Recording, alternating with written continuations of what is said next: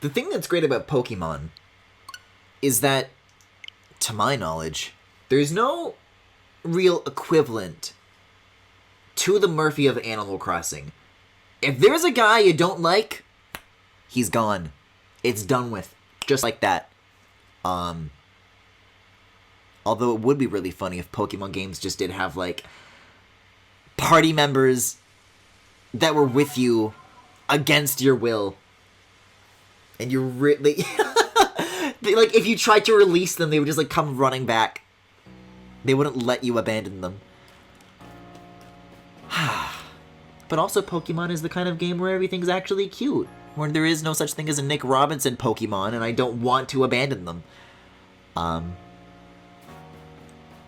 So welcome back to more post-game. This looks new. This looks a little fancier now. Oh. But not to any... Not for any good reason. I don't know. I think I am done, really, with those, clothing and haircut side quests, because nobody's telling me anything more. So I think I've already unlocked all of those, which was, primarily what I've been working on this whole time. It's like my number one priority when it comes to the side activities.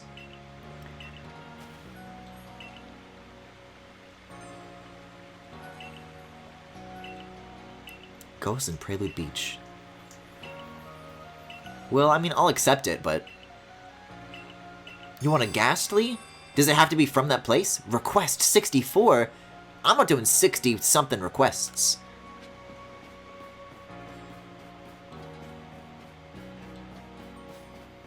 I don't know. A few things. To keep our eyes on anyways. But in the meantime... I believe where I last left off. I just finished catching all the lake Pokemon. And there's, one last thing to do in the Corne Highlands. How goes Pokemon? Did you catch the skeleton yet? What's the skeleton? Like Cubone? I don't know if Cubone is in this.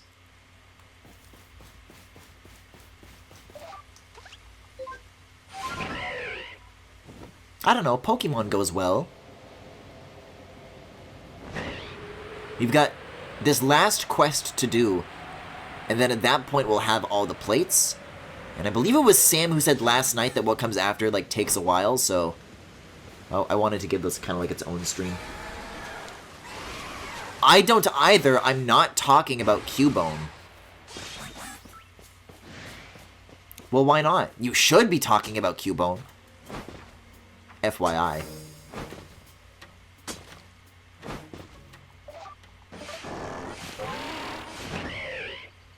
The more wisps I collect in this place, the more enraging it becomes to explore. Every time I come here, there is nothing that I can do that can stop me from revisiting the same goddamn ledge God knows how many times in a feeble, worthless, vain attempt to acquire that goddamn purple on a ledge. I don't know where it came from. I have a topic. Hi, Femi. What is your topic? I love Cubone. I have a Cubone plushie. Ooh, that's a great one. We were talking about this a few nights ago, but I can't wait until they make plushies of some of the regional... And I emphasis on some of the regional Hisuian variants, because there are a couple that I think look stupid. But goddamn if that Zoroark isn't my best friend. Are you familiar with VTubers? I am one. What are you don't make me bust out the Keaton. The live 2D Fire Emblem Fates model.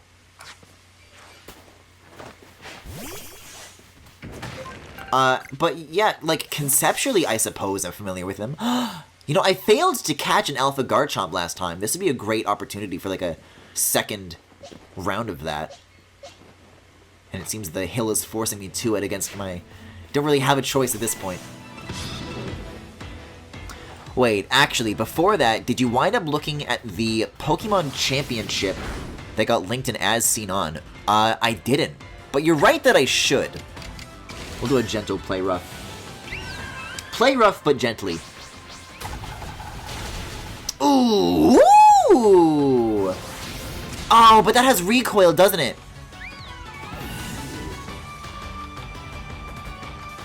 God!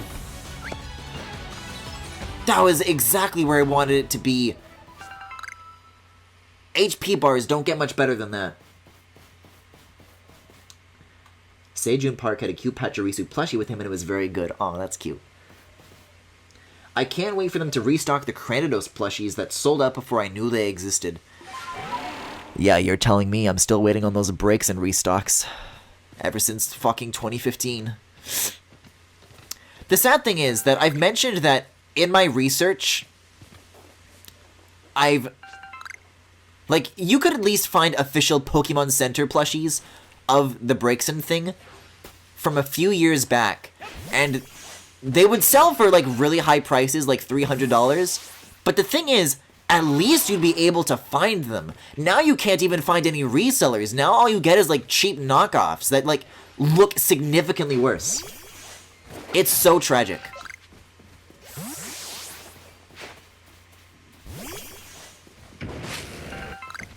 But this is what's healthier for me in the end, I think, because less money spent on, like, collector's edition breaks and plushies, is more money spent on Klonoa plushies. God willing that they do merch alongside the remakes. I don't know, I guess for a good frame of reference, does anybody know if, like, after Katamari Reroll dropped, if those got any, like, a significant degree of attention as far as, like, merch goes? Because, my god, do I need more Klonoa merch. I showed a picture of a, like, a charm that I got from, an artist named of Ghetto Pancakes, and, that was really good. That's, like, whet my appetite at this point. Well, it's, like, foggy now. Outside of the Fangamer stuff, IDK. Oh, yeah, that's true. They did, vinyls of Klonoa 1 and 2's soundtracks. And I think I did hear that they are restocking them in news of the remake. So, if that's something you've got your eye on, more Fangamer Klonoa stuff could be a possibility. I'd be down for that. I think there was actually a pretty cool, like, Fangamer Klonoa t-shirt that they did even before, the Fantasy Reverie series was announced. I just don't think I was, like, very much a fan of that particular design, but, you know. It certainly does mean more chances for Klonoa designs that could be a banger. Sorry guys, I'm a fake fan. I didn't spend money on something that I know that I wouldn't like. They did do plushies of the prince. Now that's encouraging. That's a very encouraging sign. Can I get you? There we go. Now this thing was a real pain in the ass last time, but I think that was because I was also, like, simultaneously fighting a Mischievous. At this point, maybe it'll be, like, normal now. Oh, okay, maybe a little too normal. Yeah, I would love, like, an official Klonoa plush of, like, that Klonoa, like, the PS1 design that they're doubling down on with, the remasters. I need that shit so bad, dude. Oh, great! Wait a second.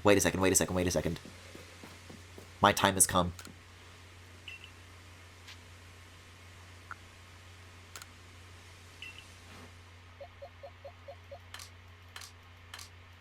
It's time to revisit our fire types.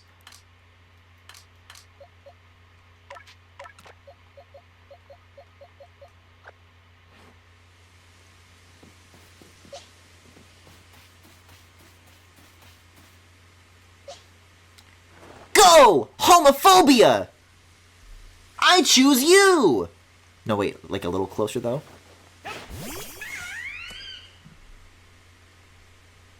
bitch. Okay, I don't actually want you now. That's all I wanted to do.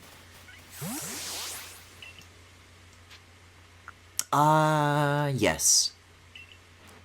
Give me that Ninetales, baby. Oh, did it get, like, swapped out with, like, the exact slot that it was in? It didn't get moved to the end of the sequence. I'm sure there's, like, sorting options for this. There better be. Yeah, see? Because it does, like, an automatic cutscene, so I didn't want to get too close. I don't suppose a grunt like you would even know, but I guess it behooves me to ask. Do you know the Pokemon called Cresselia? I do.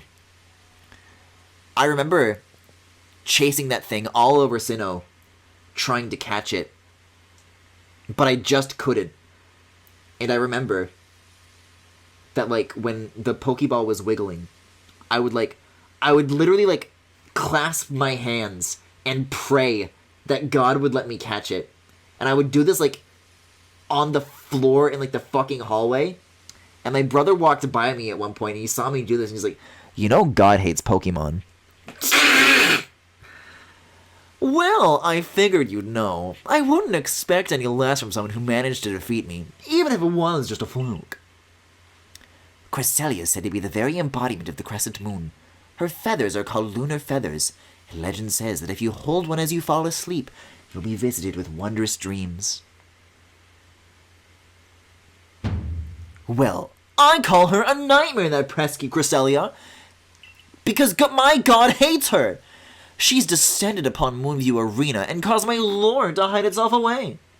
I'm so worried about Electro that I can't even sleep, never mind dream. Think you might be able to catch Cresselia, and perhaps even claim one of those lunar feathers? That's so funny. He wasn't wrong! Though I suppose Cresselia can't be all bad, if she at least recognizes the perfection of the arena, looked after with loving care by the great Melee.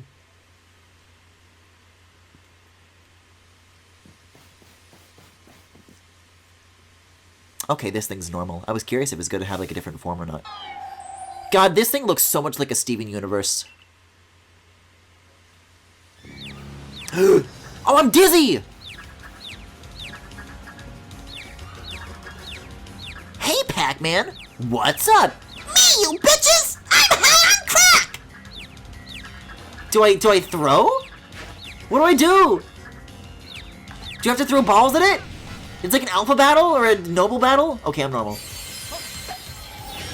No, Pac-Man! Drugs are bad! But if I can't fight it... Oh, wait, yes I can. Phew! That was, like, stressful. God, this music. Fuck yes, dude.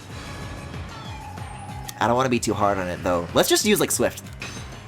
Like, as gentle as can be. I don't want to use anything that's super effective. Unless it starts healing, in which case I will kill it. God, that fucking animated Morshu gif. That's the other thing that I wanted to talk about.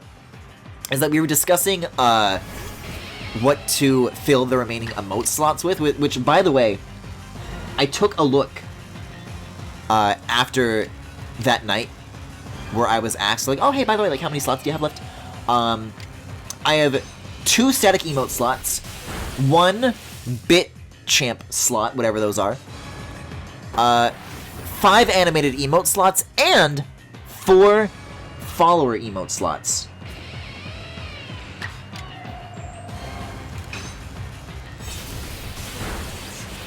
Didn't revive Sylveon and instead opted for a Chimchar bit.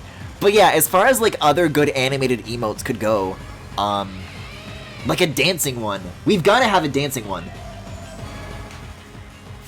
Bitch amp. No, not a bitch amp. Bitch.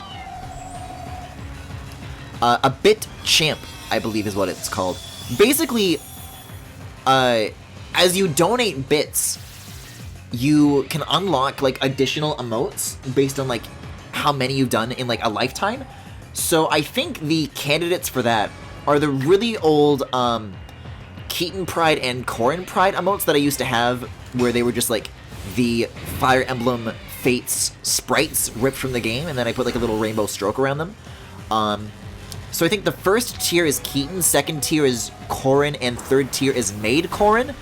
I should make, like, the fourth tier, like, a Maid Keaton. That's a really obvious candidate, actually.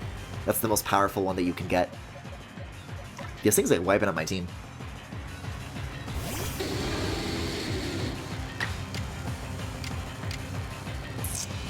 But I don't want to be too hard on it either.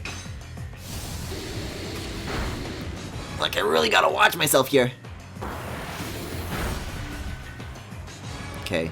I say we catch.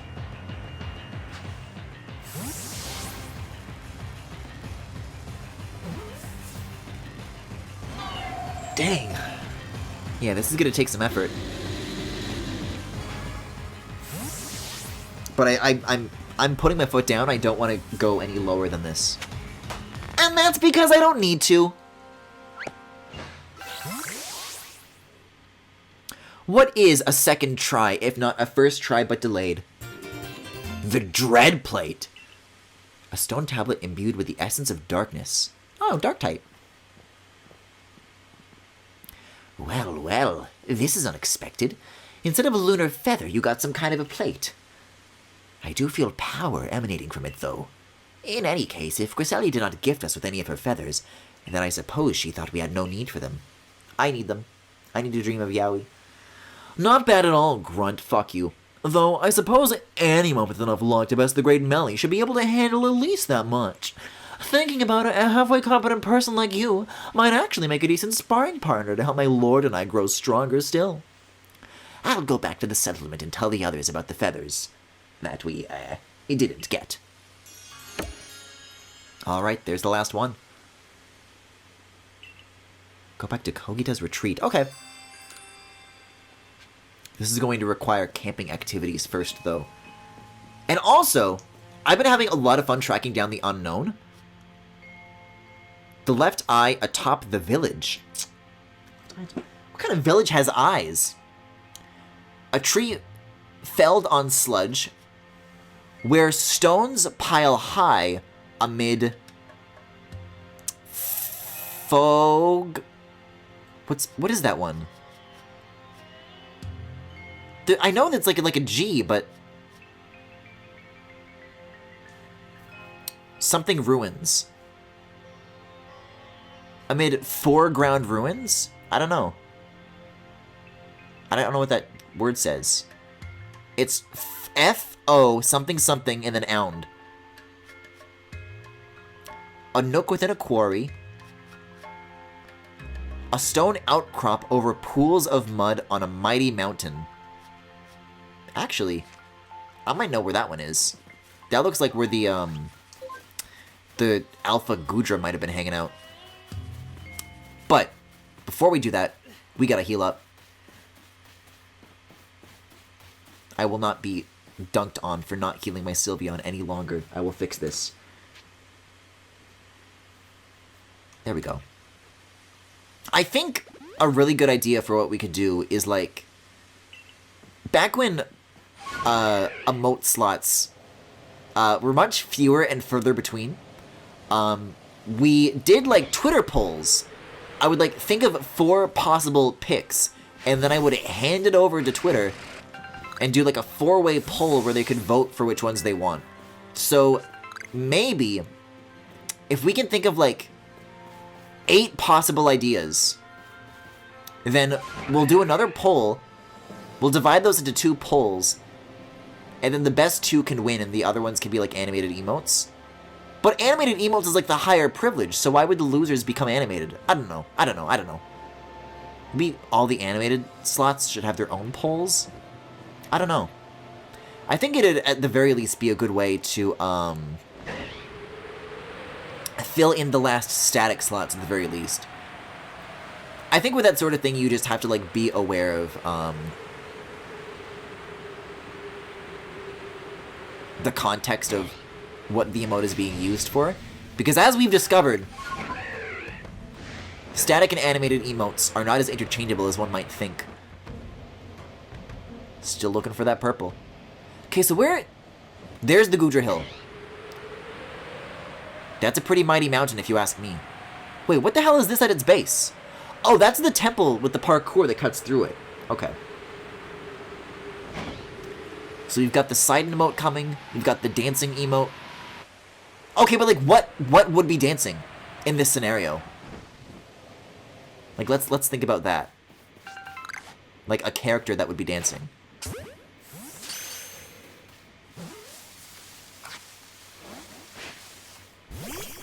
Yeah, look, there it is. Yeah, there are like different like moods that work better as animated and vice versa. Like during Animal Crossing, I learned what Monka S is, or as I like to call it, Monk Ass. And something like that would make a good static emote, I think. But we need to think of like characters in these scenarios. Like who would be sweating? This is like tough to get. Like I can't stand on any of this. Maybe if I stand on top of this and then turn my back this way and then I fall out of the bucket. Because it pushes you backwards a little bit. There we go. No, no. No, no, no. Yes, thank you. That's awful. That one's awful to collect. So I guess that one's F then.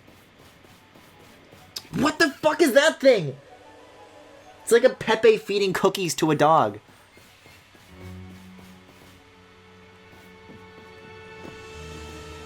Corrin feeding Keaton a cookie.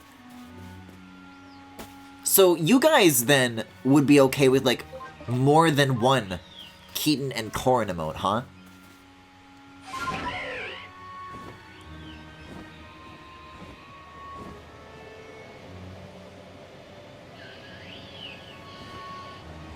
I mean, I guess I could.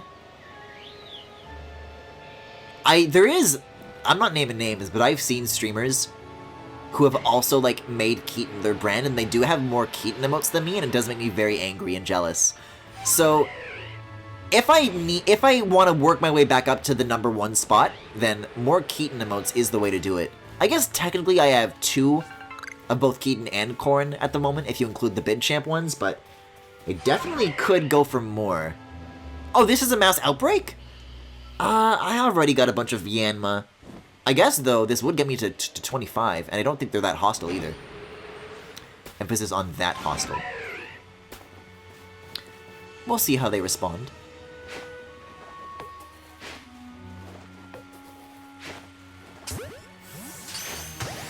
Oh yeah, they're chill. They're chill. That one's not chill. Do I have anything that can, like, make it chill?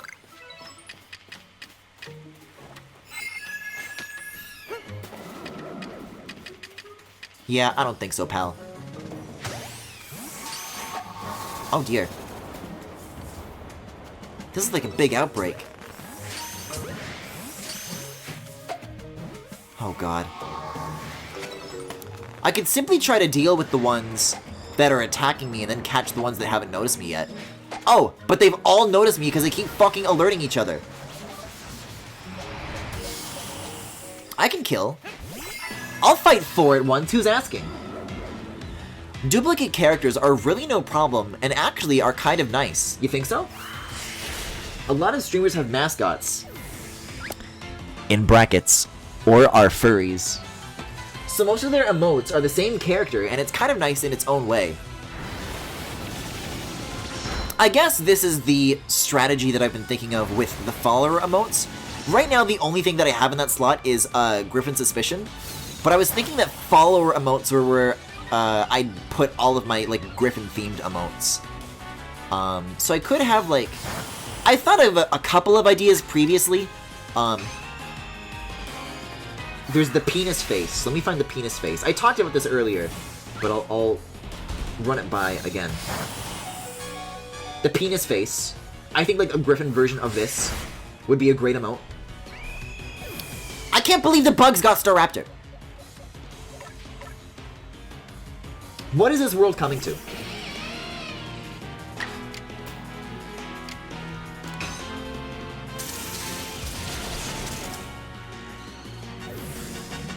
I don't know. I guess I'm just trying ultimately not to paint myself into too harsh of a corner, because I want the emotes to, like, really stand out from each other and for each slot to be, like, really unique and diverse from the other ones. Because, like, I don't know, we don't have any Pokemon-themed ones yet.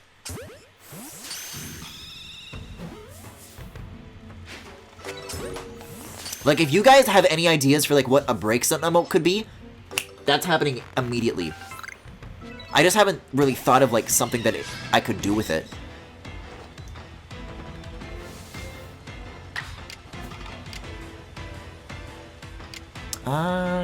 And then, I could do, like, a shiny Pokemon as, like, a different tier. Oh, I guess we do have N. I guess what I mean is, like, an actual, like a Pokemon creature, not a Pokemon person. Like, that would be different. Like, same series stuff is okay, because we have Sonic and Shadow, we have Corn and Keaton. I don't know. Multiple things from the same series can be Griffin Core. Shiny N, it's just Corrin.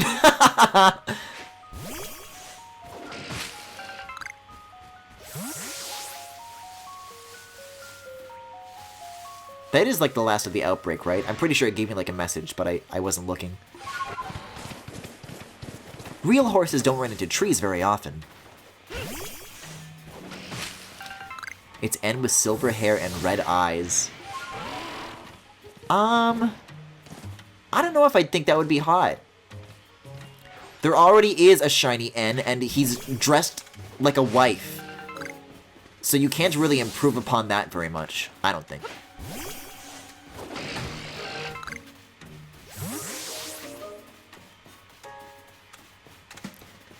Let's put some stuff away in these boxes, too. I've got a couple of... Oh, I still have snowballs! Speaking of looking at things to throw at Pokemon.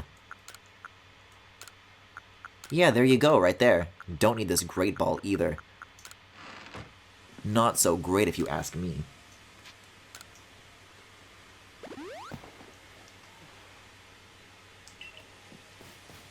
Oh, I guess I need to talk to you to turn in all those Yanma before I can leave. Alright, that's not such a bad outbreak. Yeah. What are other, like, things that can move, though?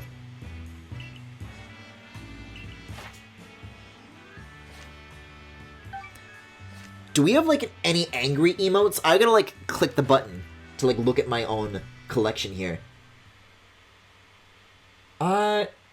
No. We have, like, a screaming Klonoa, which is sad. But something that's, like, pissed could be good. Maybe Braixen could be, like, pissed. It really would be nice to travel from one side area to another, instead of having to bounce back and forth between Jubilife every time, but, I don't know, like, the place that I'm trying to get to is kind of a hub area itself, isn't it? What's it called? The Ancient Retreat. In my head, I wanted to call it a retreat, but I thought that that was the wrong word because I always associate that, the word retreat with, like the Catholic school kind of retreat. Like, I don't think that's what it's called. That's surely your own mind. What the fuck is that wiggling creature? Wigglesby?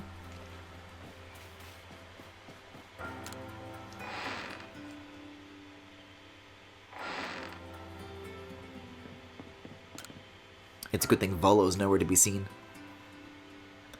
Here you are again. Have you collected all the plates? God damn it! Of course. Griffin's a famed member of the Survey Corps, after all. So, what more can you tell us? We're so close now. You must know more about the plates. It's a recolored Poplio. That thing is unrecognizable to me. Where's its nose?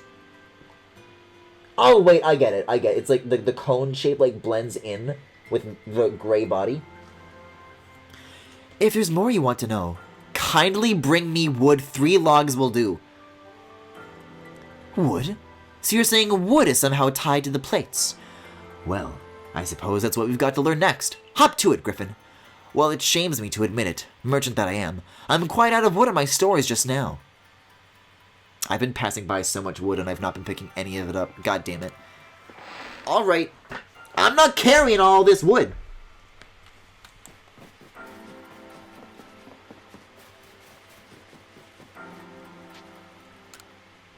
Whoa, did you see what happened to the lighting there? It went like fucking neon for a split second. Speaking of things from the same series, we also never figured out what to do with Cass. There is a potential proposed Cass emote that I never got started on. Are we sure we still want to do that? Because the original idea was that Cass would be like a smug emotion, but the Keaton emote kind of unintentionally took its place.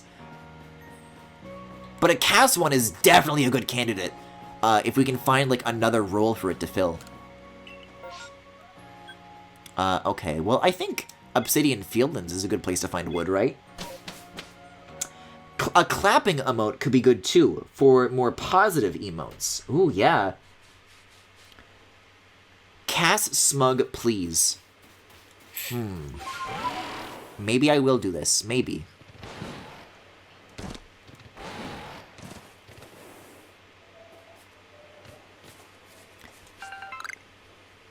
After I finished up the individual layers for the Sidon emote, like, I did all this work on that emote to, like, prepare it for being animated, but the actual art assets are all complete, so there's nothing left for me to, like, be drawing at the moment, just things for me to be animating. And, the only project that I'm working on right now is, spoilers. One of them is... I really want to do something Klonoa related. It's been really cool to see all these artists, like, coming out with something to draw. There's like a hashtag Klonoa is back tag that you can go into too. I'd love to do something for that, either like in the immediate term or like in time, like for when the game comes out, and then it can be like topical, you know. And then the other one is just drawing a lot of Keaton and Caden railing Corrin, and that one's got a lot of alts. I'm gonna be honest, I'm fucking exhausted. I need something else. And I really want to go back to working on emotes. I just, like, need a break from it. A Caden emote wouldn't be such a bad Keaton alt either. An animated wave hello is good, but the Corrin wave is also good. I was looking at that one earlier. That one, it might be possible to just split the existing assets up into layers. It would be worth a shot. Probably not something I'm immediately thinking of right now. That would be like an extra credit thing when all the other slots are sorted out. Just like an additional layer of polish on the current set. Easy Clap and Drake are commonly used for that, but in Better Twitch TV, there's a common use case and gap here.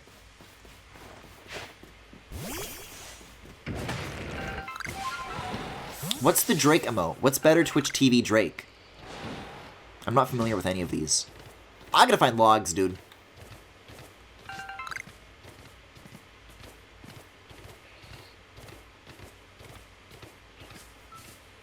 For a second, I was like trying to click in the stick. I'm like, how come this thing can't run? And I was about to say, this is kind of stupid. It'd be nice if they added a way for you to run. And then I remembered. You hold B. I'm like, I can swear for some strange reason I can remember. But I can't quite put my finger on it. So how does a guy like me find some wood?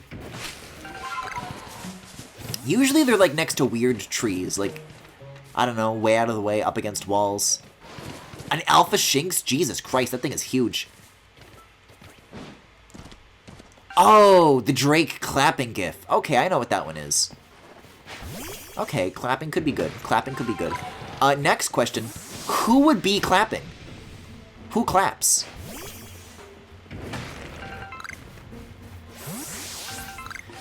Do you not have any in your storage? No. I've only ever collected 3 logs of wood total.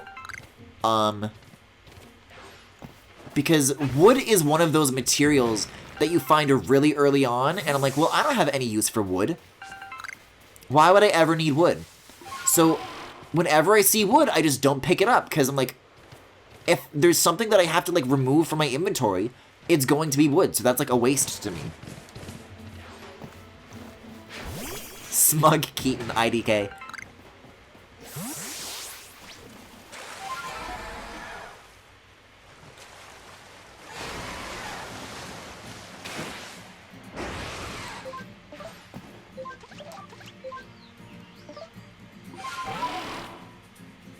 I don't mind doing a little bit of adventuring, though.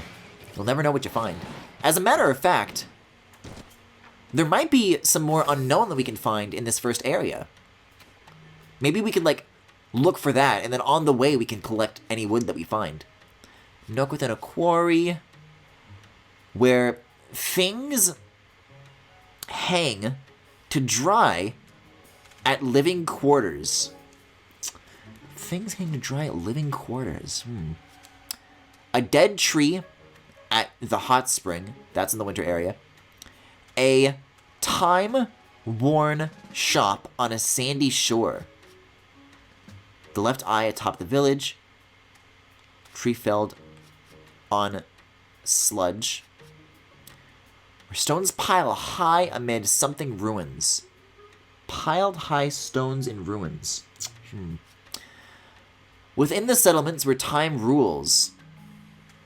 So, Diamond Clan. Turn your eyes up to the volcanic island. That's in the beach. Nook within a quarry. So you've actually found, like, most of these already. It sounds like the next proper push, the next chance we're going to have to look for lots and lots of those unknown is probably going to be reserved for, like, the second major area, but not right now. There was an unknown there.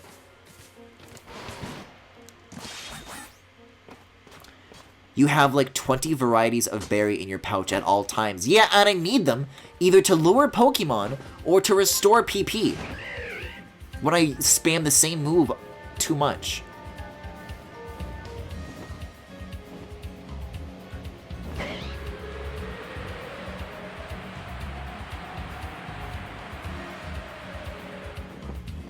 I guess I just gotta keep an eye out near wherever the underside of any of these trees are.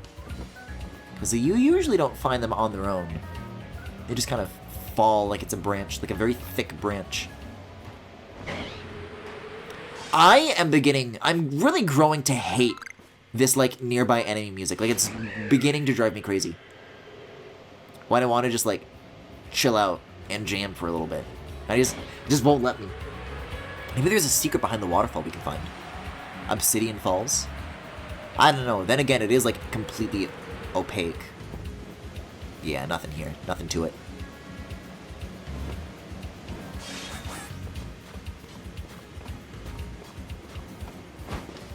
This would be a great vantage point for flying, though.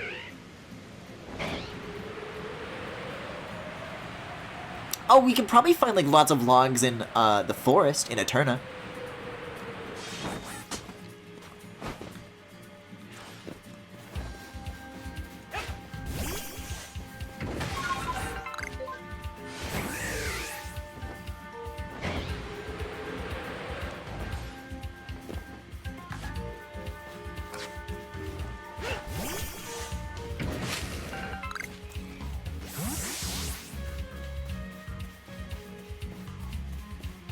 I mean, I'm trying to think. I don't know. I could, like, check my Switch home screen. Like, I don't know what games have I been playing lately. Fucking Omno emote. Can you imagine? Something from, like, any of the Austin Wintory games. I like those a lot, but I don't think any of those characters are, like, particularly emotive. I don't know if that would be a good pick. Kid Cobra emote wouldn't be a bad idea. Maybe a Bayonetta emote. Freddy Fish emote.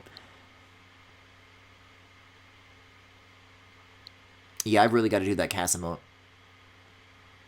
Teba and or Rivali wouldn't be bad either, but at that point that might get a little saturated.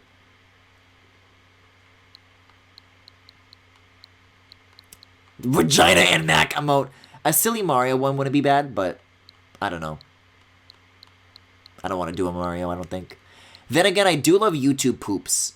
So maybe something from Hotel Mario, possibly.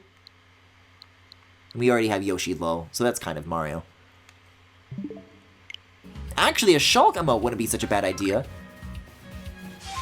Like, something of him having the vision when something bad is about to happen. Because bad things do happen on the stream. So, like, whenever somebody in chat, like, wants to make a prediction, they could use the Shulk emote, right? That could work. Is anyone writing these down? Because I'm not. There's like so many of these leaks.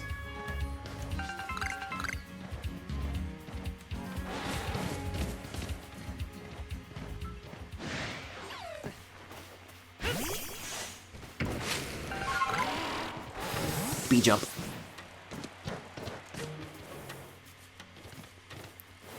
I forget if I ever wound up catching any of these things.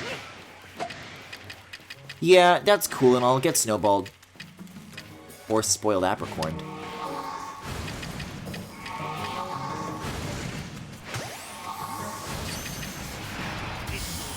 I don't even need to fight. In fact, I can't fight. No, I've caught a few of these before.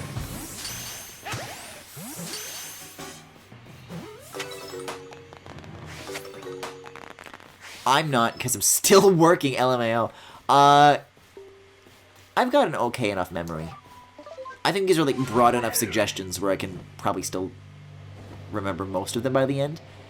And if not, they are committed to record, and I do need to revisit these VODs anyways. In fact, here's a question. Now that we're done with the main story, I was thinking of maybe turning Pokemon Legends into like a highlights series. Because I haven't done one of those in a while since 3D World with Tyler. Fuck yes, this music, dude. And I was thinking, should I end it when the credits roll? Or is the post-game significant enough to include?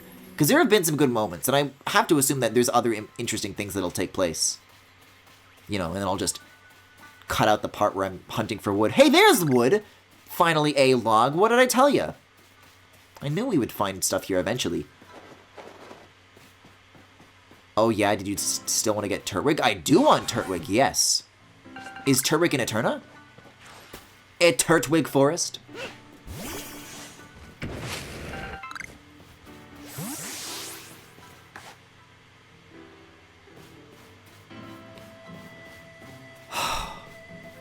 I really haven't gotten past this music.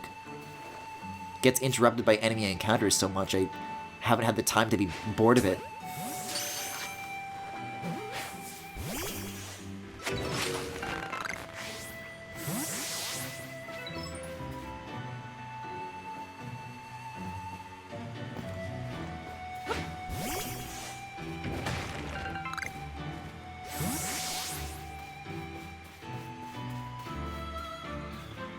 Oh, this is gonna be really pretty when the sunset hits.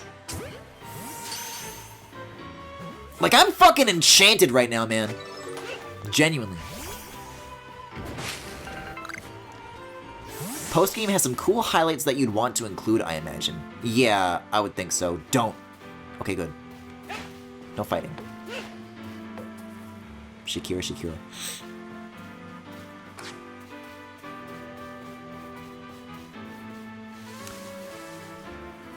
I don't know the content of the post-game, so I don't know, but I would definitely opt in the side of including it if the post-game has an ending event. What is that? Oh, it's a Wurmple.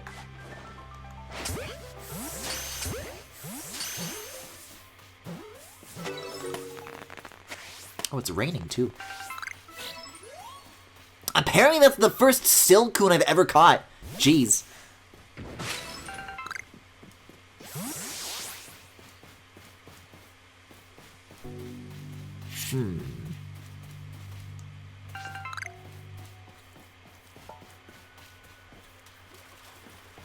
Did you want Turtwig location?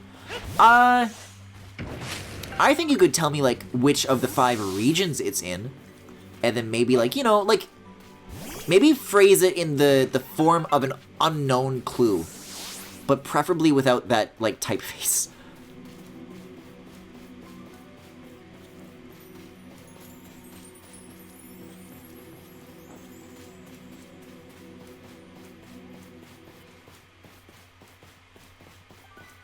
Oh, there's a bunch of these, actually.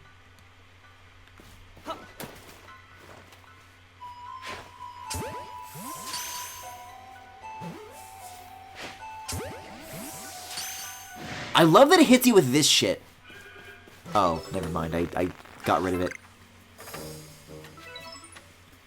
But, like, when you think it's over, it hits you with, like, more new shit. Like, it really just, like, takes its time. Is that thing still following me? You better not be. You're gonna regret it. I don't think I've even ever been to this part of, this first region. It's in an area with water. Well, okay. If Chimchar is here and Piplup is at the beach has water, but I would imagine that they would want to spread out the location of the starters so that they don't all share the same, like, region. In fact, I found multiple Chimchars here, not just where that Infernape is, so that's also worth considering.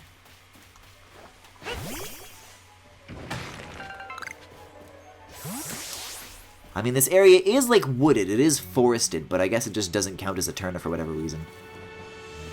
Probably is going to be some interesting stuff to find here, though.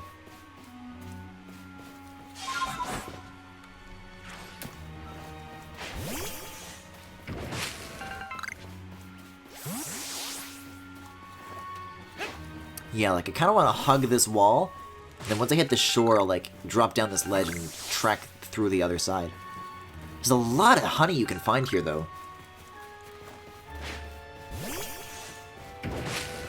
Is that an alpha Golbat? No, just a normal, huge Golbat. I can try to get it. I won't. Maybe I will. If it wants to get in my way so bad. A Wisp! In a tree, no less!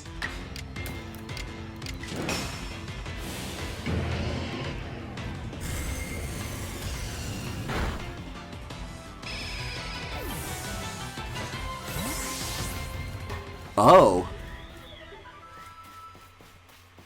It's more past a tree. Jesus Christ. These things do not need to be the size of people.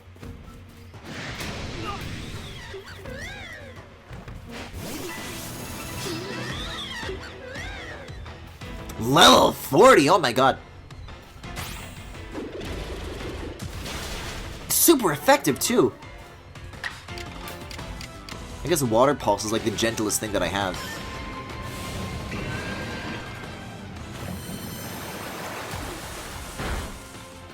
Okay, so that's like exactly half then. It is 45 at its weakest, 55. I think if I do another one of these though, it's gonna kill is my worry. Maybe I'll just try and start catching now. And then I might potentially try to some weird healing shit. Oh, or not. I guess you just have an Alpha Lopunny now. I'm scared of this thing.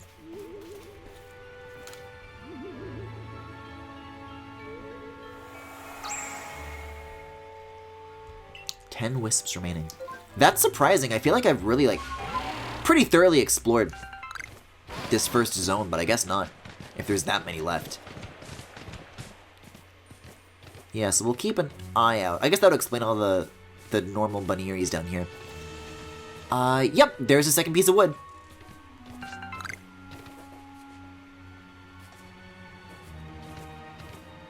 His rock looks very suspicious. It's just kind of sitting out all alone for no reason. Everybody knows that rocks do not do this. Time to le? Time to le what? Le smash or le pass?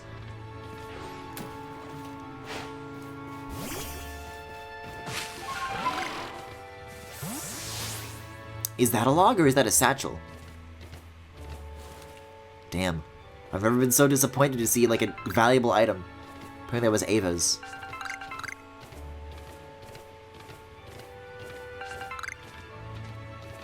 Alright, and then that comes back around to the forest. And the main road here is like the one thing we haven't explored, so we'll pass through this one more time too.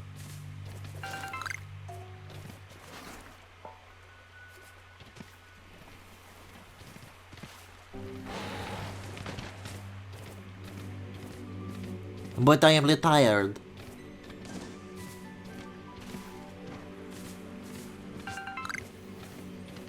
Oh, is that a log that I see? No, it's crystals. The crystals.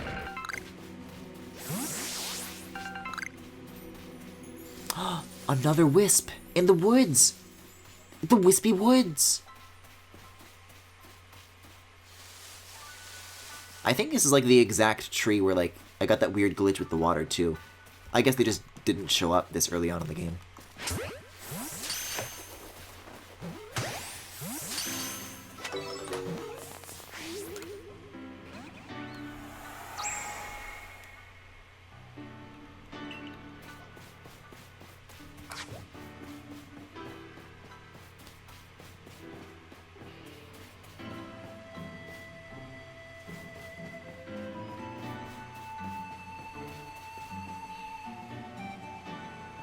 This is not at all like a particularly remarkable thing that this music does.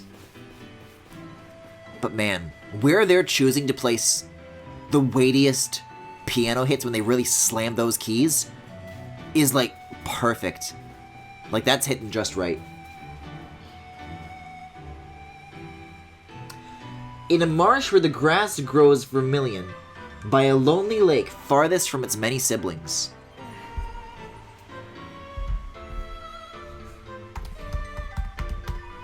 I didn't get that. Could you try again? Sorry, I'm still not sure. Sorry, I'm still not sure about that. How do you spell it? Sorry, I'm still not sure about that. I think I have to preface it with define. Vermilion means a brilliant red pigment made from mercury sulfide, cinnabar. Okay. I knew that, just making sure.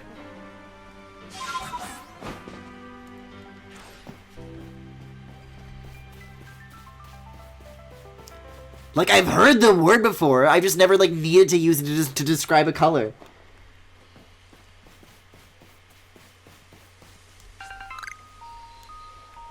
Like, it's an adjective I'm familiar with, I just haven't, like...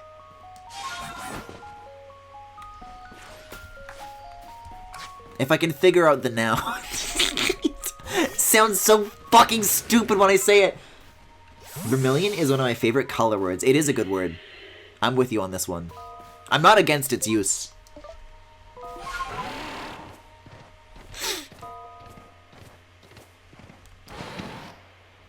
Is that a log or is that... What is that? A log! In a marsh where the grass grows vermilion, by a lonely lake farthest from its many siblings. That sounds like it's the second major area. The Crimson Shitlands. So let's go to the camp, I guess. Because that's very fortunate. And, okay, this is the triple whammy. There's a ton of unknown in that zone, whose description fits the bill. 2, we get to go see Adamant again. 3, there's an unexplored area in the bottom right of that region that I've never visited.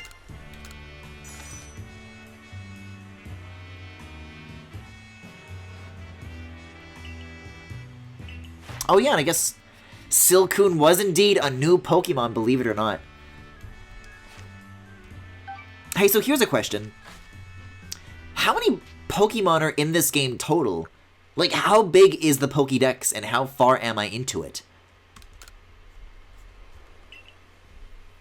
Because, like, I'm doing these post-game streams, and for the time being, I've got, like, big, important quest stuff to focus in on.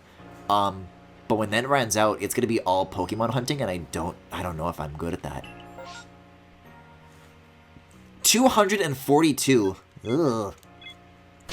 So I think I have, like, 100 left that are, like, undiscovered. That's nuts. Alright, the Crimson Mirelands. Nice weather. Nice mask, kid. A Ghastly.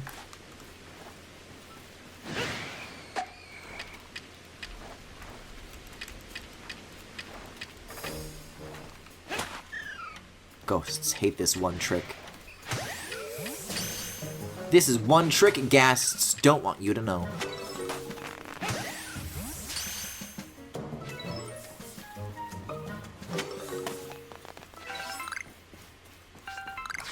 And I assume that the professor's interpretation of what a completed Pokédex means is like a living dex, right? Not one where you've simply seen everything. You actually have to properly catch everything.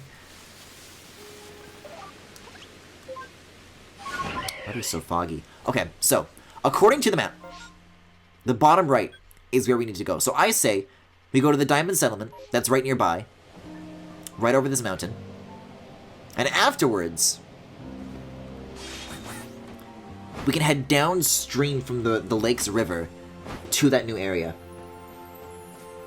I feel like 300 is a good number for having a lot of rare areas, but it really depends on how many areas you have. Because too many, and you end up like the Sword and Shield Wildlands, where you're just waiting for certain conditions every hour, which is mega annoying.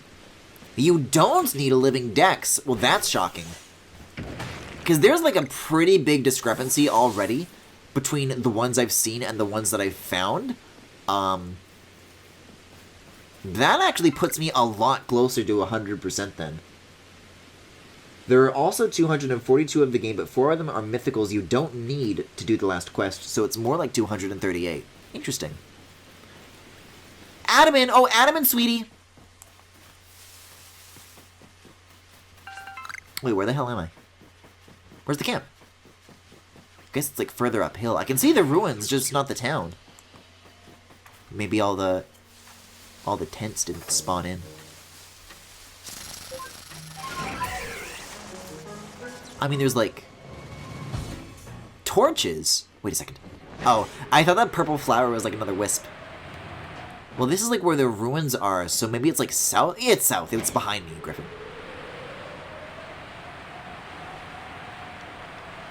Wait, for 2 of the Pokemon, you need save files from Sword and Shield? That blows. Do I have one of these?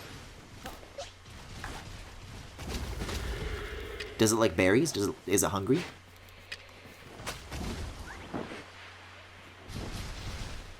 Yeah, wiggle, coward. Ooh, leaf. Yeah, I've got a Rhyhorn before.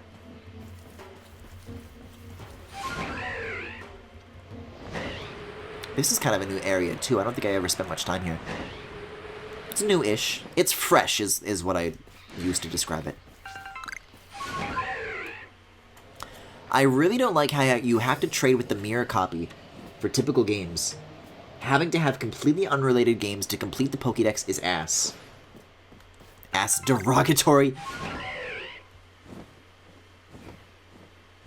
Yeah, there's a couple of bonuses besides Pokemon that I was already hearing about regarding this game, but yeah. No, it wasn't a Sword and Shield bonus that I'd heard about. I think there's also stuff that you get for having saved data for Brilliant Diamond and Shining Pearl. Which is like a little more related, but still stupid. Hi, Adam. Hello, sir. Yeah, he says the same thing.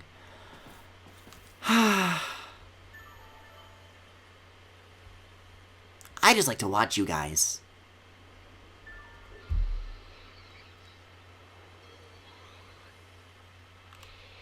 If I kneel, does my camera get even lower? Oh, it does! Oh my god, it does! Oh, sir! Oh my fucking god!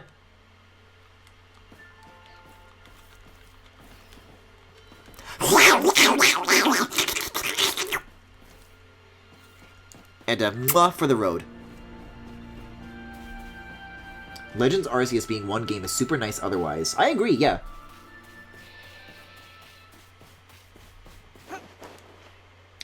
It is annoying, but the silver lining is that they're not limited time only, I guess. I guess. Well, but no, but I'm like the mask that I'm wearing is only like a pre-order bonus. Is that the unknown up there? Oh, you little rascal!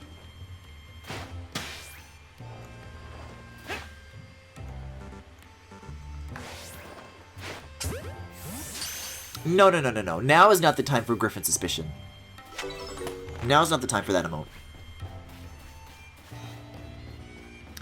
The thing was better spent, I think, when it could only exist in the $25 tier, which meant I was the only person who got to use it.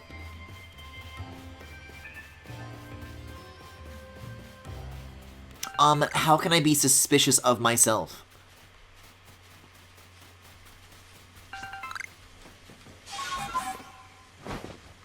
Oh, there's a rift this way, too.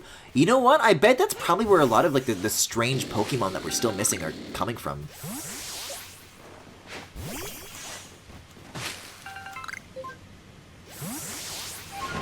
I was talking yesterday about how it has been a very long time since we've found any of these. This could be looking into. Could be worth looking into, rather. Maybe in the meantime, I'll try to kick this Alpha Carnivine's ass. Oh! You must die. I'm like not in a good spot on these rocks. I gotta get down from here. Yeah, Wild Might? I don't think so. Fire blast that bitch.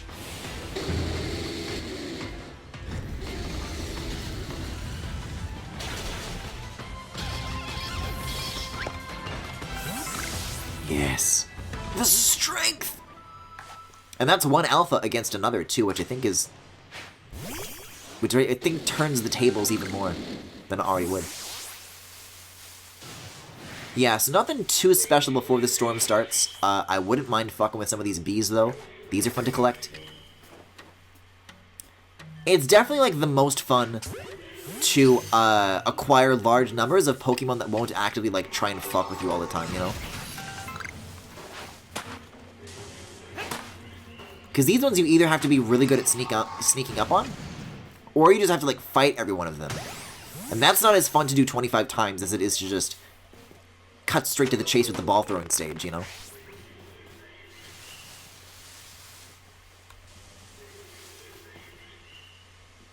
Is that Vespiquen making that sound?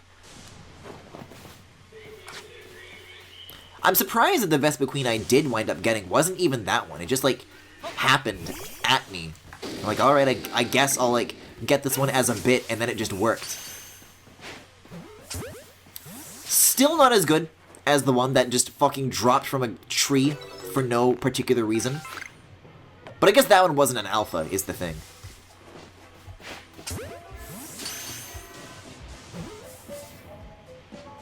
The fuck? Guys, I'm like actually scared. What is that music? What? There was scary disco music! What the fuck was that? That like actually made my stomach drop. Like I thought like a creepypasta was gonna come get me. That had something to do with like disco. I don't know.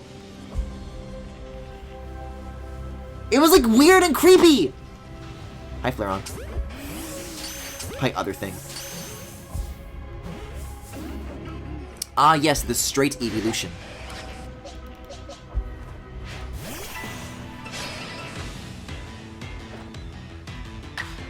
Griffin's suspicion he didn't see it. The Disco Turtwig? This place doesn't have red grass, though. There's like a little bit of like a red gradient towards the bottom, but I'd hardly call that vermilion. Oh, look! I think these Pokemon actually like scale in strength with you, interestingly enough. Like, you guys heard that too, though, right? Like, it sounded like it was, like, moving around in 3D space, too. Like, it was, like, getting closer? I don't know what the fuck was up with that. Apparently, I have one of them before, though. I can get stones, too. I can get Umbreon. Oh, my inventory's full, though. That's a shame. I guess I can get rid of this mud, though. Again.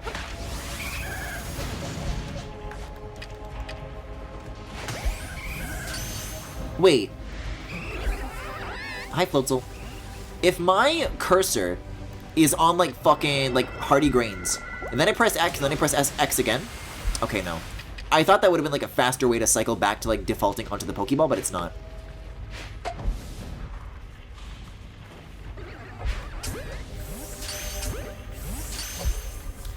God, these areas really do play, like, so significantly differently when you actually do have your hands on,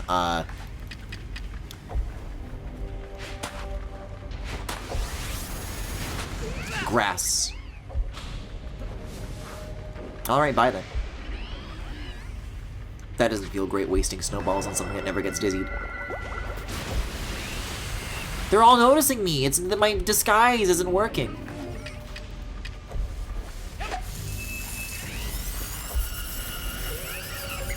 Oh, hello. Why are you sideways? Is it sleeping? You're gonna cause a forest fire. Oh, I'm gonna die here. I'm gonna die. Can I fly in here? Go!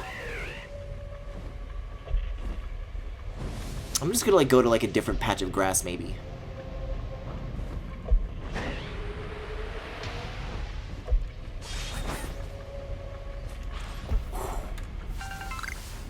Whew, okay.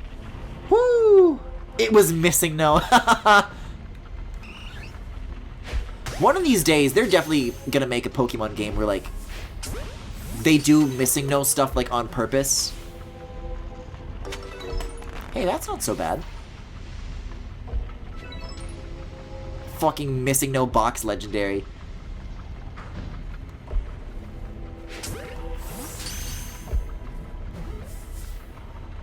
See, how come this grass works so much better? This is friendly grass. Uh-oh. Running animation is so funny. Damn it, wasted it again. Maybe berries could be good. Some razzes. Some razzle-dazzle.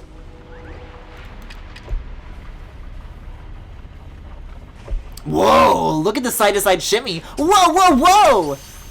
They can't decide if it's to the left or to the right.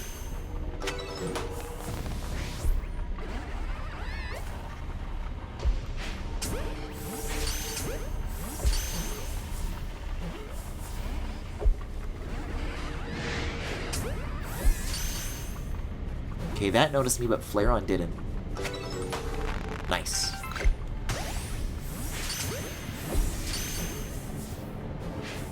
Yeah, this is like the best Rift haul that I've had for a while.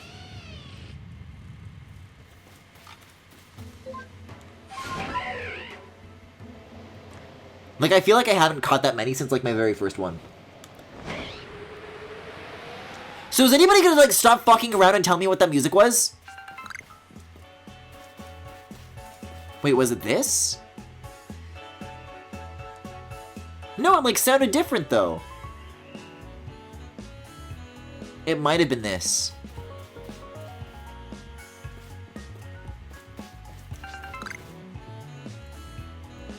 Yeah, maybe when you're like in a rift, when you're close to the wall, you can hear the outside music like kind of pouring in, but it's like muffled.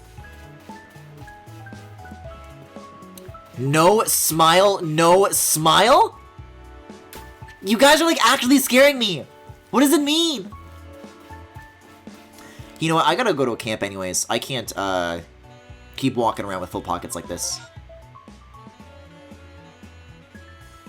I think this place does actually just have the one camp though, unfortunately.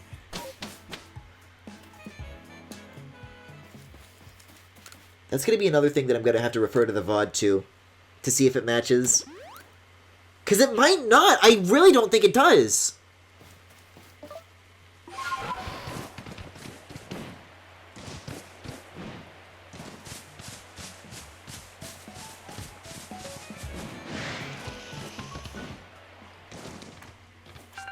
Okay, Gabe Jaw Bog. Alright, so, our new objective. We found Adaman. We crouched before him. We found the missing no. The unknown. All that remains is Turtwig. My best friend Turtwig.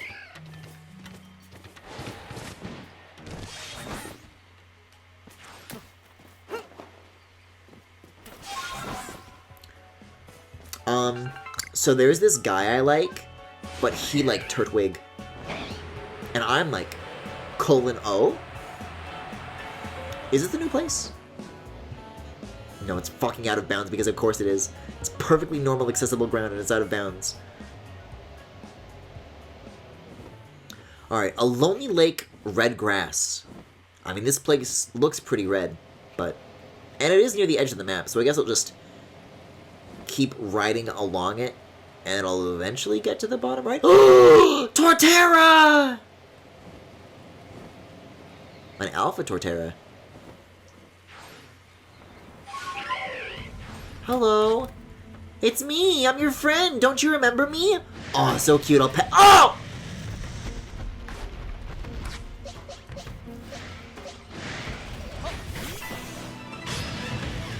Aww. The glow up. It looks so good! Oh, what was Krogunk doing here? Like, I need your help to die. It's like a Carnivine here, too. I guess Samurott is my next best bet? For a Krogunk? No, I would need a grass Pokemon. Wonder where I'll find one of those. No, but it's not water, it's poison! I keep telling myself the wrong thing.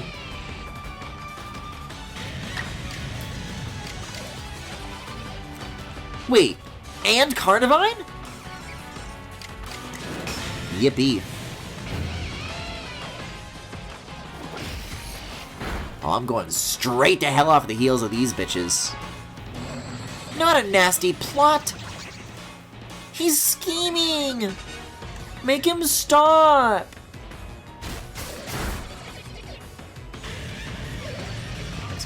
I'm really scared. Torterra's looking around.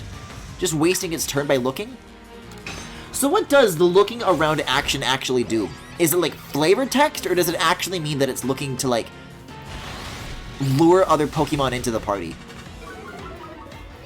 Defensive stats were lowered though. This one's gonna be a tough catch, I'm being real. Flying beats grass, right?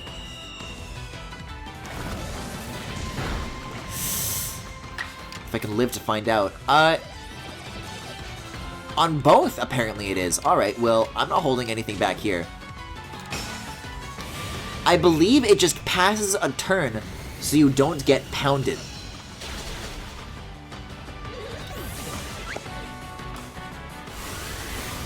Hyper Beam! It knows fucking Hyper Beam! I want it, though. I want it, though.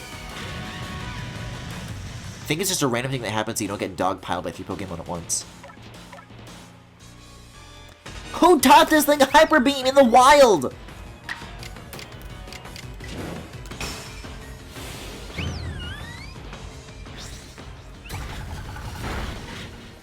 This fucking turtle's got death lasers. Oh my god. The giant fucking prop. Recoil though, ooh. An agile play rough. Oh, never mind. Never mind. I was gonna say could be good for the next time, but I guess anything water type on Torterra would be the gentlest thing I could do. Yeah, the fucking bonk. That was another one. Another emote candidate that I was talking about with it, where it's like the Poppy Bros Junior hammer and the bonking. Could be a good emote to have in time for Kirby, just saying. I'm still on the fence with that one, though. I don't know if I would want to make that, if it's, like, super iconic. I don't know. But, in terms of chat wanting to horny bonk me, like, chat was just hitting me with the Griffin suspicions. Because I found out that you could first-person crouch in front of Adamant. Oh, it's super effective. But, you know. Oh no, the recoil! Literally the instant I read in before it kills itself with recoil. I'm so mad, and I didn't even put my stuff in the box! I'm getting a wisp for my troubles. If I'm getting anything out of this experience, it's a wisp at the very least. Yeah, Femi, you called it like the instant it happened. You need to stop putting that like out into the world, okay? It happened because you said it.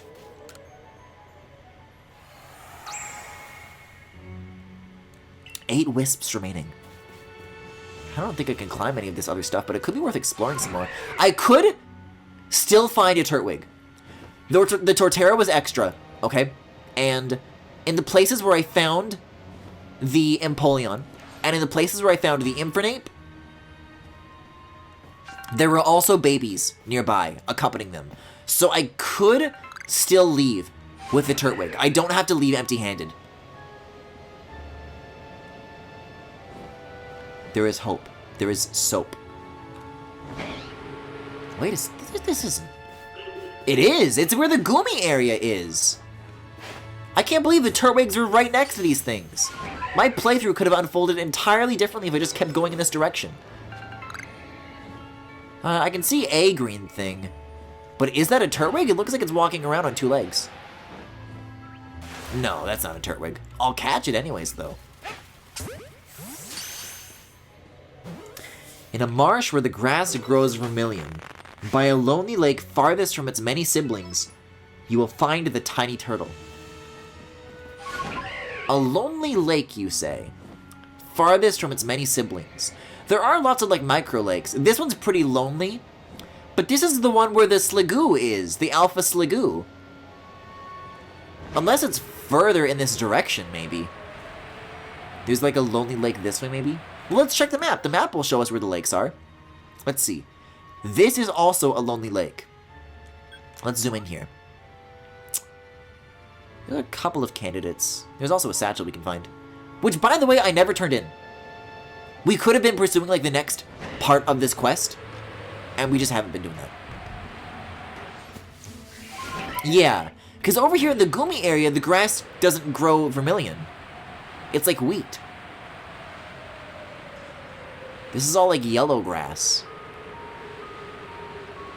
This is kind of a lonely lake. Doesn't have red grass, though. It has Ghastlies.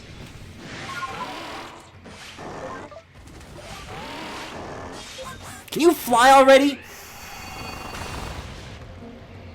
Grass grows vermilion. Yeah, this is like too far away, I think. Well, no, because this... How can you use ground-type moves in the air? Just pressure and steam and rocks erupting from what? There's some stuff here. There's like Psyducks, I guess, but no Turtwig. Although there is a Wisp, which I welcome.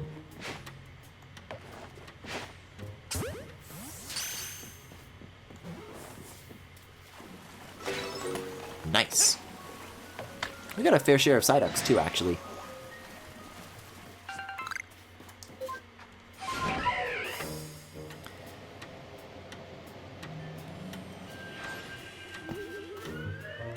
I told you there was an Alpha Cricketune the other day. I knew what I was hearing earlier. Don't need to take it on right now. I want to find that Turtwig. And I'm getting, like, way off the beaten path. I guess I just immediately want to find another clue. Nook within a quarry. Turn your eyes up at the volcanic island. So that's in the 3rd area. Where stones pile high amid something ruins. A tree felled on sludge. Now, there is a lot of sludge in this place, so that's potentially here. 3 pillars on a world of ice. The left eye atop the village. A time-worn shop on a sandy shore. A dead tree. Of the sponge on the hot spring, because that's also in the snowy area. Where things hang to dry. I see. Maybe there's not as many unknown here as I thought. I might already have them all. The snow place is the next huge candidate that I can think of. In a marsh where the grass grows vermilion, by a lonely lake farthest from its many siblings. This is kind of lonely, but this is also, like, different. This isn't the Turtwig Zone. The Turtwig Zone is, like, over here. Farthest from its many siblings. I guess what we could do is, like, objectively measure the distance. Because I'm thinking that it's, like, really isolated, but maybe it's only, like, a little bit more distant than the other lakes. Maybe. Wait. Is that one right there? No, that's, like, a single piece of collectible wheat, unfortunately. I keep thinking these 2-legged bitches are Turtwigs. I can't take this anymore. I really do need to get rid of these snowballs real bad, though. It's hungry.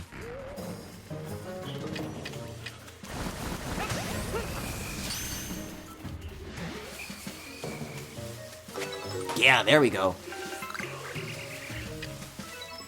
Yeah, now we're in the Gumi zone again. Lonely Lake. Lonely Lake. I mean, is the Vermilion thing supposed to be a clue as to, like, which of the major areas I'm supposed to be looking in? And I've already solved that part of the clue?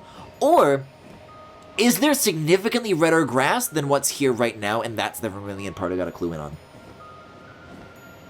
That's a good idea, Griffin. The measuring? The measuring? Measuring. Measuring. This one's kind of lonely. Lonely lakes, lonely lakes, lonely lakes. Wait a second. I don't think I've been to this one. Across the river. That looks pretty lonely to me.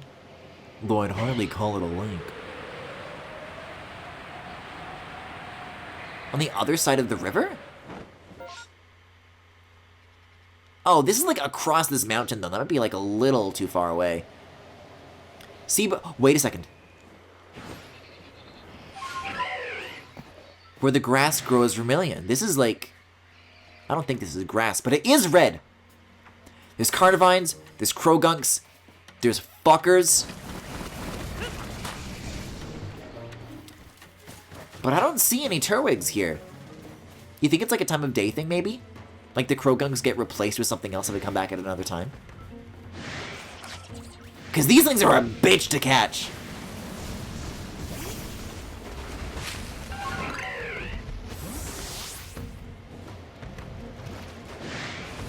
Oh, but I do want the satchel.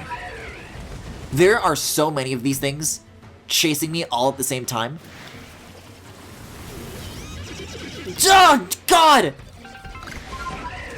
You're welcome, Annie. This is just too much. Well, here's the Lonely Lake. Wait. I gasped because I saw a green in the fog. But sadly, it's not the green creature I seek. These aren't turtwigs at all. Is there something still chasing me? In the water! Uh-oh. I gotta get this thing before it gets me. It's not gonna leave me alone. I can also tell you if you found it or not. I think I'm fine. Just knowing whether or not I'm, like, interpreting the clues in the right way.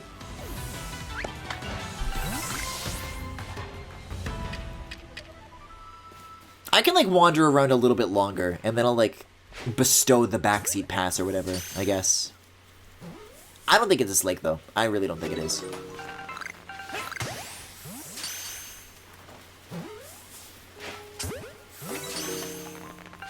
It's always so difficult to tell what part of Ralts is the front and what is the back. Got some small species, though, which is nice. I think it definitely is, like, in this cluster, though. Because the Troterior was here. The babies are always near the grown-ups. I wonder if they're, like, gone because I killed the parent. If you want, Smug Keaton. Wait. This is like reddish grass, or maybe it's the normal yellow wheat.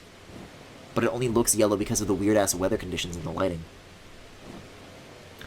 Yeah, this is not going to make it easy to, like, aerially scan for turtwigs, is it? This low visibility. Now it all looks red! What the fuck is that thing? Is that an alpha turtwig?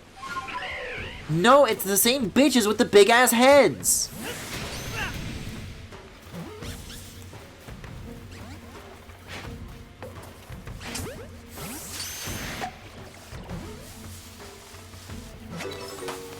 It can't possibly be near this Lagoose. It just can't. Hi, Gumi. Gumi is another creature that I will be happy to catch many of.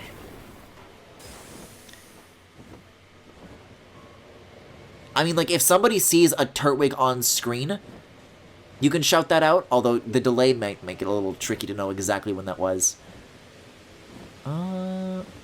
That's a pickup item. These aren't even lakes anymore. These are just, like, little streams. I'm allergic to weather effects. I don't know why I keep going after these if I can't carry shit. Oh, I guess because I can, that's why. Like, where even am I on the map? Wait, after all this time, I still haven't hit this unexplored lower right area. This area was completely unrelated to the Turtwigs. I just, like, found it on the way. Is it where that waterfall is? I'm somewhat in the right direction. I'm going there instead. Maybe that's the Lonely Lake.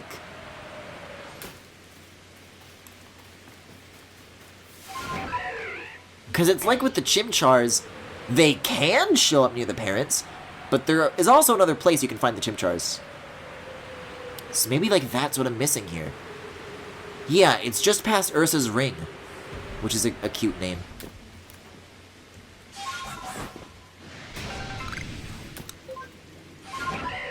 And that feels like something that, like, I'd say almost, like, guys, look, we're now arriving at Chim's Char.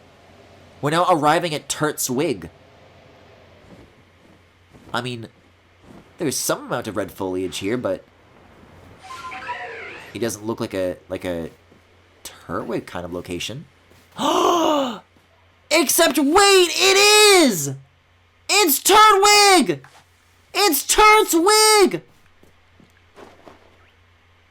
My baby creature, how I've missed you. How the years have kept us apart. Get the fuck out of my way, get the fuck out of my way, get the fuck out of my way. You will not get between me and my baby. I will come at you with everything I have. See, that's what confused me, I guess, is because I thought that I already was in the lower right area, so I was exploring the right place. Hi, Turtwig! How am I gonna catch this thing without killing it? Maybe I can be gentle. I can use berries, not violence. I can use love, not war. Oh, oh, it's so cute. Oh, and it's like slow. Oh, it's so cute. We did it! We got Turtwig! I mean, I still want to be able to go back and catch, like, the alpha parents or whatever, but I guess if a completed Pokédex only requires you to see and not catch, I don't know how necessary exactly I'd say that is. Do you have a missing mud that I can get rid of real quick, too?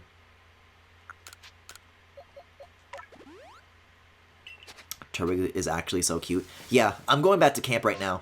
This concludes... Well, actually, there is a satchel right nearby.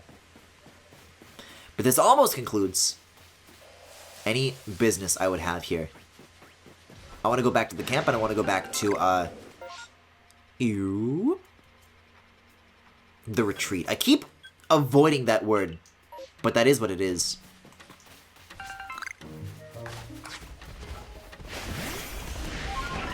I gotta get out of here. What, the bear's gonna start flying now? I don't think so. I really get the impression, though, that I didn't explore much of this hilly area as well. Like, I remember getting that flying thing, but that's about it. I think when I charged through that one time trying to get to the void, there really is still a lot of stuff that I missed. Like, yeah, between, like, these cliffs and, like, this open area, I feel like there could be some, like, easy wisp locations here, if I kept an eye out.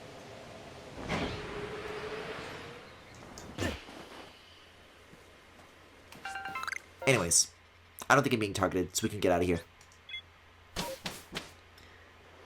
Guys, Turtwig!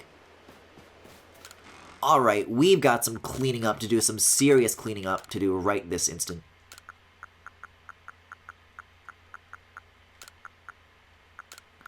No more honey, no more you, no more you, no more you, no more you. I'll hold on to you. Don't need this. Well, I guess I do, actually. We don't need plates is what we don't need. We've got a couple of those that are unnecessary. Don't need wheat. Hold on to those.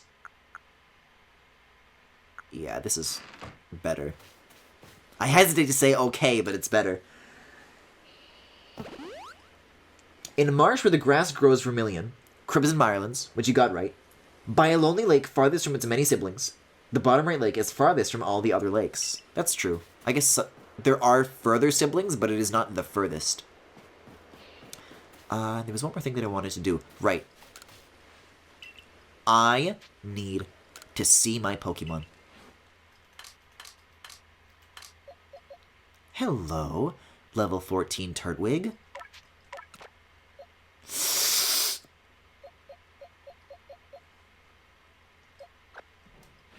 Regarding the detractors who tell me to replace Zoroark, in terms of type distribution, they are the one that I should get rid of. But I won't. Oh. Oh, it's so cute! Oh my god! You're beautiful! You're beautiful in every way! There's not a single flaw. There's not. I like this animation where you're like resting your hands on your knees. Because there's like a little guy near you. That's nice. Because it's different than crouching. You're so special. You're such a special boy. Oh. You know what? That Firefox of ours, that Ninetales, is pretty high level. I'll keep a Turtwig with me for like a little bit. For a couple of like experience grinding activities. And then I'll find a level 60 and it'll turn into a Torterra immediately. Alright. Let's turn in and we'll go to retreat. 25 Pokemon, not bad at all. I guess because of the Rift. Yeah. Definitely helps.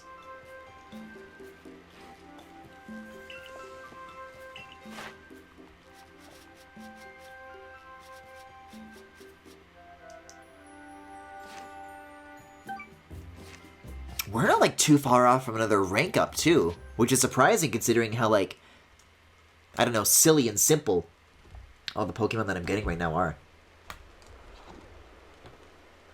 Oh, I gotta click. I thought I said I wanted to go. There we go.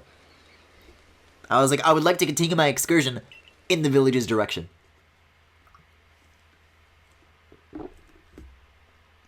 I just see that as like a proceed option, really.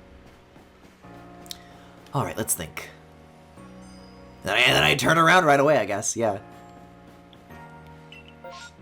Very curious to know where that final resting wisp in the town is. There is still one missing. And apparently there is an unknown on Prelude Beach, which might be worth looking into if I have to go back to the village again from here. Here's your damn wood.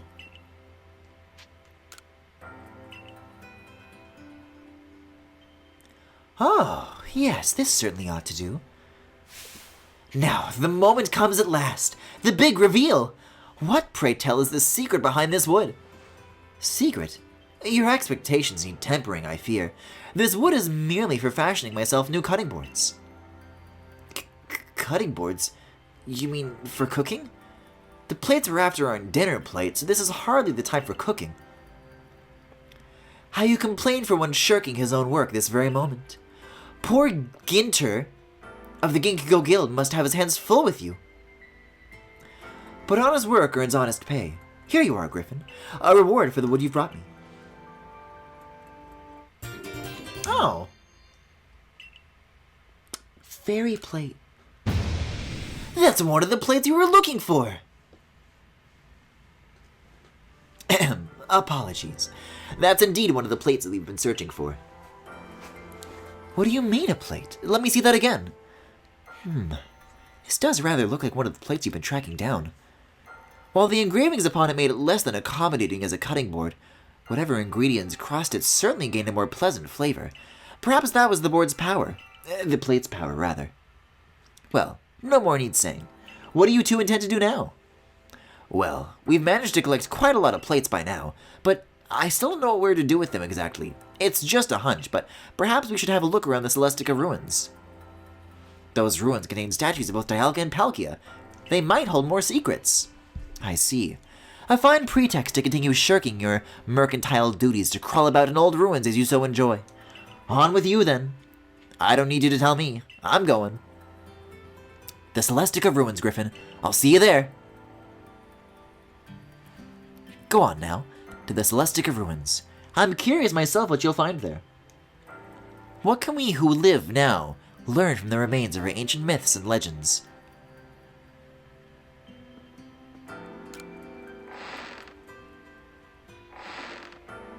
There's like a box out here, right? Yeah. I've got like some extra wood that I don't need anymore, I guess.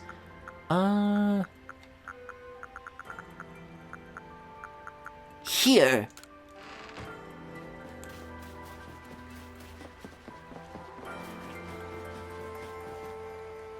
You do have to return to the village from here. Wait, but that's stupid. Because it literally did function as a hub area previously, and now they're taking that functionality away. That sucks. Let's fast travel to the beach. So mad about this. So mad about this. So mad about this.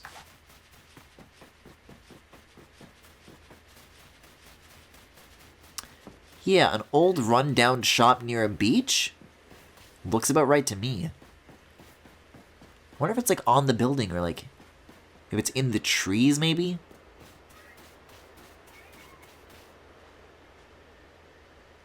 I don't see anything in the window. Maybe you can see it like on the shallow part of the roof. Maybe under this or like in one of the wheels. The spokes. Can't go inside. Maybe it is like in one of the trees.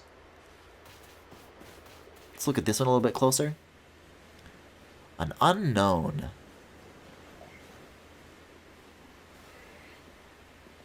Maybe I'll need to like read the hint again to get a better idea. Because maybe it was like further away than it suggests. It's like one of the earlier hints, isn't it?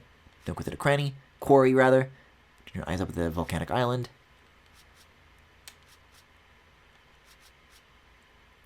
Left eye top of the village. A time-worn shop on a sandy shore. That's all she wrote.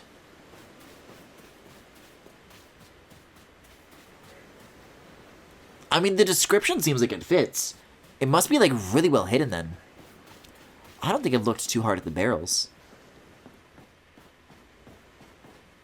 I don't see anything here. Maybe it's, like, on the underside of the roof? Like, in this little, like, overhang part? Not here. Is it the case on this side? Is it the case on this side? No, there's no unknown hiding in any of those nooks.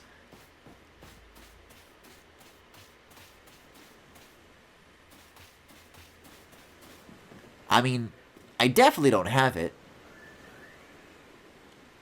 Is it in this tree? I haven't checked this tree.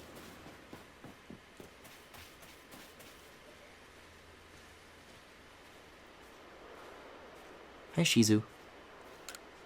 Where do Pokemon come from? Well, when a mommy Pokemon and a daddy Pokemon love each other very much. Inside of one of these logs would be an insane location, actually. Maybe in, like, the bushes? No. Maybe you have something to say. That strangeness in the sky helped bring the two clans and the Galaxy team closer together. Every cloud, as they say.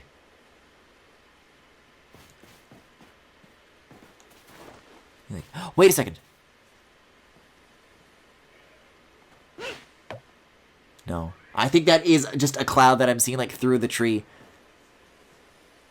Huh. Time-worn shop by a sandy shore. It could be, like, a different shop near a different shore. There is that camp that I just established in the beach area. But I think that this would be a cooler place to put an unknown. Because there was, like, a wisp right here already, but, you know. A little peculiar detail about this would have been nice. And there's definitely no way inside. I don't know. Well, if it is here, I think I'm out of ideas. It's not on the roof. It's not on the walls. It's not on, like, any of the surfaces of this thing. I looked at, like, every side that I possibly could. Huh.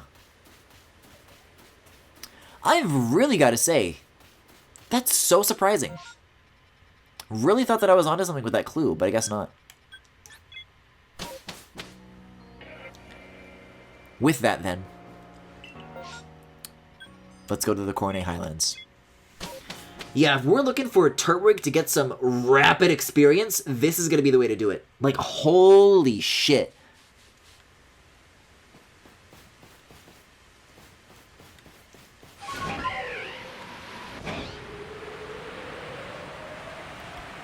The Heavenward Lookout.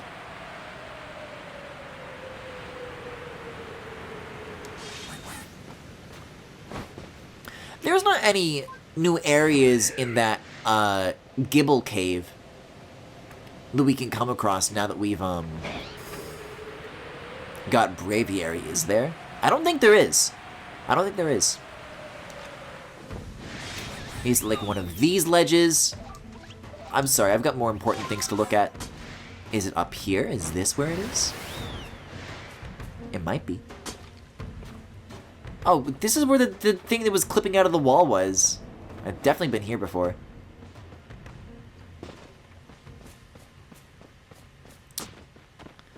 Nope, no wisps here. I gotta say, the Gen 4 starters are all really good, especially together. Yeah, they're a really good, like, ensemble, for sure. 7 apricorns. Look at that. Look at that experience. What a talented boy.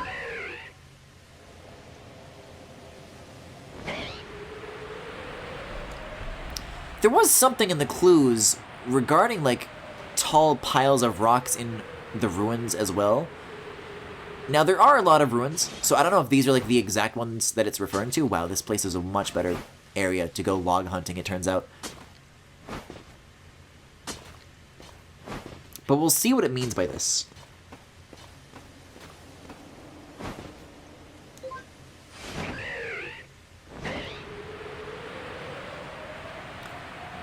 I think, Gen 1 has pretty good, ensembles as well. It's got that ensemble factor. I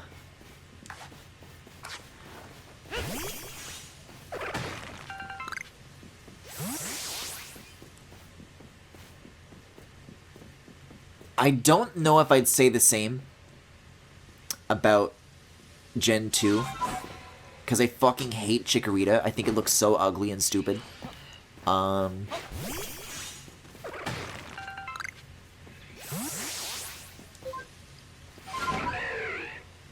Yeah, really, most of the starters are good. You really only start to see duds in, like, the later generations where there's, like, a clear shitty one, like, every time. Because Chespin sucked in Gen 6. I have controversial opinions about Gen 5. Because when it comes to Gen 5, everybody says that the Fennekin line is the one that sucked, and I don't think that. I don't agree with that. Wait, no. That's why Chespin sucks. Black and White is the one that I'm thinking of. Which one sucks in that? I would say Tepig is my least favorite of Gen 5.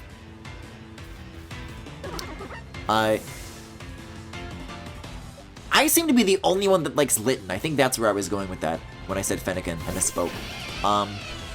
People really don't like Litten or Incineroar. I see a lot more love for, I'm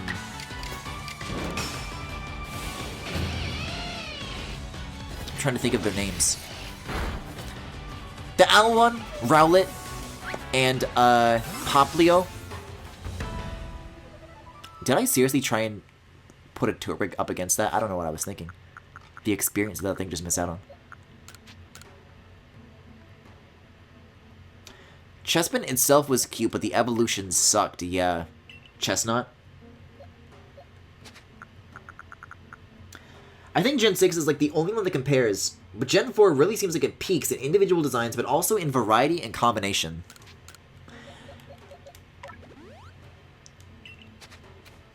There's sure no Turtwig, I can tell you that.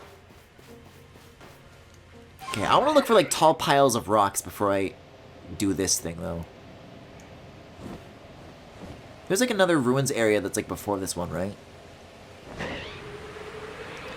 I think Poplio is the unpopular one from Gen 6. I never see anybody talking about that line. Really? I think it's because I'm friends with so many gay and trans people, and the thing that Poplio evolves into is, like...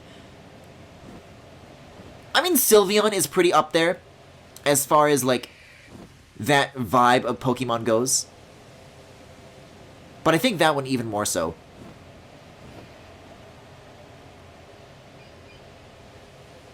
Like, that thing is so much a friend and protector of the LGBT community.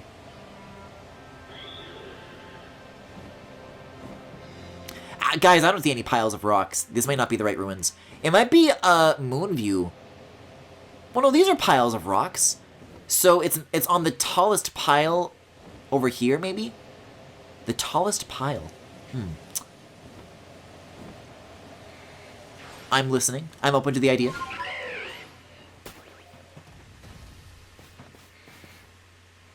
I love Poplio. I picked it in Sun. The fucking banging and clacking that the box is making is driving me crazy. Well, that looks like the tallest one. So there's an unknown on this.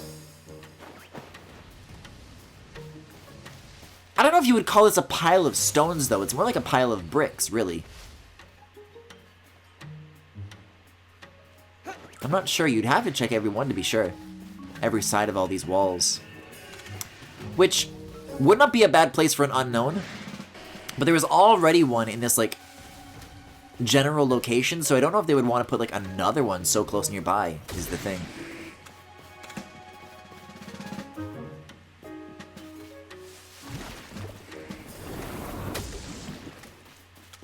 I just see a lot more Incineroar and Decidueye. I see a lot more Incineroar, too. The thing about Incineroar is that, like, I personally like that thing, and luckily for me, the Pokemon Company also seems to have a lot of affection for that design. Pokemon fans do not, I don't think. The only thing I ever hear when it comes to Incineroar is complaints about how it's not on 4 legs.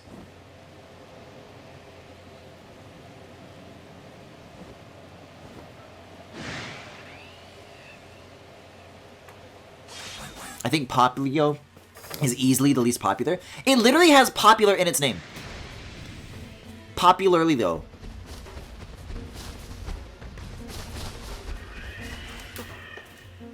Hey, want to do a cutscene? Have a look at this, Griffin.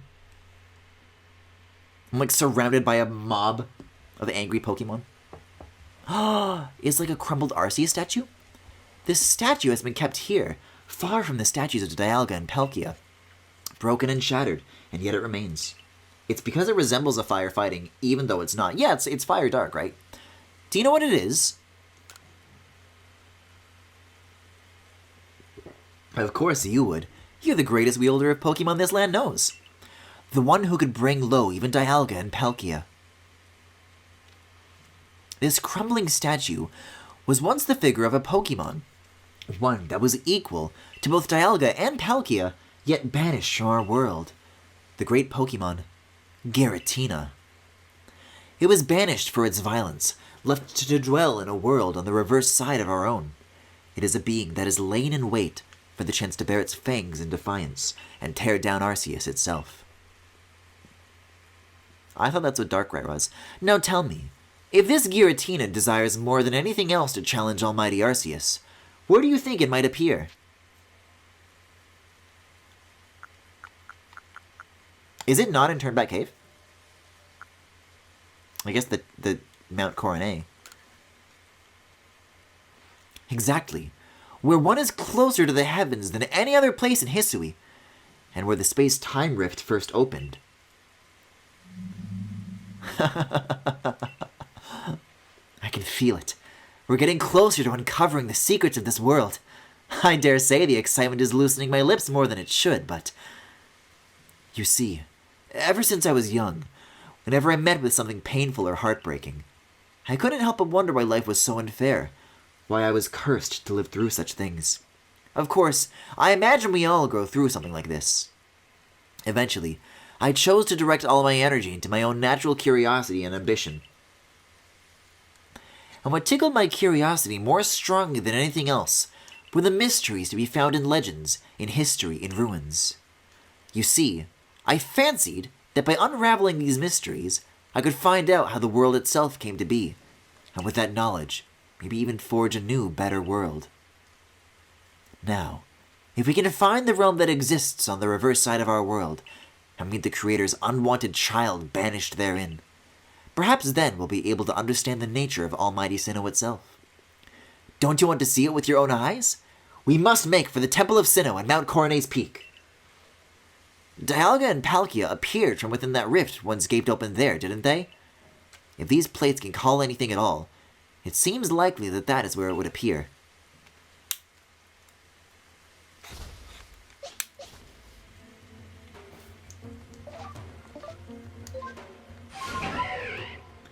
I'm just doing quick Googling, and a couple of different polls have Rowlet at 40 to 50%, Litten at 20 to 25, and Populo at 20 to 30.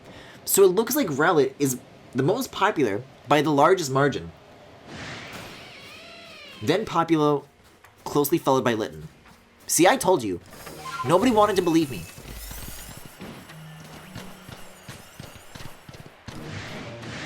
Let's go up, Danny.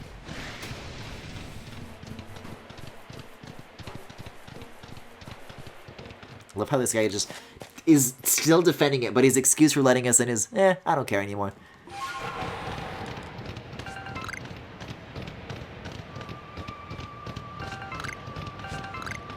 I cannot stop thinking about this place as like the Potato Mochi Cave. I expected Rowlet results, but thought Litten would edge up Popplio. See, no, because people knew what they were investing in before the game came out. They revealed the final designs. So that's why the disappointment hit before anybody could be lured into thinking that Rowlet was cute.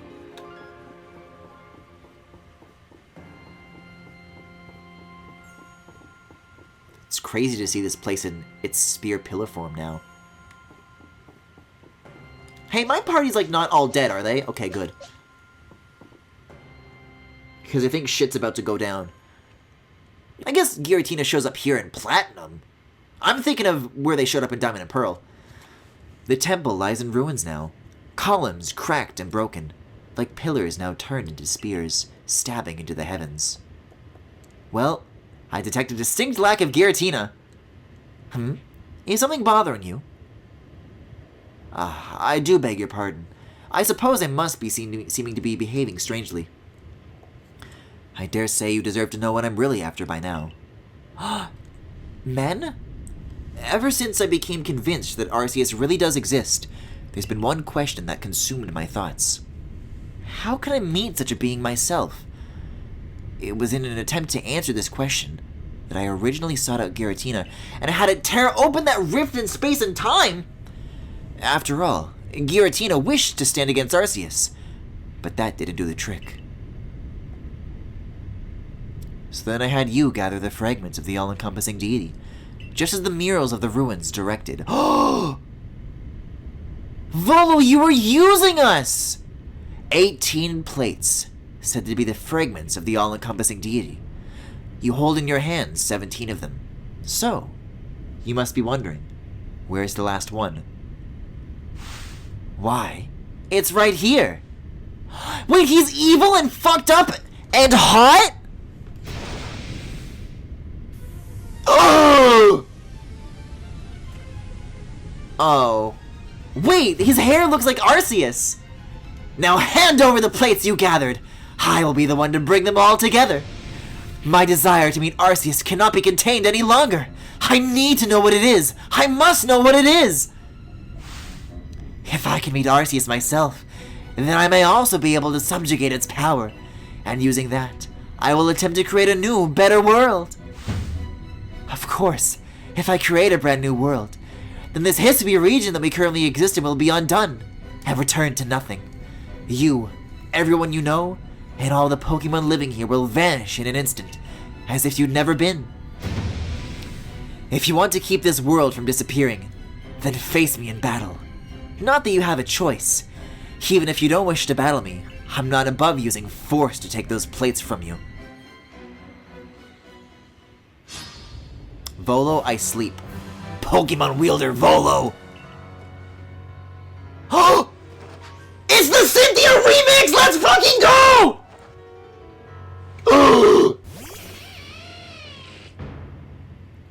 Now... Oh my god! Oh my fucking god! I didn't see this coming at all. This is like one of my favorite pieces of music in the entire Pokemon series, and they fucking brought it back!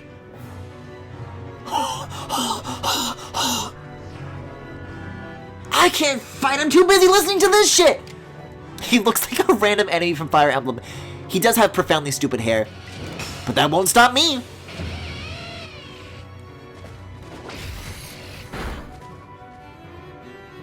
The fucking saxophone?!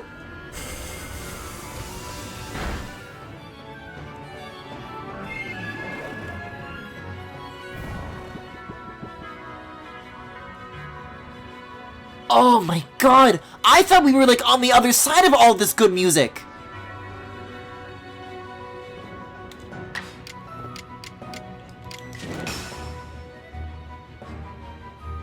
Oh, apparently Wild Charge undoes sleep. That's interesting.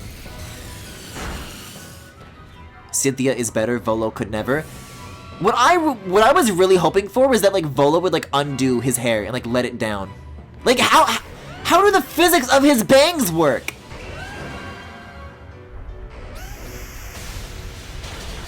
Oh dear. Well, I guess this is a good opportunity for Sylveon then. You've got to. Oh, I really should not have brought Turtwig into this. What if there's the type that I need fire for? He was too cute. I couldn't say no. But yeah, look, like his bangs like swoop down, and then they just like come back up. Like, what's making that happen?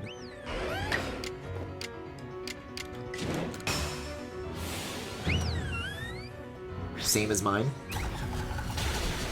Cynthia! She's a really cool dancer, Cynthia! Boogie to the groove now. This is true. She's got hair.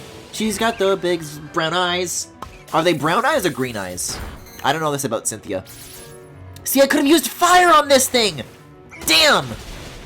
Damn! Not here. Maybe he's tucking them behind his ear. That's a lot to tuck behind the ear. I can tell you right now that tucking can only get you so far. They certainly do not go up into the air in the shape of horns. He is looking at me with that smile, though. Like he's got that villain, like, unhinged look in his eyes. Like, he may not be conventionally hot, but in a fucked up sense, he still is. You're gonna lose and it's all because of the Turtwig!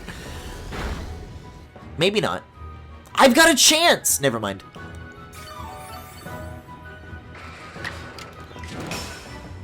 Big, you know. I could crit, maybe. Maybe I could crit. And Frostbite, yippee! Not the jagged splinters. Oh, I was really hoping I was gonna get the next turn to heal. I missed out. Great, now it's fixated on this. Well, it'll kill Samurott in an instant. Wait a second! Staraptor, flying still beats grass! I'll spend the next few turns, while I've got something in front of me, where all of Roserade's attacks will be, like, ineffective. I'll spend this time healing up a few of my party members. This is a good, like, time to recover, regroup, and, unfuck up the rest of my party. Wait a second, that still does a lot of damage. I'll finish it off. I'll finish it off. I won't even need a flying move. It's so easy.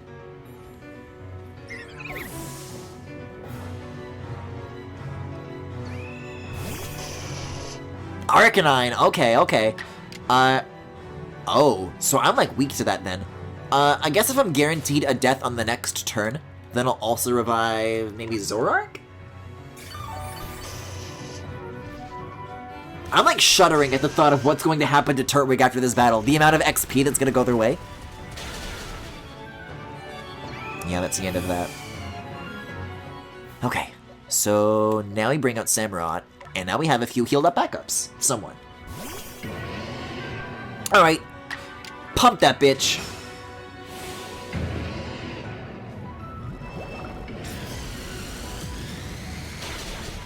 Okay. See, I'm not gonna lose. I'm not gonna lose. Turtwig is like my good luck charm. He's not hindering, he's helping. Oh my god. The scale up tool? Ooh, okay. This seems like it's okay at least. It must be really exciting to be the people who did the music for this game. It's like, alright, you need to incorporate this older Pokemon's game soundtrack into your score. Because maybe they could have been given a clunker, but they got the opportunity to work with like some of the best pieces in the entire series. Go, Turtwig!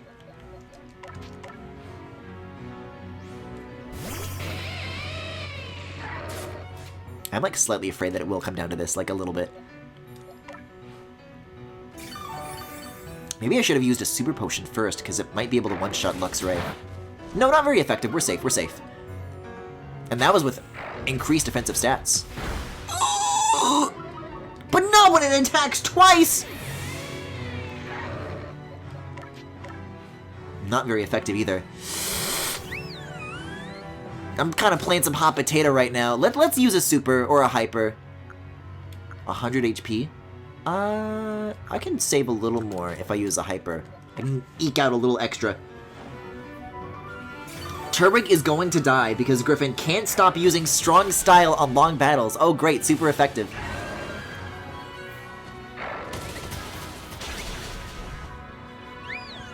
Well that wasn't, I didn't use strong style on that turn. It's just good at shit. Oh, but this is dark type, so it shouldn't be effective. I can't believe Turtwig's gonna get sent out! What a fucking joke. I've got one revive left. I guess I'll lose Samurott. That was a case where you should have used revive because Lucario is good against all your mons. Can you imagine if like Turtwig like got down to like 1 HP and somehow tanked the hit?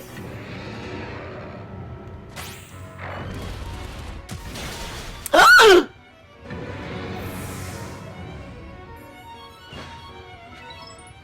My plates!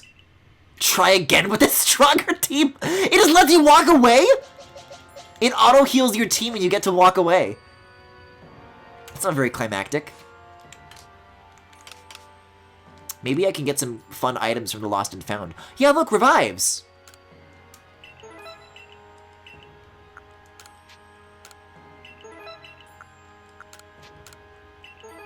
See, I should have done this before. I didn't know we were gonna go to a battle! I didn't know that I was preparing for this. I feel like I like have to go into it with Turtwig though for the bit. Except wait a second. All the items that I just used remain used. I can't believe this. This blows. This blows! You can't even fast travel up to it! Stupid, go to this stupid Moonview Arena. It's not Dark type, it's Ghost normal. Oh. But it knows Dark type moves, doesn't it?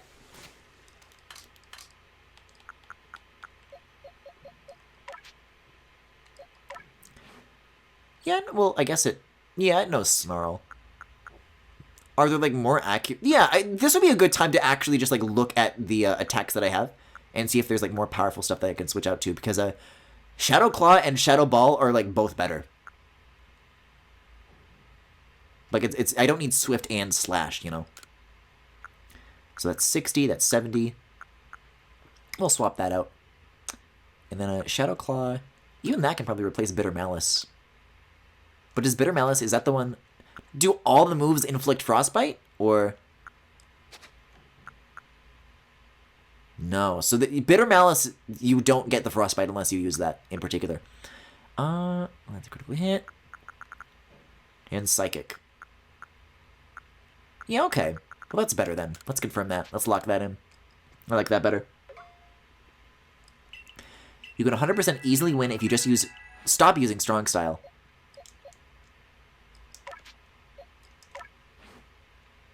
Thunder Wave? Oh, but 0. Crunch, though? How just don't have Crunch? Come on. It's just the better bite. Thunder! A Wicked Thunderbolt. Inflicts damage and paralysis. 65... 40, geez. And this one is 100? I might replace Wild Charge with that, actually. Because I don't like the recoil that you get from this one. So if it's just better and doesn't have recoil, then I think I just prefer that. Confirm.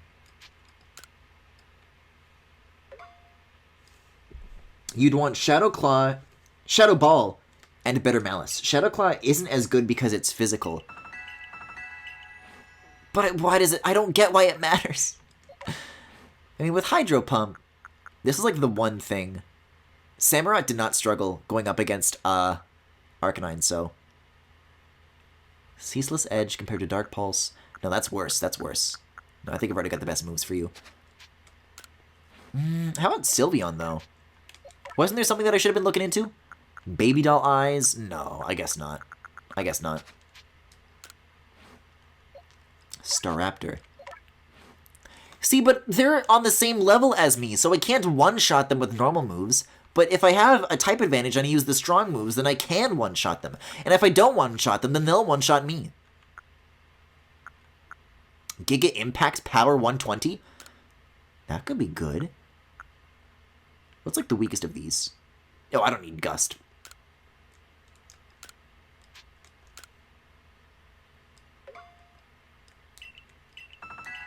It's a very eerie silence on this screen. And Turtwig, you're perfect.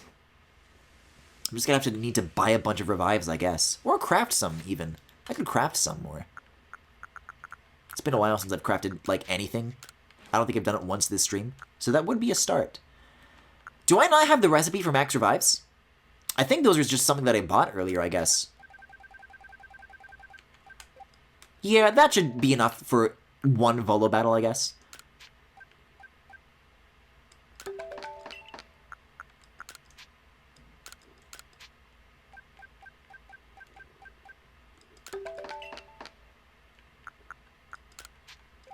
We'll just top off on those. Why do I have so few apricorns? Are those sitting like in a box by accident at the moment? You can one-shot them without strong style. And also you do more damage not using strong style or even with agile style. I don't believe that's true. I don't believe that's true. How does a normal attack do more damage than strong style? No on the right screen. Craft. Pokeballs. That's better. And then I think I just have to, like, walk back up from here.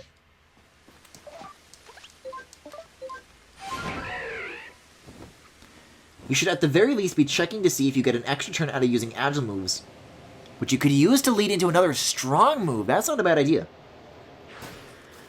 Griffin, wasn't this explained on a previous stream? I vaguely remember some strong move, agile move discourse regarding, like, I don't know, when we were going after the lake spirits, maybe? I don't know when we talked about it. My man said didn't ask, don't care.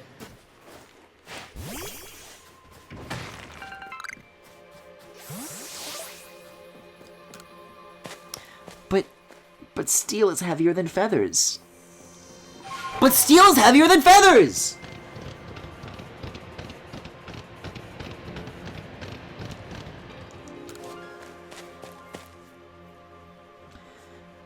In Strong Style, you give up a move so the opponent gets 2. Strong Style is usually like plus 20 base damage for like 80 damage move. It's like 120% damage using the move 2 turns in a row is 200%. I understand. Yeah, using Agile and then following up with Strong is like the golden... And I feel like I shouted that in like a glorious realization myself. And then I just proceeded not to do it. It's a very Griffin approach. If you use Agile twice in a row, it's like 150%.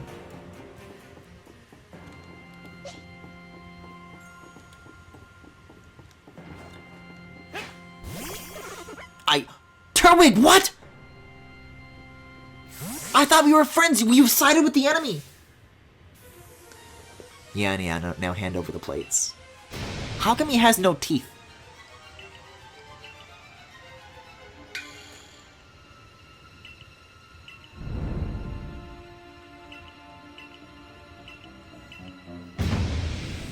These fucking vine booms every time it cuts to a new shot.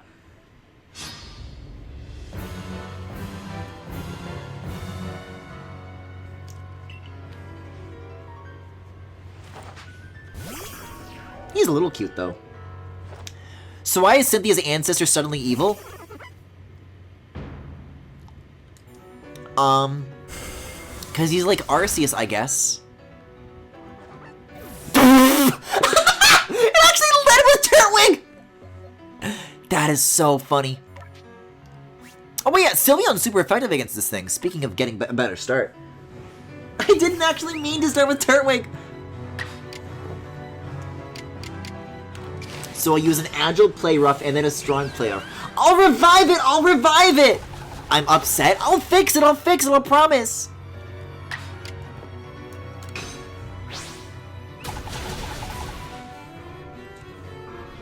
I can make it better! Oh, did you see like the Pokeball like materialize in front of Volo's hand? Roserade isn't that bad either. I can like survive a few turns against this thing. Provided it doesn't go twice in a row! Bitch. But I want to revive! I mean, apparently Luxray is not effective, even though I thought it was. Right, Staraptor. Flying beats grass, of course. This is the Turtwig revival turn. Can't believe I'm already dipping into these fucking stocks. For Turtwig of all things.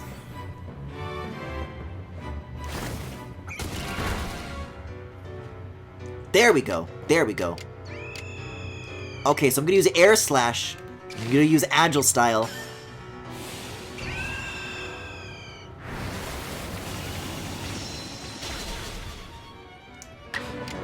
You know what? Yeah. This really is better. Wait, so what's the point of Strong Style?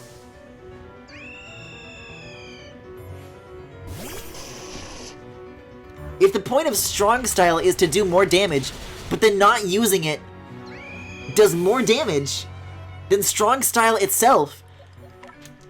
This is a great realization to be having in the fucking post-game!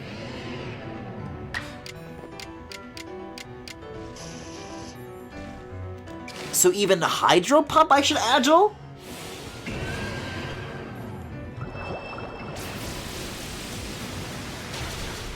Jeez, everything on this team's a fucking pushover now! It was really that easy! Strong Style works for just like the very last turn of a battle. Wait, not very effective. I gotta use Strong Style on Lucario is what I gotta do. Because if I don't act, then this thing's gonna kick my ass. Wait, but even then... well, okay. If even with Agile I can't get an extra turn, then I'll go Strong, is what I'll do. I guess that's how it works, like you don't always get the extra turn, you just sometimes do. That's how they like balance it. It's either that or when you know you're going to die, so you just full send it. Right. Yeah, that's the super effective one, I think. But when you go strong, Lucario gets 2 turns. But then he could use an Agile and one-shot me anyways. So at least do a little bit of extra damage while I still can.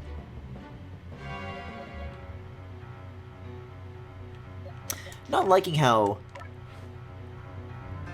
worn thin my team's already getting. Lucario's the tricky one to get past, it truly is. But we'll try a strong style Thunder.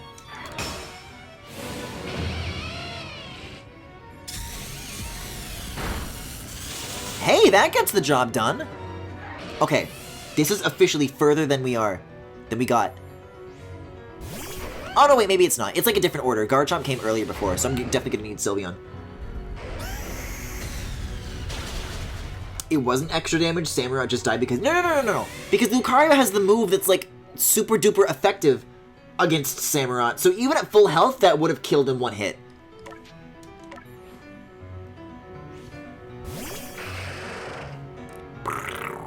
Okay, we need to revive Sylveon now.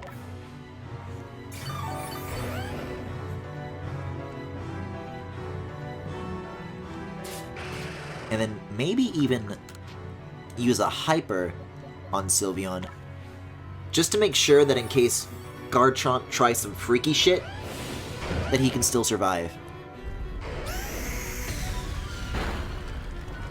Bye, Zoroark. But it used that move last. Well, I don't know what order it's gonna use the moves in, I only know what it's capable of.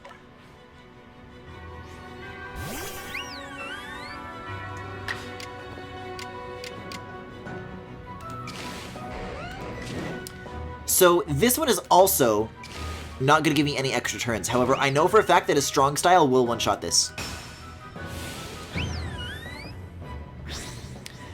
Griffin, you're going to die because of Turtwig again. No, I'm not. I'm on the last one. Oh, great. The full restore. At least that uses up their turn, though. Oh, except it doesn't. How come I one-shot it? How did it work last time?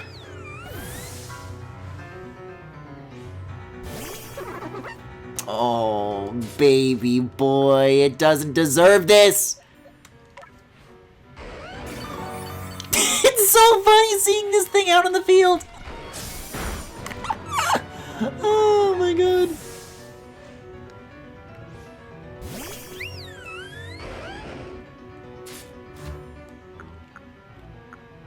Okay, but, Now this is a rough situation to be in, because Sylveon died already being at full health, so how does that work? How come Garchomp gets to strong style me and I don't?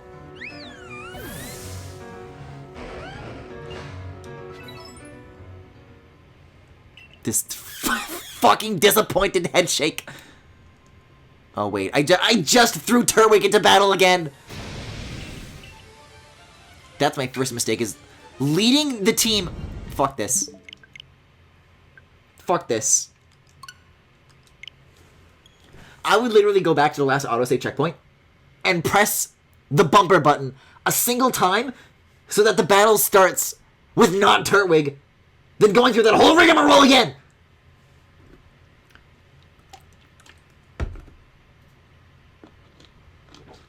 See, no. I don't think Strong Style is to blame in that instance, though. But Strong Style worked last time. If Strong Style has 1,000,000 haters, I'm one of them. If it has 1,000 haters, I'm still one of them. If it has 1 hater, it's me. Does this, like, give me my items back at the very least, though? It's got that going for me. So, it usually likes to send out Spiritomb first, so we'll have Sylveon be there right away, and then I'm not wasting turns on, like, using revives to keep Turtwig going for the gimmick. This will be the way to do it. But it worked last time on Garchomp. The problem is that it left a sliver of HP behind. It didn't do that before. Maybe it was a crit on top of a Strong Style. Like, that's not a guaranteed thing.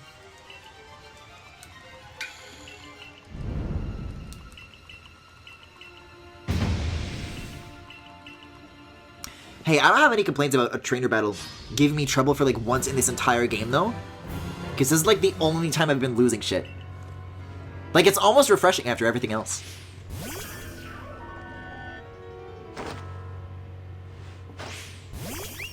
See, look. This one decision to not lead with Turtwig is going to change everything. Just you watch.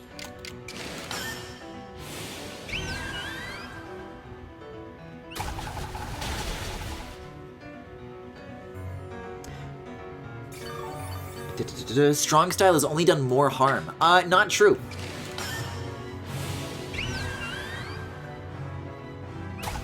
But these are both situations. Garchomp and Lucario both have one-shots for the Pokemon who is good at beating it. So you have to, like, get ahead of the one-shot.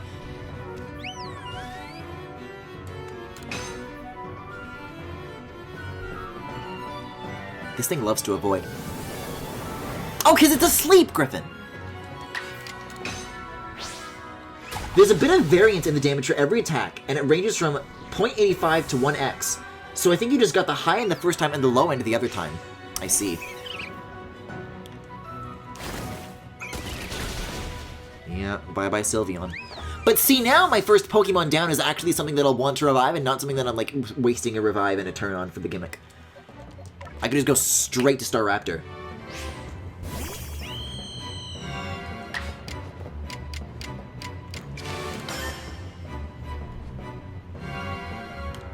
Oh, goody. That thing's pretty rough, too.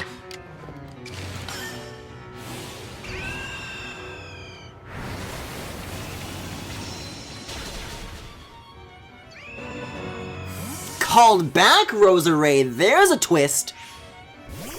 Oh, shit. Arcanine. That's a new strategy. Oh, that's so devilish devious.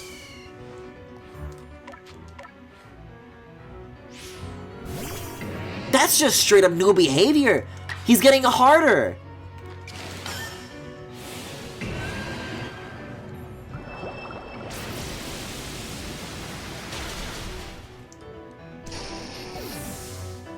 Probably didn't need to use an Agile on that one then.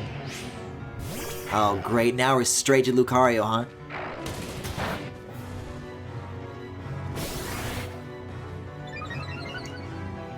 See, like, it's allowed to use 2 turns in a row without even doing Agile. And that's off the heels of my Agile. And now these Agiles don't do anything. I use, like, a normal strength one if there's no difference.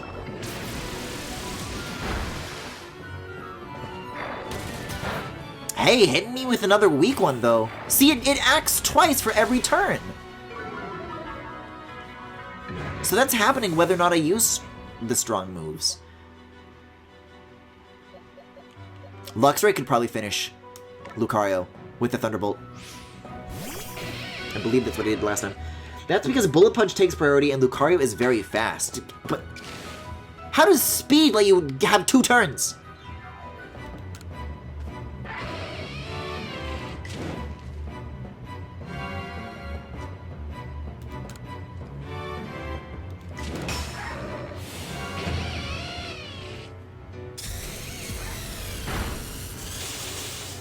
That's a great animation on that one, though. You really... that impact hits hard.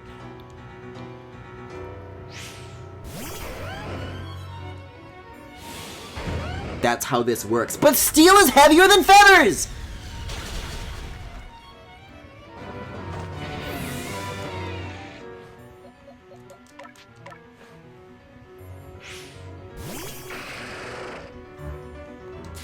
Some moves have higher priority and give extra turns even when not using Agile.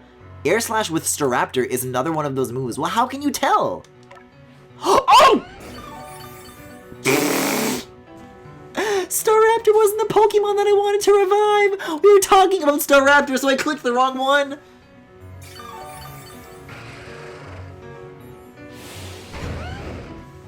At least you got 2 revives out of that off the heels of its strong. You know, it's a 2-way street. Okay, well, Garchomp knows like a lot of ground moves, so definitely Sylveon for this one. Boy, I sure am tempted to use another strong move on this one, though. Because if I do Agile, it's gonna one-shot me. If I get one turn either way. But chat's gonna yell at me if I don't do Agile, so I'll do it anyways. Garchomp is throwing by using Strong Style. Yeah, throwing me off of the fucking mountain, and it just avoided the attack!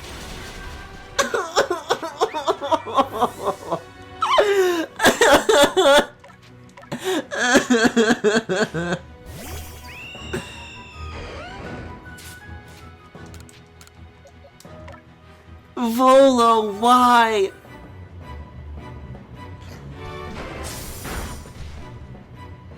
If Agile doesn't grant you an extra turn, you should use normal.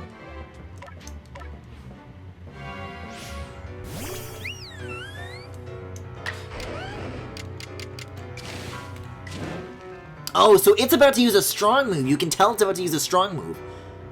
So should I use a strong move? It seems to undo its 2, but this is going to be the last play rough that'll have the opportunity. Well, that's a weird scenario. It looks like it wants to do a strong move no matter what I do, but the position of its turn in the order, like, changes. Now that's interesting. Is there such a thing as, like, a defense up item? For all these berries, do any of them increase defense? HP up to half its max, cure status conditions, cures frostbite, cures drowsiness, paralysis, poisoning, restores PP, could be useful for Sylveon because I'm pretty low on a play rough. Restores HP by a third, more PP, HP up to a third, HP up to a third. Because I know there's like those stupid fucking defense sprays in normal Pokemon games that I never use, but I don't know. I don't know, I guess I'll just give it to a backup.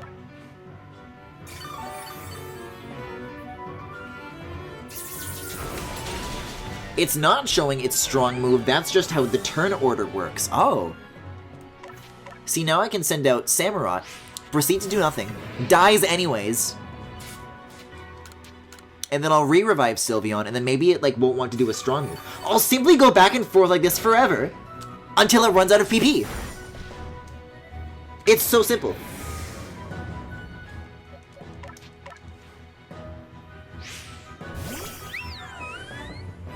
So you're saying then that Garchomp's speed is so high that it's simply entitled to 2 turns, no matter what it does.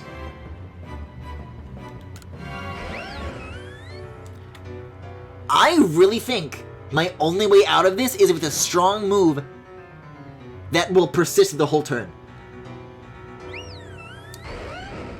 Also, Sylveon's Dazzling Gleam wouldn't piss Play Rough blows. It's all I have! I looked at Sylveon's moves!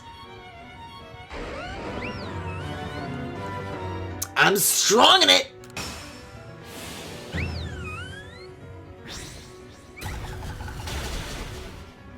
It stopped at the exact same spot! Okay, but coming off of the heels of Turtwig, I can still revive from that. Oh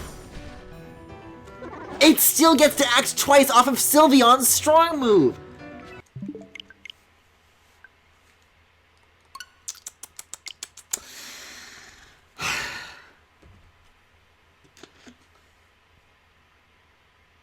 Detention again. When will you learn? Strong Style lets you down yet again. Griffin ditched the Turtwig. No!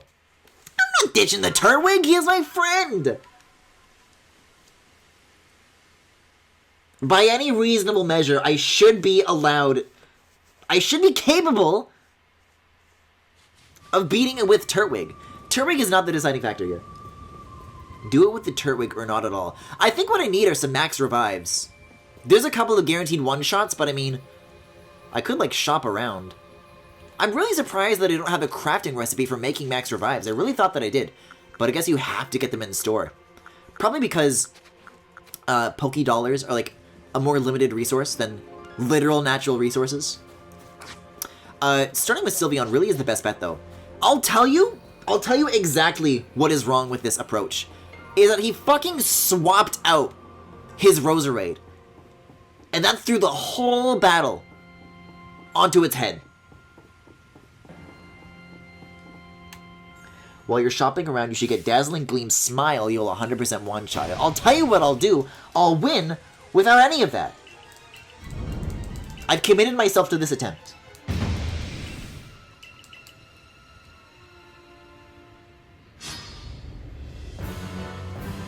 Hi, Freak. Well, I wanted a big opportunity to listen to as much of this music as possible. I guess I got my wish.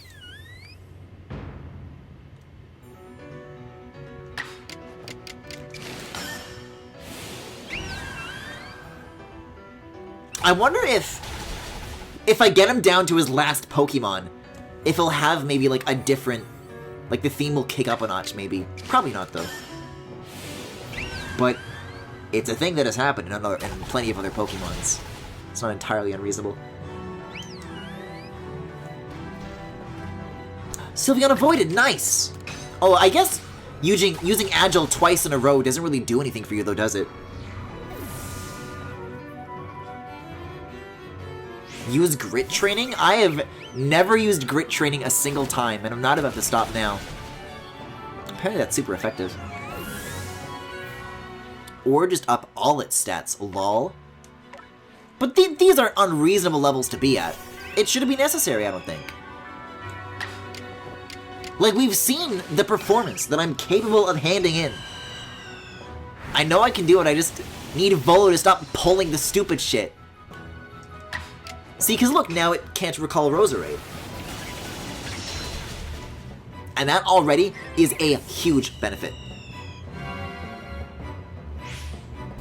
I'll tell you what's interesting, though, is that usually, in older Pokemon games, once you KO a Pokemon in a trainer battle, you'll get the prompt, the trainer is about to send out this Pokemon, continue or switch. And so that would avoid Staraptor dying just there. In this, it proceeds automatically, interestingly enough. Now, even though I don't need to do this, I think I'll use an Agile, so I can one-shot this now and afford myself a bonus turn when the next Pokemon gets rotated out.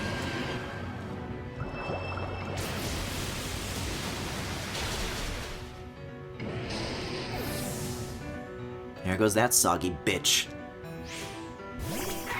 So now that we're on the Lucario turn, we should start with the uh-oh.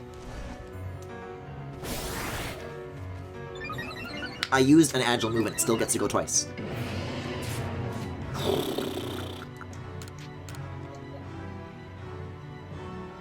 That's actually an option that you can turn off in most Pokemon games. Well, how do I turn it on?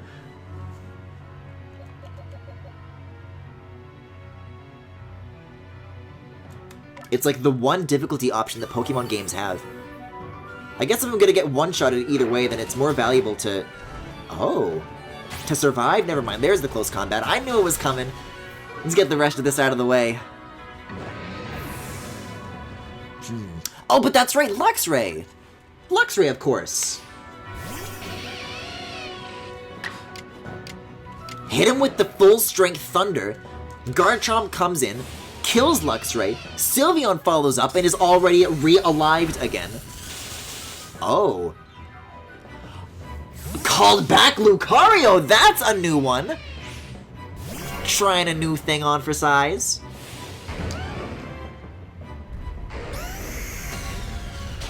Goodbye. I mean, Lucario would have one-shotted that anyways. I don't think the switch was necessary. I guess I'll Agile with Sylveon, I don't know. It's called Switch and Set. Switch letting you switch into when a Pokemon faints. Set is you're stuck when they send out their Pokemon. I mean, I've tried everything else. I think Agile is the thing. Even as unlikely as victory seems by doing this, I had to try.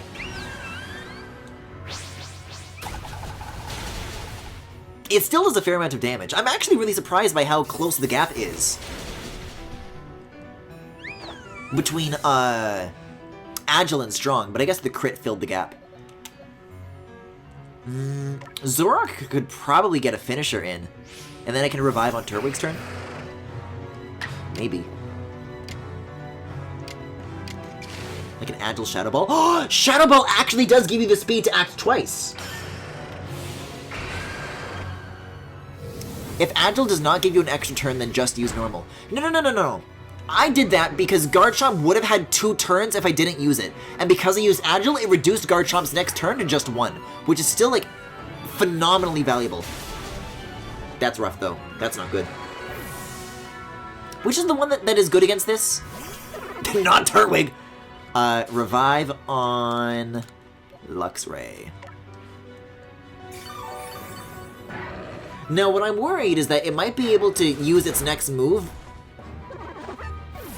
after Lucario gets, or after Luxray gets sent out. Because it can attack twice no matter what. Fuck! It's the thing that I said that would happen!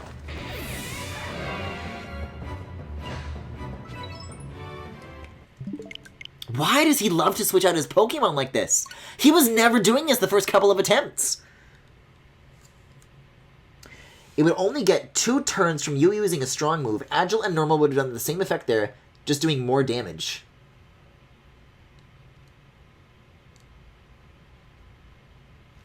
I still want to give this, like one more real go. If I lose the battle after this, then I'll go back to town. I'll try to do the stupid fucking move training.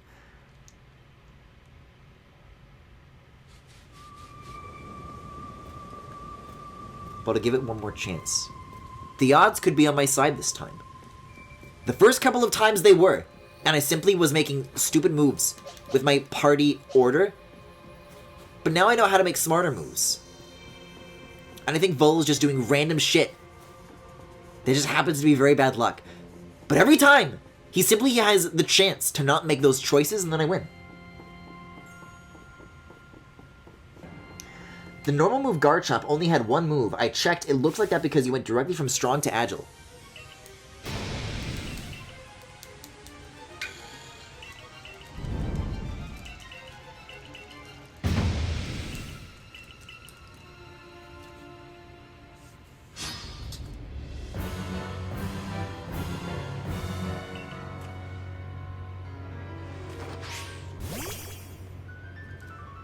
Love his gay little shoulder cape.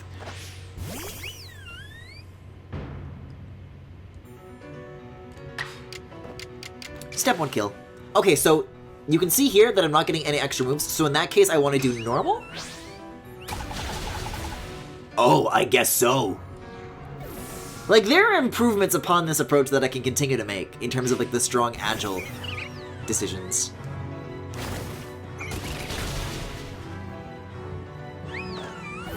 Guess that's a two-way street.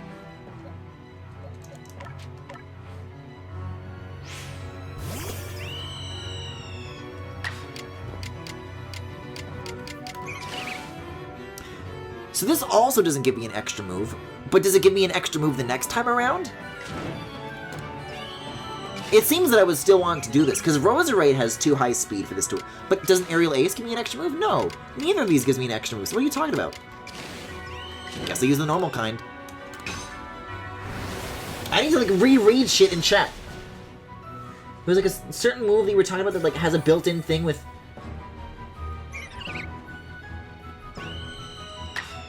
Let's try that again, I guess. With... What was the move?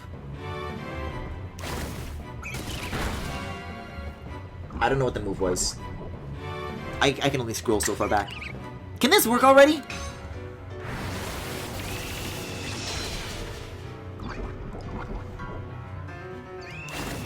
If this thing kills me before I can kill it, we've got trouble.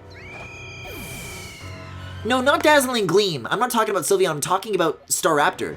Because I was talking about how Lucario gets 2 moves by default and then Agile gives it a 3rd. And you said that there was something that Staraptor had that was also capable of that. And I'm like, I'm looking at both of those and neither of those were having that. They weren't giving me 3 moves. I guess Zoroark, I don't know. When the 95% accuracy move misses.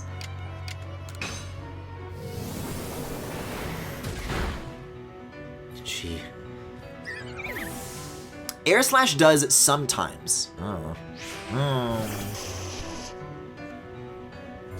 I mean, usually this is the sort of thing that would... Oh. The sort of thing that would insta-kill Staraptor, but thankfully Zoroark isn't like that.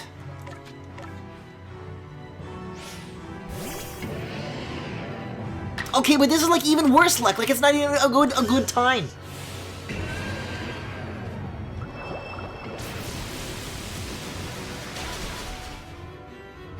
Look at how fast that moon's moving.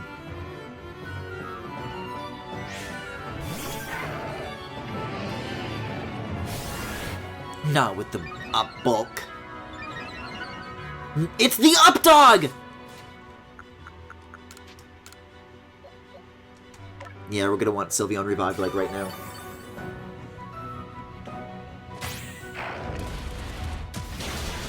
Yeah, even at full health, that's not even close to survivable. The game really heard Griffin say maybe we'll get lucky this time and said Yoshi lol.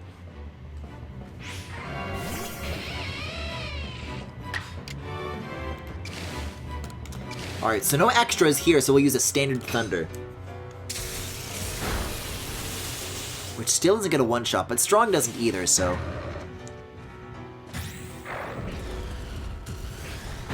Goodbye.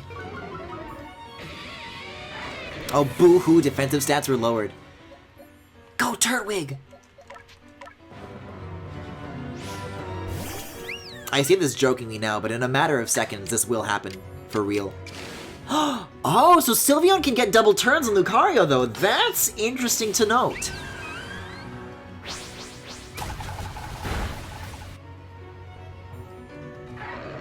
And Garchomp's next, too, right? Yep. Wait, no. It said that I got 2 turns. It took away my second turn. That's not fair. That's not fair. 3 turns off of an Agile!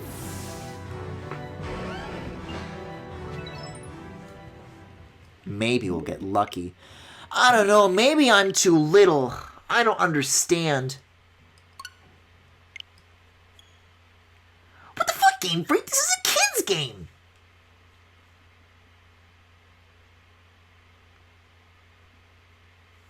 Okay. Addendum to my plan. If I fuck up what is otherwise a lucky round, then I will go back to town. I still want to do it one more time. I really still want to do it one more time. Sylveon Gym time, Sylveon Swole time, but I was unlucky. I want to get lucky, and then if I still lose, then that's different.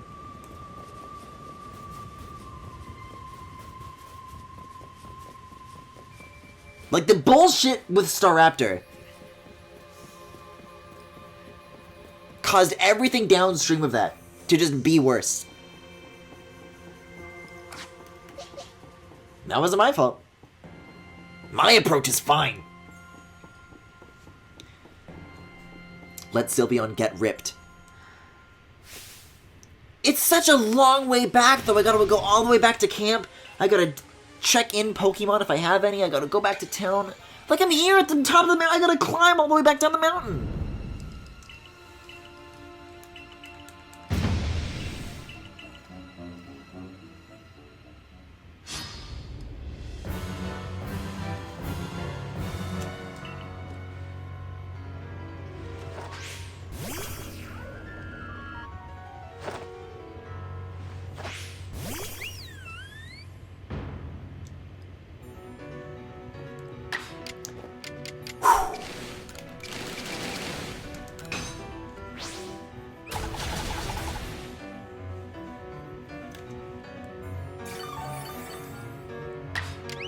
Like, different shit is, like, clearly observably happening every single time. What is this strategy now? Oh, boy, and Roserade always kills Sylveon, too! But not instantly. Critically to note.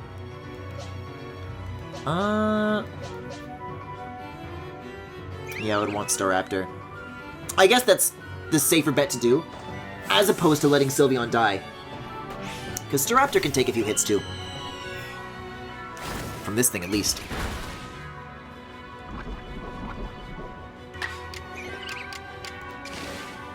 Oh yeah, look, Air Slash I have 2, even without Agile, so I'll just use like the normal version of it. Okay. How curious.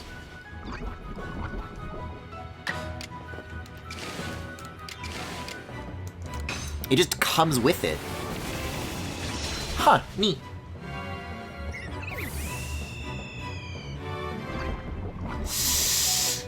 Yeah, hang in there just a little bit more, buddy. Or don't.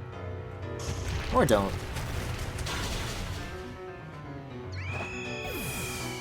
Okay, but critically, no Pokemon has died that is not supposed to die.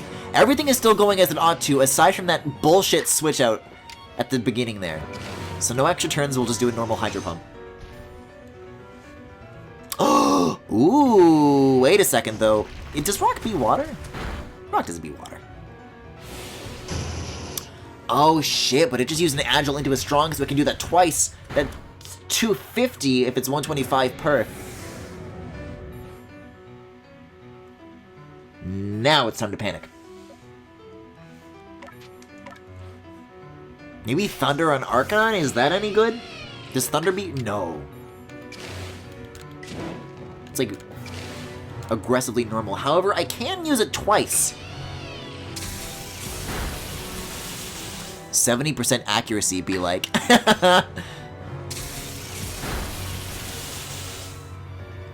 But if Lucario comes after this, then I don't have to waste a turn switching to Luxray. I just already have it. Oh, Garchomp! This is a weird order. This is a really weird order. Water Pulse might be strong enough to knock out Arcanine.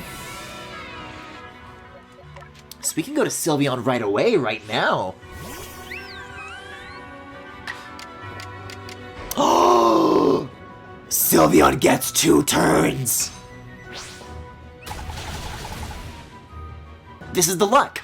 This is the luck! This changes everything! 2 turns! That's all I needed. Just to get past that roadblock. I'm on the open road! Togekiss! I don't even know what this thing's typing is.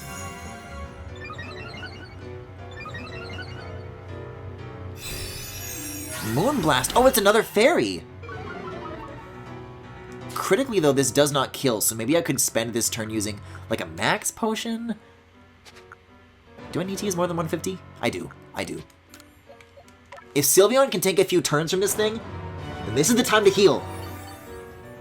And also even revive. I can survive a couple of Moonblasts. Who's asking here? Is it possible to see which of my party members are, like, good against this in particular? Because the question is, who should I heal, right? Like, what beats Fairy? I think Zoroark might be especially good against that. In which case, I don't think I do have to use a revive right now. I guess I would want to use one on Lucario. No, I got past Garchomp. So I would want Luxray in time for Lucario is what I want. It's Fairy / Flying. Luxray is good. Luxray is dead, so Luxray I'll revive. This is probably going to be bye-bye for Sylveon, though. Or is it? I'll use another max potion. Now we have a living Sylveon and Lucario. I keep saying Lucario instead of Luxray. Without any... Luxway. Without any Luxways? This ain't good, though. Or is it, maybe? I guess if Luxray is gonna get one-shotted by Lucario no matter what, healing it on these off turns wouldn't matter too much.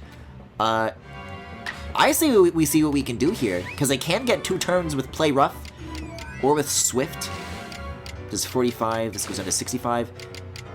Apparently this doesn't have any accuracy. I'll do Agile. And this is like wearing down its PP too, which is nice. Oh, no, that's not worth doing. But it is some damage that I can do. Maybe I'll get Samurott revived too. Samurott could be good against this thing, who knows? Maybe so, maybe so. Oh, that's gonna be it for Sylveon, though. With the increased stats. Alright, here comes Luxray. Defense went down too. That's good. Alright. Super effective, because it's flying, that's right. Okay. It's all gonna come down to Thunder. It's all gonna be on Thunder.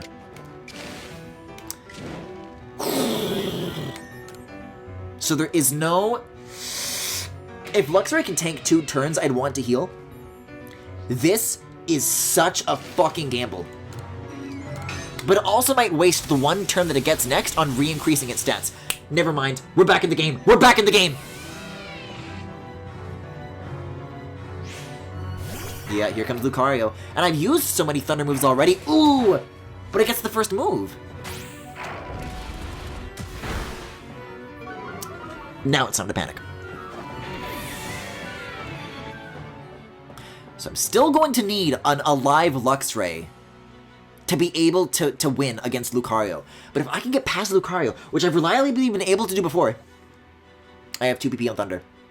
2 PP on Thunder is enough. That's exactly enough to win.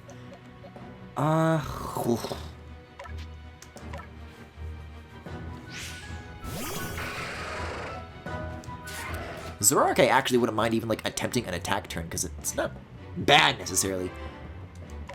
But I need Luxray more.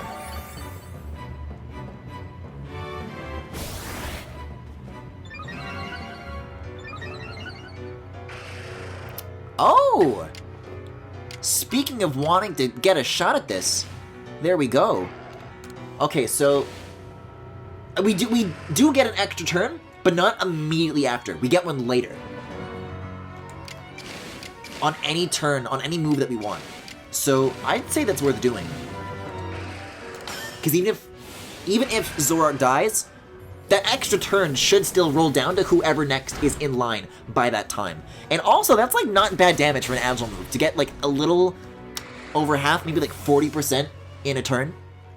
So now, Luxray should be able to go double coming up right now. Yeah, if I use an Agile Thunder here, which I will do.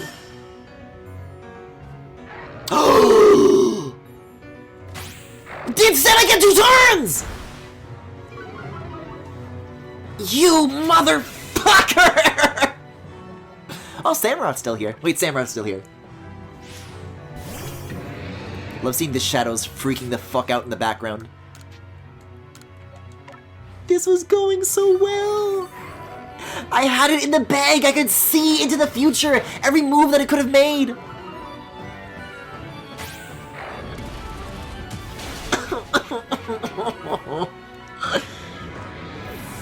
The move has to hit for the 2 turns to apply. I don't have Thunder anymore.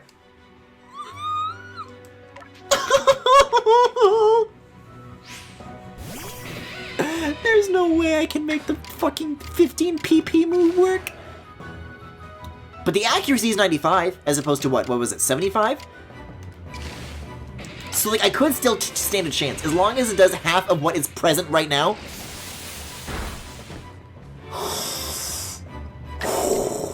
I can't believe Turtwig is gonna be the last one standing, and it's like, shit's actually gonna rely on this. It's all gonna come down to Turtwig. But it'll be Turtwig against that other grass type. No! I got the grass type. It's fucking Spiritomb that's left. Critically, though, that did not kill Luxray. It only made him drowsy. That might, though. That did. Yeah, okay, that did. Okay.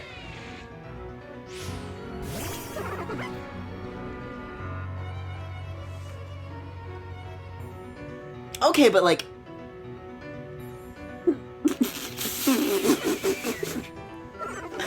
This is the worst idea I've ever had in my life? But what if I, like, tried fighting, and I let Turtwig win? Because I could use revives, I could use more revives, I could just give it to Sylveon. But I really want to give it to Turtwig. Fight, kill, kick his ass, Turtwig?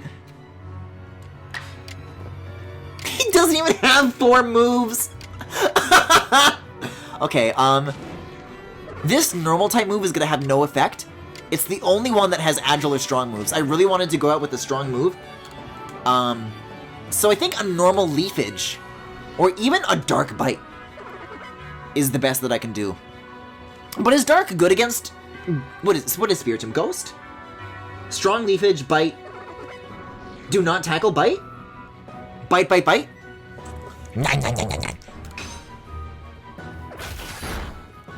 Oh!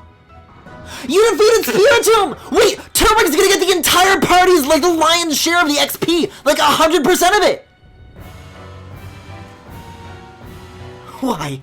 Why do you have the blessing of Arceus? That's God's love, baby. Oh! Straight to level 34! I was joking about it becoming a Torterra! It's actually happening! Why? How?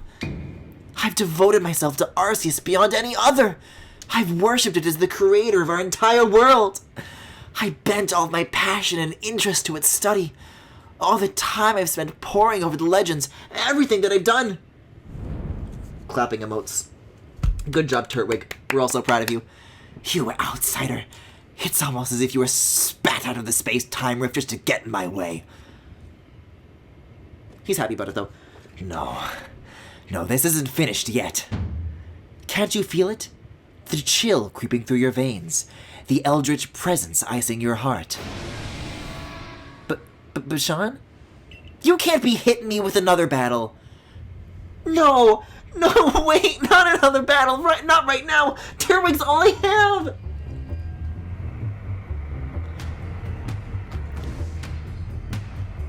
He's part of the darkness now. Oh shit, hey guys, I found Giratina. So what the fuck was Turnback Cave for? Giratina, strike him down! Live, Turtwig, live! Oh, that's a cry I remember, though. It's actually gonna make me do it. It's actually gonna make me do it with just Turtwig. Banger alert, though? Does Giratina have a weird horse form in this? Apparently not! This is so funny. This is so funny. Is it gonna move first? It's that's terrible might, alright. Oh.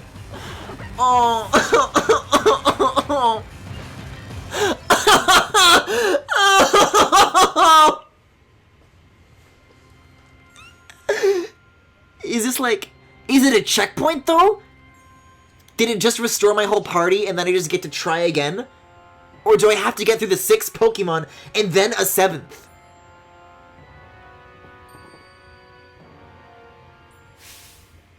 No. No! Turtwig's win was for nothing!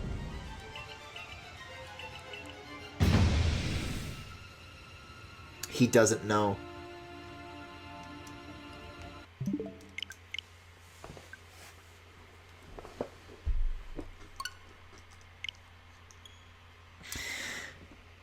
So, Moonbeam, huh? Don't reset or Turtwig will lose the levels.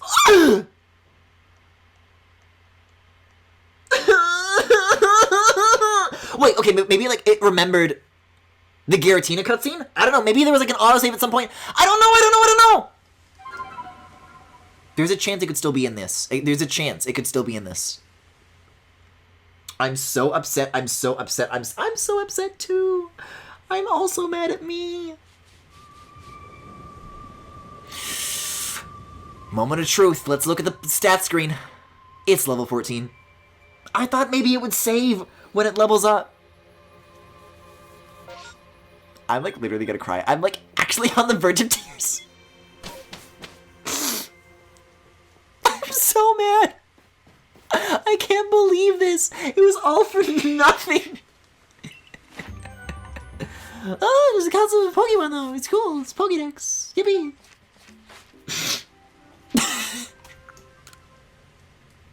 This is fucking terrible! You made me do this! I would have no reason to want to go back to the village if you stopped fucking nagging me to do it! It's your quarters. training grounds? Is it the... I don't even know how to learn! That much is obvious. You ripped Turtwig's accomplishment from his tiny beak. I'm so sad.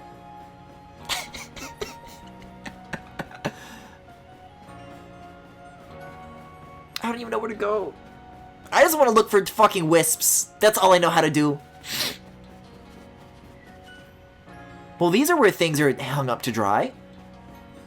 No unknown here, though.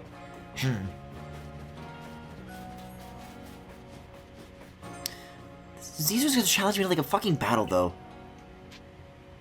Teach new moves. Maybe you can tutor Sylveon. Is this like an in-game like timed thing, though? What was the one that I wanted? Dazzling Gleam? I'll need to look it up. I'll need to, like, scroll back up in chat.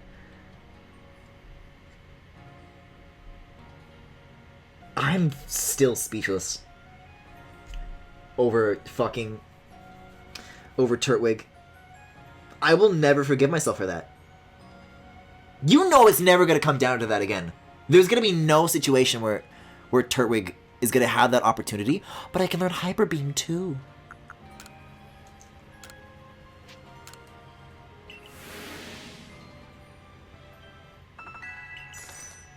Alright, well, here's the thing about Sylveon, is that I still want to keep the thing that I have, because I have like another like weaker fairy move. So I'll like swap one out with the other and then like replace it, I think. Yeah, change moves. So Fairy Wind can be swapped out with the thing, the Dazzling Gleam. That should be better. Luxray might have Fire Fang. Oh, a little something extra against the grass type one.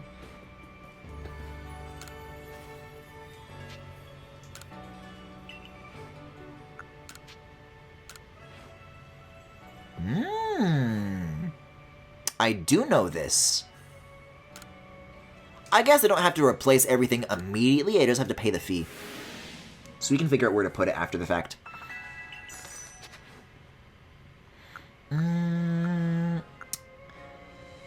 Was there something that you wanted Zoroark to learn too?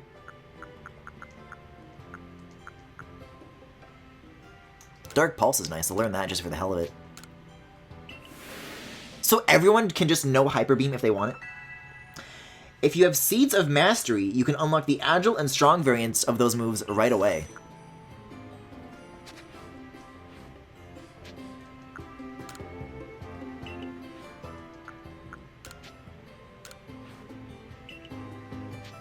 Oh. Alright, never mind, I guess. So how do you use Grit Stones? Give Zoroark Flamethrower for Lucario. Now there's an idea. I'll do that. I don't know anything about this mastering stuff, but I can do this at least.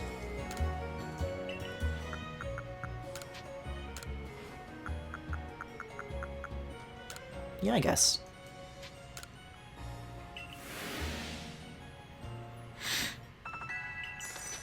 Thinking about how easier this would have been if I never found Turtwig. Like, is the price to pay worth it? I mean, maybe I need, like, the Seeds of Mastery on my person? I could have some, like, just sitting in a box, maybe. Because you know me, I hate participating in, like, these stupid-ass side systems. Let's see, Seeds of Mastery. Is that what these are? No, that's just a root. Sand Radish. I have pages, though. Seeds of Mastery? Oh, is that what these are? Oh. Okay, move to Satchel.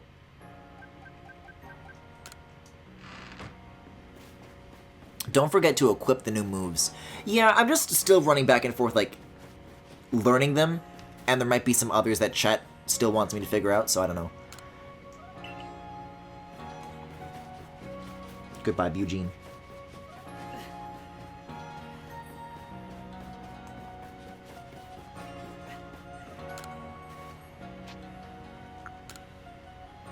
So I can master up to 7 moves. Oh, I need to equip them before I can master them, though. Okay. That's why it was telling me this about Sylveon. We gotta change the moves. So Dazzling Gleam goes here. Confirm that. Easy enough. With Luxray and Zoroark, though, that's a little more challenging to figure out which moves to swap. Let's have a look, though. 60, 80, 70, 70. Do we need Slash? I think not.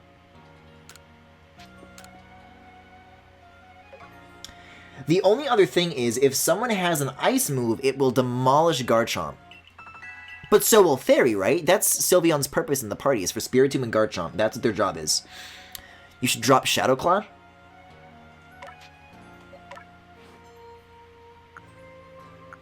In exchange for Slash? You think Slash is better than Shadow Claw? I guess they are the same. And they both have a chance of landing a critical hit. Why would I not want a Ghost-type move, then? They do the same thing. I think I'll keep that. I like having the Ghost.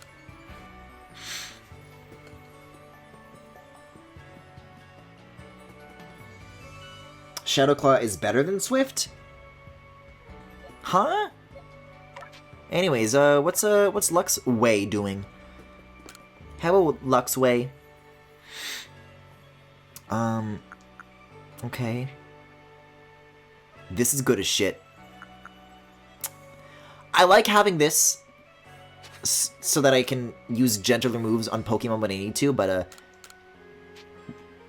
I can't think of any other situation where we wouldn't need to bust out the big guns, if not right fucking now. And then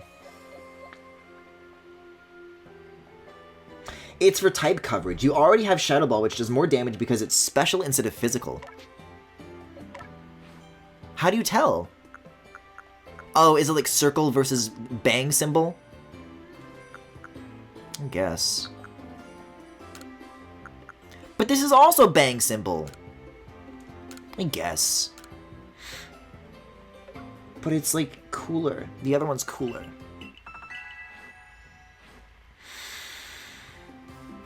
Alright. It's killing me to think that I could have been doing this without the need for abandoning Turtwig. For Zoroark, you want Circle. Then why did you tell me to replace it? Also, I need to master these moves anyways. I forgot to do that part. I said Swift, not Slash, but it doesn't really matter.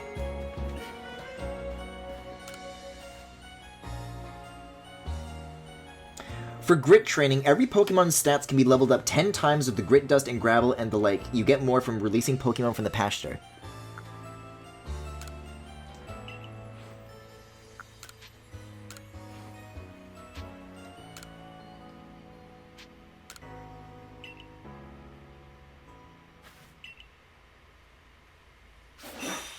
Jeez, that flashing.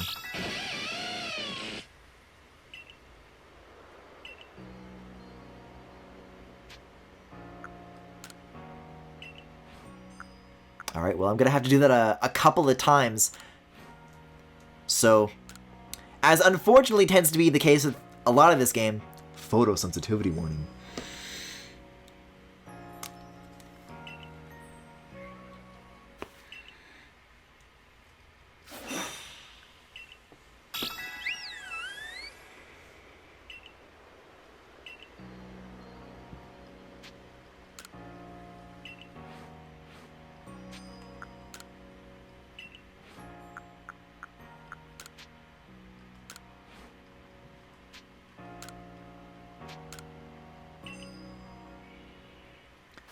Also, you should save after all of this. Smile.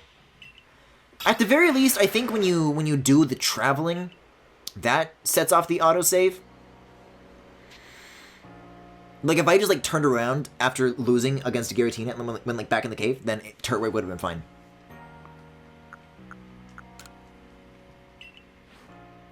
Did Luxray, did Sylveon. I think these are actually all fun. I guess I could make Turtwig master things. Make sure you master Bite. No, I guess you can't. Unless they said new moves instead of master moves.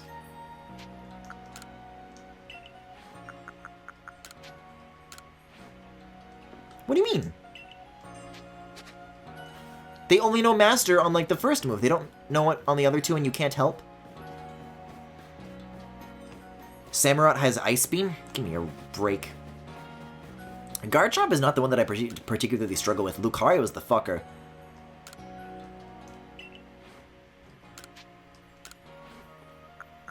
But there are moves that I like here. I know Icy Wind. Oh, there's Ice Beam.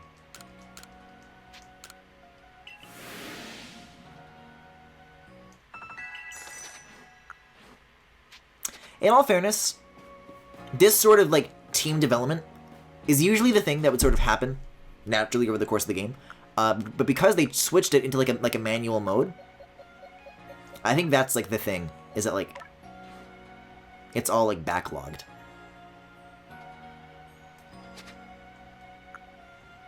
So you're saying that I would want to replace like one special type move with like another kind of special type move? I guess Water Pulse would be that candidate then. Then we'll learn how to master that as well. There were a couple of attempts where the Garchomp was crunching you. Well, Crunch is a dark type move. I don't think I have too much that's weak to dark aside from like literally Zoroark. Which is kind of my own fault. Because Zoroark is not... Zoroark doesn't really have a place in this particular battle. In terms of I don't really have a strategy for them. But then again, same with Turtwig. So you'll never know. You never know when the tables are going to turn, and all of a sudden, you've got a new best friend. I mean, crunching, generally not crunching the move. Oh, yeah, right, okay.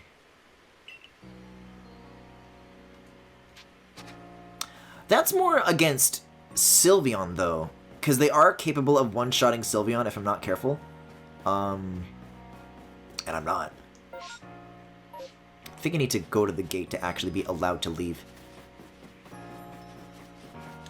You generally want all moves to be the same, physical versus special, but different elemental types. Oh, I see.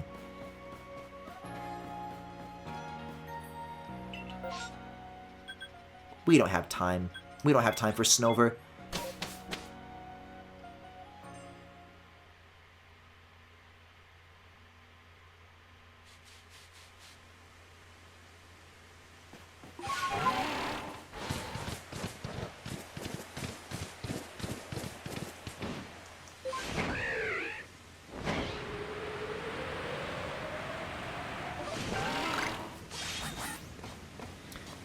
So, like, who the fuck is Zoro? Zoro is a special attacker. So you would want all special moves. Oh, Zoroark, you mean. Staraptor is a regular attacker, so you would want all physical moves. Oh, that's why chat was getting so mad at me earlier. For giving the flying-type Pokemon flying-type moves. God forbid. Some are more even, so it doesn't matter. Or the type coverage is good enough, so it doesn't matter. It's a little too much climbing. What's glimmering? Oh, that's the sound that Chingling makes, I guess. Or it's a shiny and I just don't know it. No, shiny made it sound like I wanted a casino. It was more than just like a subtle twinkle. That noise is really in your face when you find a shiny.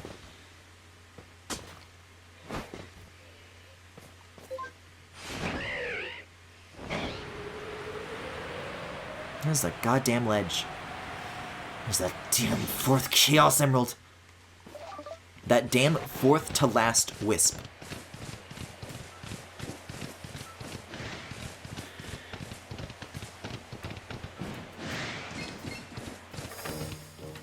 Here's one thing I can say, though, about my mistake with Turtwig. It's a very funny euphemism to use for that incident.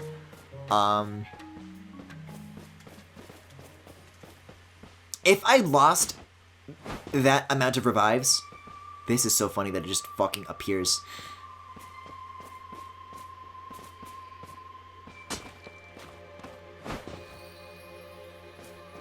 then I would have had to buy more, which means I wouldn't have been able to afford those moves. I would have had to, like, choose between them.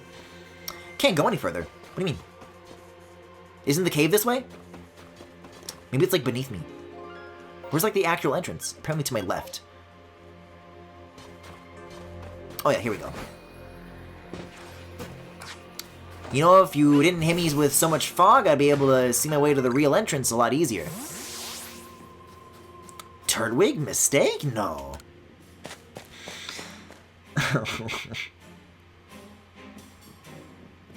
Why does the lighting in here look different? Do you notice that? There's like no shadows in here. The lighting got like turned off.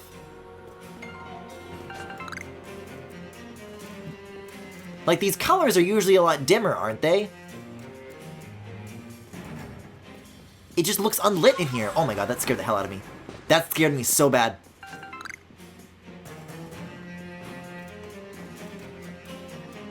Has it always looked like this? Why is everything so bright?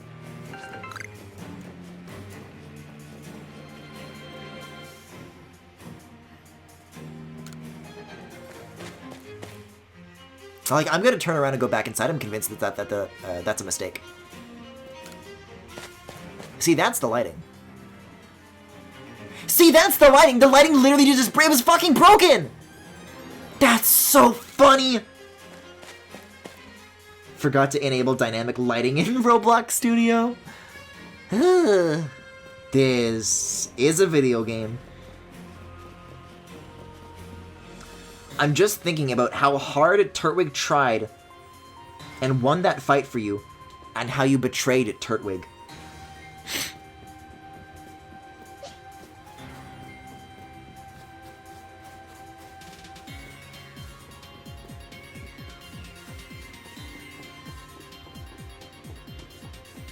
Are there any unknown in Spear Pillar, by the way? Like hiding in any of these like arches or what have you? Probably not. I feel like I would have recognized the hint information.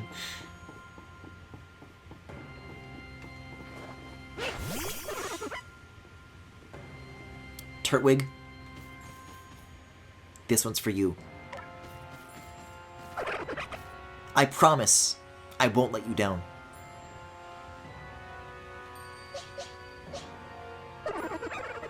Now let's go get that Volo.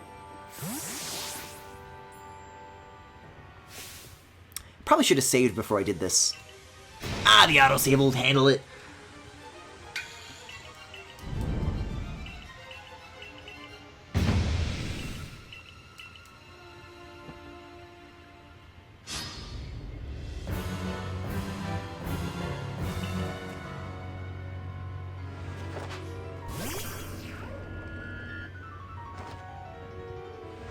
I don't know though. Even with all this on my side, I don't know how I'm gonna handle Giratina after the fact. Am I supposed to catch it or defeat it even? Wait, Dazzling Gleam is like less good. Better accuracy though. But certainly at a cost.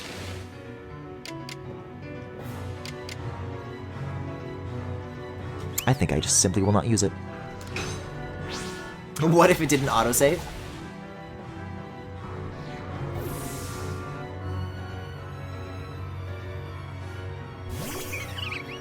Alright, Roserade, here we go.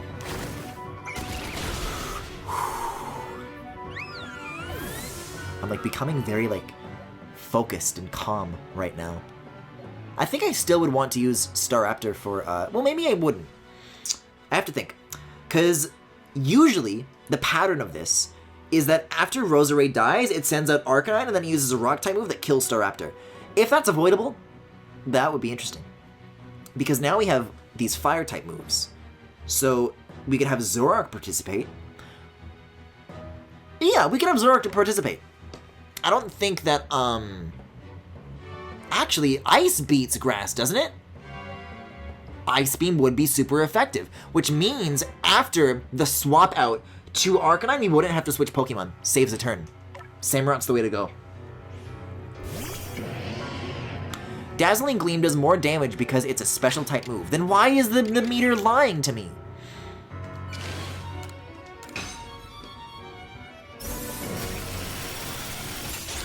There's no penalty for losing to Volo other than the items you would waste during the fight. Samurott into grass type is spicy. Oh! Guess I never thought about it that way, huh?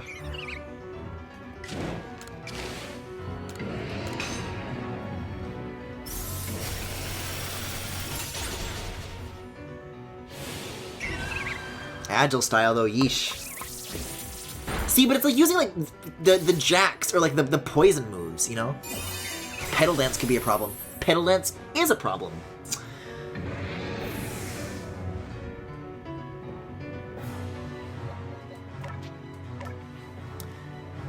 This is why we stick to what works. This is why we reproduce the Turtwig technique. Every single time. You stray from Turtwig's path, and you stray from God's light.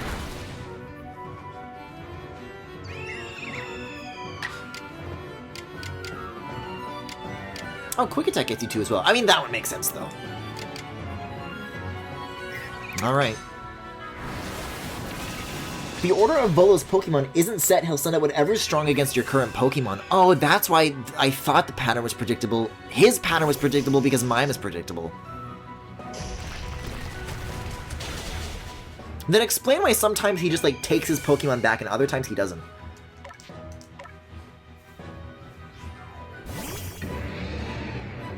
I might have to heal, though. I might have to heal. I'm gonna use a Max Potion on Samurott, just to be safe. Because it'll still try the rock moves, but it's not gonna kill Samurott. At least not now, it won't. Like, that probably would have done the trick before. No double turns here, we'll use a Hydro Pump Standard. Because he's a gamer. See, now this usually tends to be the Lucario finisher. Yup. Bullet Punch doesn't kill. Follows up with the killer. He takes them back when it's a poor matchup, but trainer decisions have an element of randomness, while wild battles are usually completely random. Okay, so Fire Fang can apparently kick this thing's ass. I'm gonna save that though. I want to use Zoroark first, because I'm gonna need Luxray later for that flying fairy thingy. The Toga Kiss, I believe it was. And 2 moves, 100% accuracy. Let's try it on for size. I've been looking to give Zoroark a place in this battle. 2 turns and it kills on Agile! Zoroark? Honestly, that one thing is probably the only thing I actually needed to adjust. Everything else probably would have been fine. Fairy on Ghost, though, is a little... Don't like how that tastes. Oh my god, it's still coming down $10. Luxray is the one that can, like, survive a bunch, though, right? So I could spend this turn reviving. Oh, I get 2 turns either way. Yeah, I'll use the first turn on reviving Sylveon. Because I'm gonna need somebody to pick up the pieces for Garchomp. It's gonna come down to Turtwig v Garchomp, is what's gonna happen. Okay, no extra turns on this though. However, I do also have Thunder Fang, which is more accuracy. Still does not give me an extra turn. I'll go with Thunder. It's gonna do what it's gonna do. And what it's gonna do is miss! I guess 75 sounds a lot nicer than 3 and 4 does, doesn't it? However, still survivable. An Agile turn is survivable. Yeah, that's a maxer for sure. Oh, I like that perspective. It looked like I was like petting its ear.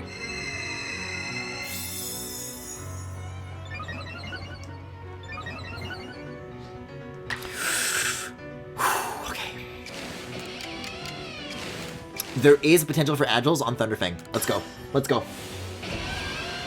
Garchomp also has lower special defense, so Dazzling Gleam is specifically better on it. Oh, that doesn't do as much damage as I was hoping it would. That might be worth giving Thunder an extra chance just for the hell of it.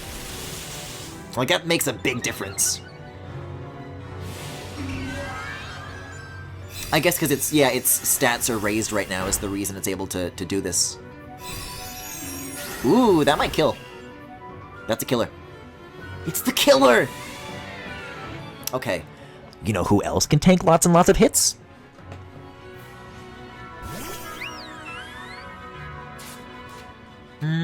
What's our turn order looking like here?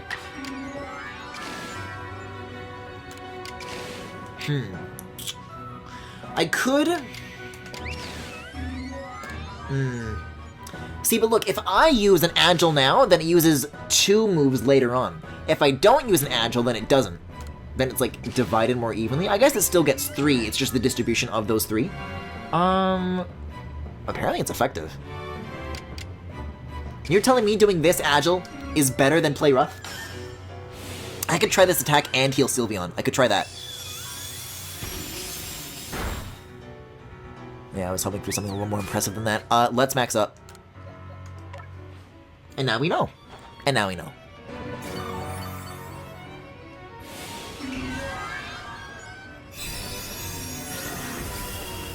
Yeah, I should have done like a revive and a heal, I think, instead. And air slash. Okay, not bad, not bad. I could try surviving one more turn, but that's gonna be a really risky play.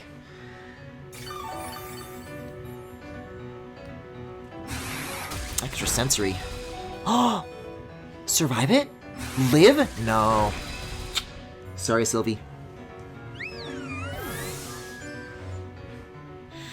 Okay, okay. Yeah, I'll go back. Luxray can survive against this thing pretty steadily. So we'll do some healing and reviving, I suppose.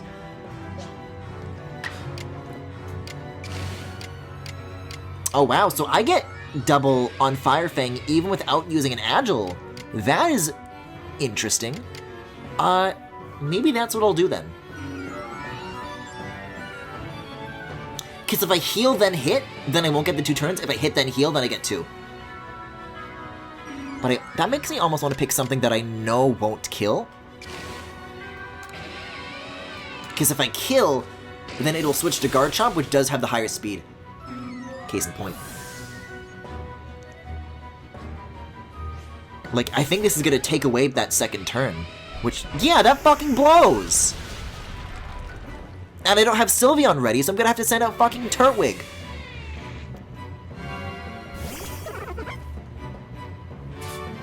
It's just not reproducible. In fact, it might wipe out Turtwig and Sylveon in one fell swoop. Because it has the 2 turns. It's gonna one-shot 2 Pokemon in a row. Unless it, like, miraculously misses on Sylveon, but that's never happened. Iron Head. Yep, super effective. Bye-bye.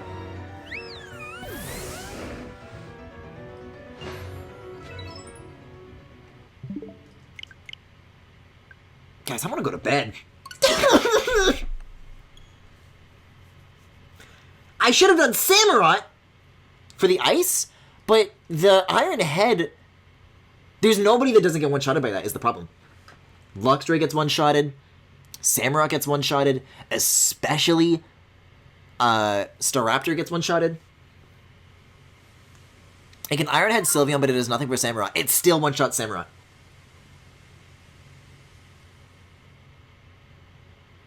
I just needed, like, more of a backup pool to rely on.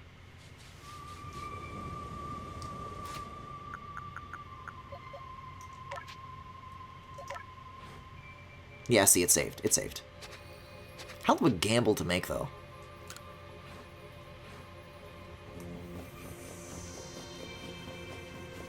That broken lighting in the cave was so goddamn funny.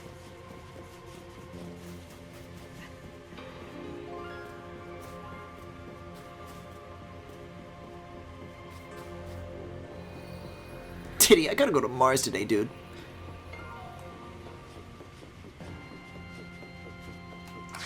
Make sure we've got Sylveon out. Hwah! Samurott is also much faster than Sylveon.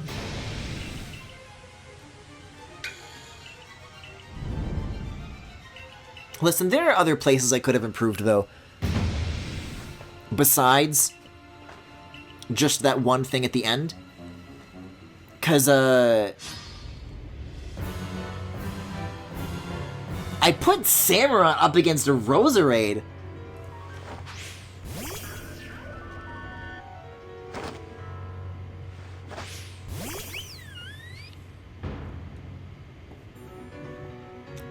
That's the very first thing that fucked me. You're telling me that this is better, huh?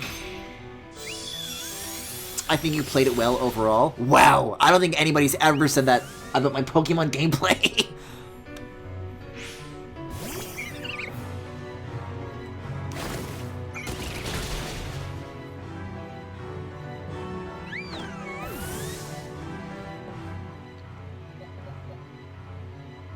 I think I also put Zoroark here earlier. I don't think I'm going to do that. There are other Pokemon later on that are weak to Fire type, so maybe Zoroark would be a good backup for Togekiss. I think using Flying type moves on Roserade is much better, because then you get the guaranteed double flying. From, like, these things. No? Okay, well, not this time, but sometimes you get it. Sometimes you get it. Yeah, not even with Agile does it work. Alright.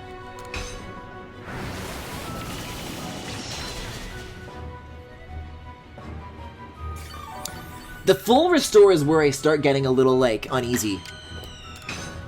Because then I'm going to do it again and he's going to pull it out. He's going to give it up. No, okay, okay. Okay. Stinol double turns, curiously. Yes on Quick Attack, no on this. I could probably win with a Quick Attack. I'll do that. And then I get a bonus turn for later. And then I can revive Sylveon. Because Sylveon's dead right now. Yeah, Arcanine's next. Yeah, that's very, very handy. Moments like that are precious.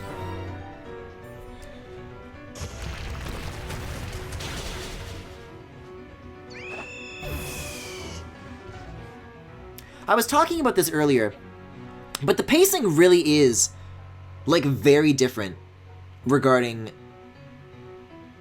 how few moves you can get KO'd in, even in, like, average situations. Because before, if it takes more turns to wipe out a Pokemon, you have more turns to do things like heal and revive. But in this, you get hit and you die a lot faster, but revives aren't any better. They are exactly the same.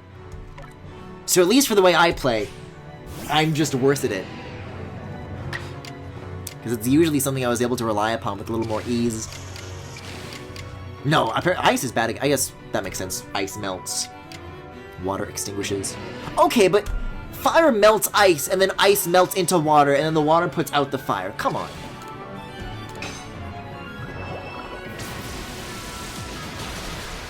I love looking at the Hydro Pump with Volo, like, in the background. It just, like, barely misses him every time.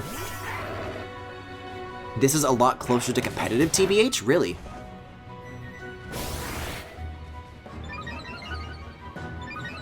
See, because look, Lucario's gonna do his finisher. Oh. A little bit of surviving to shake it up a little bit. See, look, it like barely touches him. Oh, well, maybe not at this camera angle. See, look, it's super effective. Close combat does the same thing that the Iron Head does. Okay, so Thunder has usually been my go-to with Lucario, but now I have two Pokemon that know Fire-type moves. I think... yeah, this is the question. Do I want to use Zoroark as fodder against Lucario, or do I want to use him as a backup for Togekiss?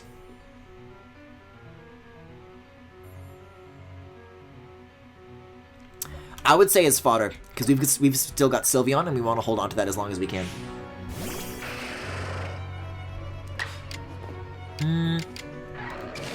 Whoa, look at all those extra turns.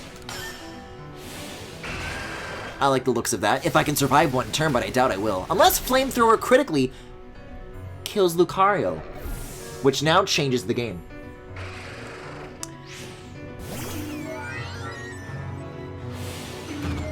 Close combat is fighting, which beats Dark. Samurott is not weak to Iron Head, which is steel. Oh! I thought they were both rock!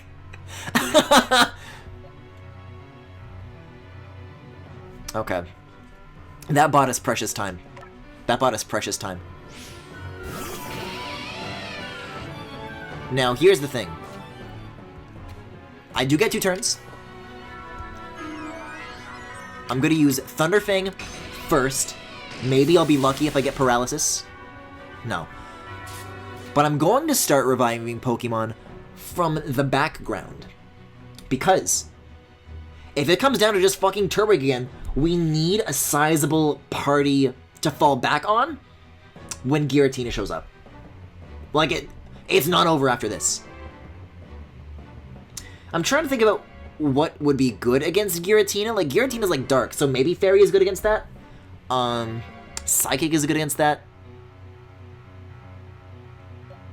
I'm thinking it's between Samurott or Staraptor. Zoroark dies way too easily still. Zoroark is still a couple of levels behind the rest of the party. Samurott is priority. Okay. And then I can double up with the ice too, actually. Which is also nice. Now, can I get any Agils off of this? No, not this turn. I guess that makes sense. Maybe I'll use a Hyper Potion on this turn so that I can, like, get another Agile later and then another attack and a heal. Giratina is Ghost/Dragon. Oh! Giratina is not Dark, really. I guess, yeah, Darkrai would be the Dark Legendary instead. Ghost Dragon is an interesting matchup. That means Sylveon would actually be insanely good against it, right? Because Fairy beats both of those. Still no Agiles, though. It's rough.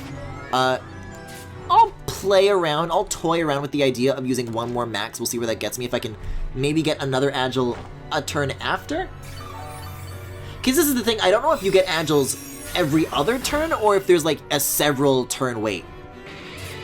I'm especially not doing that off the heels of a crit, though. But can I get an Agile on this? No. So I think this is just the way Togekiss is. But I definitely don't want to, like, lock that crit in. That's no good. Fairy beats Dragon, it's neutral to Ghost. Got it. What does beat Ghost? Ghost is a weird typing. Yeah, Moonblasts I can tank a lot easier. Alright. That's the end of the road for you. I'm gonna lock that in. Wait, but if Iron Head isn't rock, then why does it beat Luxray? Because Steel beats Electric. God damn it! I'm so mad about this! It always comes back to it at the end, doesn't it? Alright, well apparently Samurott's the better pick for this. And I'll try healing. I could swear that Garchomp knows how to one-shot, but if they don't, then that's something. Here goes nothing. I guess I have Sylveon as fallback. Couldn't hurt to try.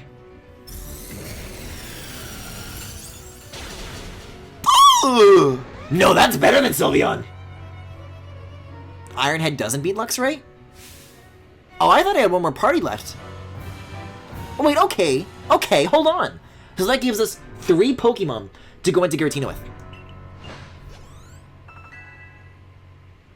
He uses Earth Power, which is ground against Luxray. Right.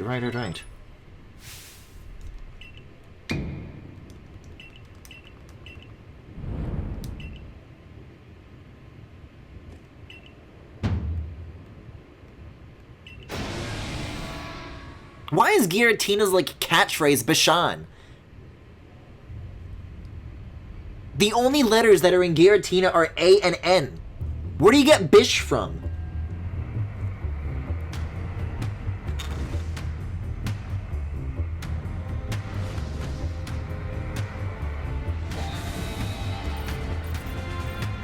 This game loves to overuse the HD Rumble. It's not about the subtlety or the nuance of the feeling, it's just about making it vibrate as hard as you can.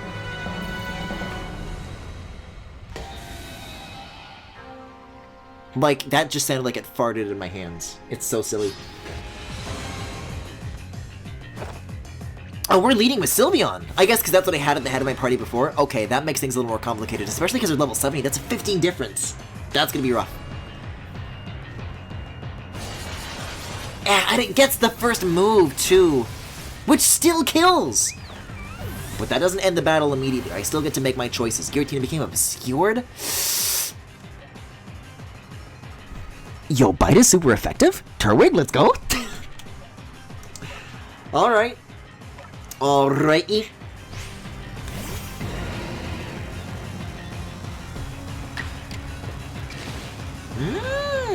It is possible to get double turns. And also, Samurot's like a lot closer. Did I say 15? I think it's only a difference of 5 levels. Ooh, no, this is still gonna take some hard work, though. I'm gonna do a revive on Sylveon instead of a heal on Samurott, because I think that's more reliable. I think it'll still one-shot either way. But then again, maybe not. If it's what, Ghost Dragon? And if I'm Dark type, does Ghost beat Dark? No, Dark beats Ghost. That's why I just got the better hit. Okay, maybe I'll use a max potion on Samurott. If it falls back down to Turtwig, then I'm using revives, but I don't think I need to do that right now. Ooh, with strong style, though, that might be a problem. Yup, it's a problem!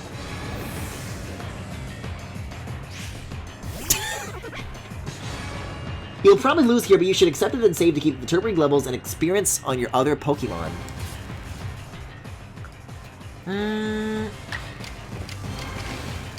It'd be so funny if Agile moves actually fucking worked on this thing. Apparently if you use Leafage, though, it gives it 3 moves, which is not ideal. Bite will only give it 1 move. So that's something. It's so funny that it's level 33.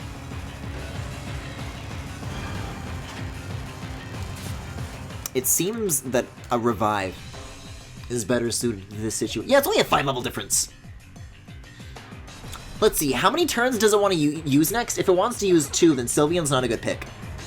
It wants to use 2. Okay. So I need to pick something that can survive 2 hits from Giratina. Ooh. Who knows? Maybe on a level 33 Turtwig, one of those attacks will miss, because that gives me a chance. Gives me a chance. Sega doesn't stand a chance. So Samurott can't survive at full health. Well, maybe it could have, but it used a strong type move. I mean, Staraptor would be my second best pick. Staraptor or Zoroark? Because Zoroark has the dark type moves critically. Sylveon has the most HP, to be fair.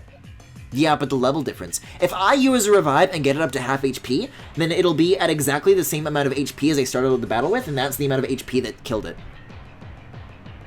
It does have a type advantage, though. I could try reviving Samurott again, and then maybe it like could just not use a strong move.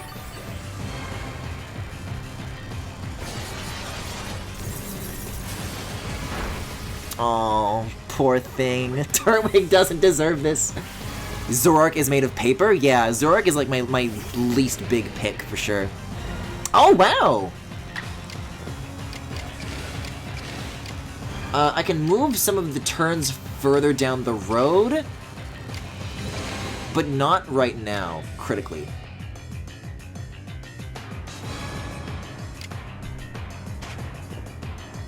If it's gonna hit anyways, I'll use a revive on Sylveon too. I'll try to like expand the party. I don't think there's a way out, so it's just wasting revives. Oh yeah.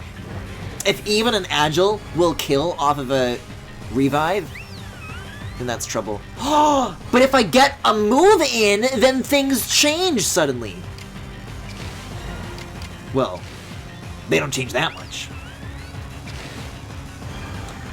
Alright, so Dazzling Gleams. Well, I guess if it doesn't change the turn. If one move will kill me,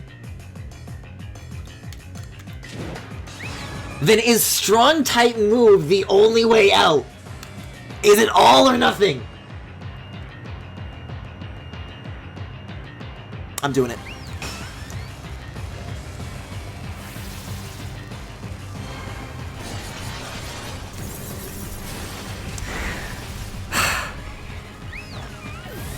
Why? Why? Why? Try with a stronger Pokemon. Try with a stronger Pokemon. Stupid fucking dumbass game for babies. Critically, I will save though. Critically, I will save. Alright. Giratina just said no, LMAO. Giratina has accuracy hacks? Giratina's using a leg switch. I'm so mad. I want to go to bed! I want to go to bed! I guess I keep the levels. I don't know. But I don't have as many revives. How many do I have? Oh, I only used 4. I only used 4.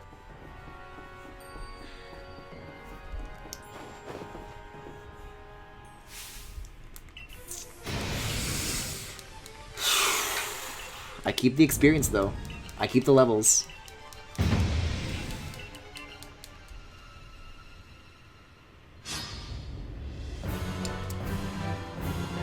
It's almost 5 a.m. Yeah, if you want to dip, I don't blame you. I cannot make promises as to how long this battle will endure. But actually, excluding the Animal Crossing stream, we're only just now coming up on the usual length that the classic Arceus streams used to be. So at least for the audience, I don't think it'll be too bad. If you want to come back to this later, though, that would be... Called back Spiritomb? Oh, this is gonna be a bad luck run, isn't it? I also need to go to bed, but I need to see his reaction after beating Giratina.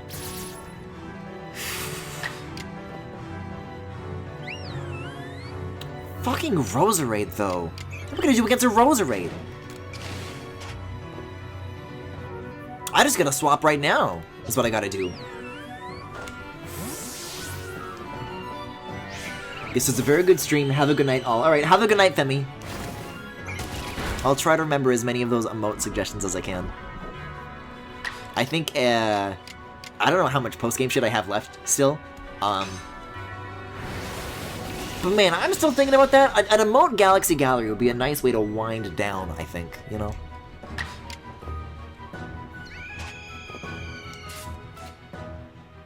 No, I don't need this. That's barely any damage on Sylveon. That's unnecessary.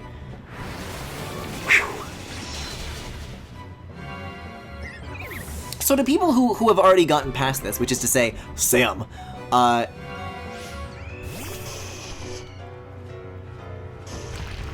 did you have a hard time with this? Were your Pokemon around this level? Is it just supposed to be this way? Because, like, I'm not going to complain about, like, oh, this is too hard. Because, like, it's post-game. Of course it should be. But was it this amount of hard for you? Is the question.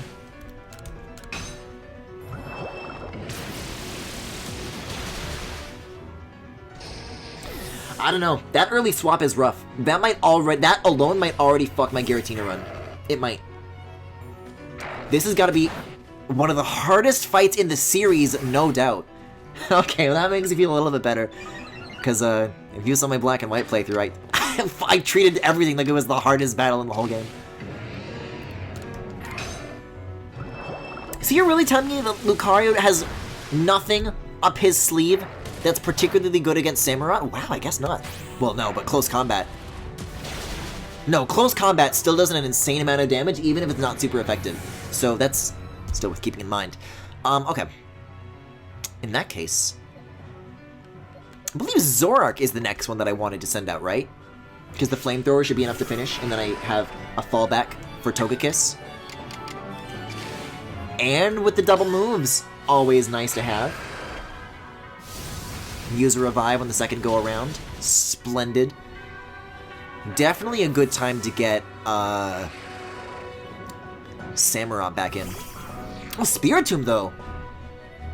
Oh, the full restore. That is sneaky. I'll give you that. That is sneaky. No Agiles either. So normal type moves don't work. I guess there's no difference between these aside from just... No, they both do the same amount of damage. Okay. You know what? You know what, though? I said I was going to give myself an extra turn, and it looks like I'm getting an extra turn later, no matter what, although that might be because it's about to use a strong move. I said I was going to revive Samurott. I'm sticking to that plan. Let's be honest, Zoroark is very vulnerable to dying anyways, unless you like to avoid, unless you're into that. Ooh. Shadow Ball has stab? Oh, so that's like a after the fact chip damage, right? Like a burn? Or does stab mean that it's more likely to crit? Shadow Ball, you say? Shadow Ball, you say? Shadow Ball's dumb! Oh yeah, that does do significantly more damage. Yeah, that's a killer though. It's the killer. Okay, so we still have Garchomp left. Let's set up Luxray right now. Oh no, but that'll make it send out Garchomp. I was trying to think 2 steps ahead, that maybe like if I use Luxray now, then I can go back to Togekiss. Is Togekiss already dead, or did it swap that out? There's the goddamn thunder thing. I don't know if that was a good idea. Because Garchomp's gonna one-shot Luxray, and that's something that did not need to happen. We could have had a full health Luxray for Giratina, and now we will not have that. Stab means same type attack bonus. If you use a move that's the same type as the Pokemon it's using, it'll do an extra 1.5x damage. Oh, I see.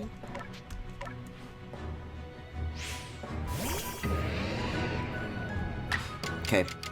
Ice Beam is the way to go, especially with the 2 turns that it gives you. If Togekiss is the last Pokemon left, this could be a blessing in disguise. Frostbite, nice, nice, nice. Because Togekiss is like the most survivable Pokemon that I have. No, Garchomp is gonna insta-kill though. I'm just gonna use another Ice Beam.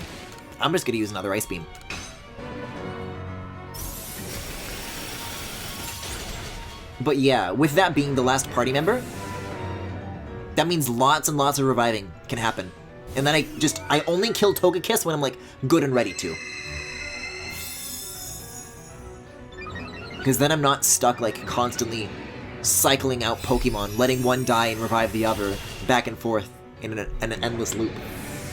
Okay.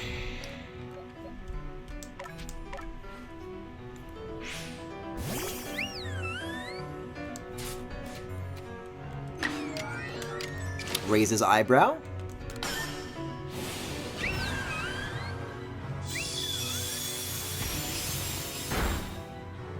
It's something. Gets your foot in the door for these other fellas. So fire is good against this, or thunder is good against this? I think both, actually. So we're gonna want Luxray for sure.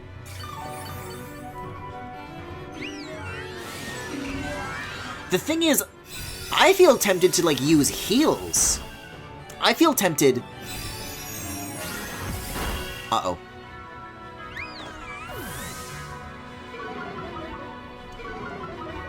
At least you're back to normal, but... Like, I don't just want them to be at half HP. If possible, I'd like them to be at full health going into Giratina, is the thing. I guess the 2 things that I would want are Sylveon and Samurott. At full health above all else, for sure. Fuck it, man. Let's send out Turtwig. I don't want to fall back on Sylveon right now, although I certainly could. But I shouldn't. Or should I? No, I should.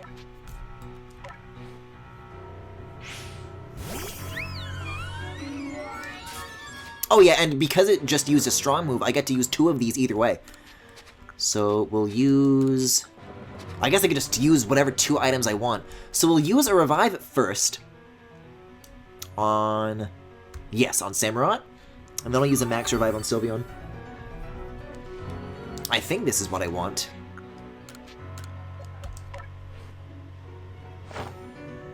And then ideally, I have a full health Sylveon and a full health Samurott. Just like in my back pocket, and then I finish with Luxray. And then I have... That's like a good build to go into with Giratina with. It doesn't mean that I'd be immediately fucked at the very least. Okay. Let's see. may as well keep that up. But I guess this PP, though, is going to be critical to be using on Giratina as well, so maybe wasting on Togekiss isn't the best idea. No, that's below half. It's not going to survive that. It's not going to survive that. Let's try some Hypers in case. Oh yeah, that'll get you to 247 easy. Okay. I do not need to be wasting the maxes then.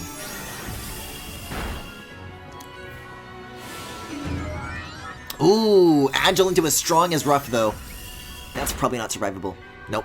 Fuck!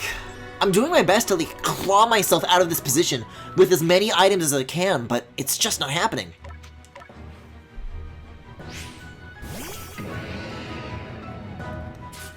Okay, but I get 2 turns again, so we'll use a Revive on Sylveon, a Hyper on Samurott. Yeah, usually, like, it's about a difference of maybe, like, what, 120 HP? So if this is 150, I do not need to be using as many maxes as I am. Those are good to save for later. Is Flying good against water?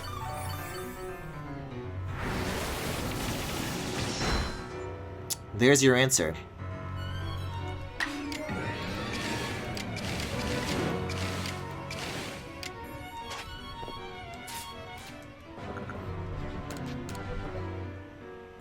Let's get Luxray queued up.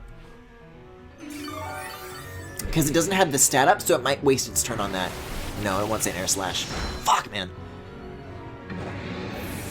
Yeah, Turtwig's definitely not a good pick for this, because if it's flying, everything's going to be super effective. I was thinking maybe if it's like level 33, there's like a tiny chance that a full health one could take one hit.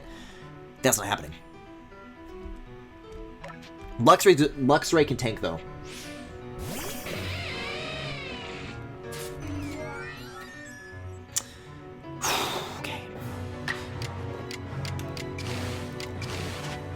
Yeah, there's no extra turns I can get out of this. Let's just Hyper on Luxray for this turn.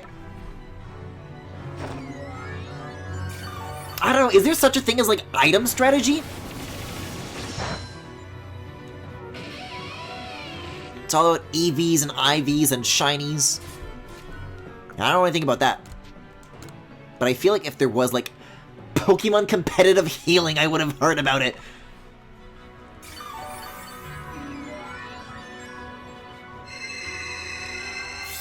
This is good, though. This is a lot of turns with Luxray being alive. I might even be able to heal one of my background Pokemon and still, like, live to tell the tale, which is really, really good news. Yeah, Hyper on Samurott. Take a little bit longer. Hyper on Luxray. Take a little bit longer. Another Hyper on Sylveon. Yeah, not very effective. If I can keep this up, we could have a very good party setup to go into Giratina with. Even better than anything that I was theorizing. If it's this easy to just keep going,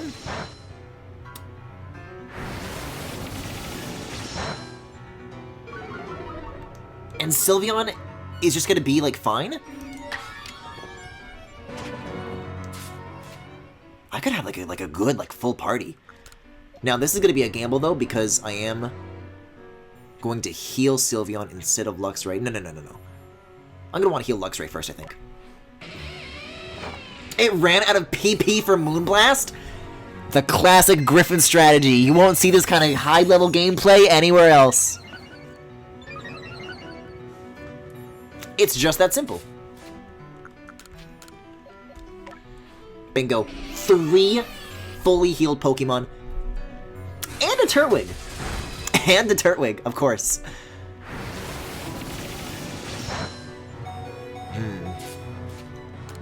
That doesn't look good, but critically, it doesn't look good.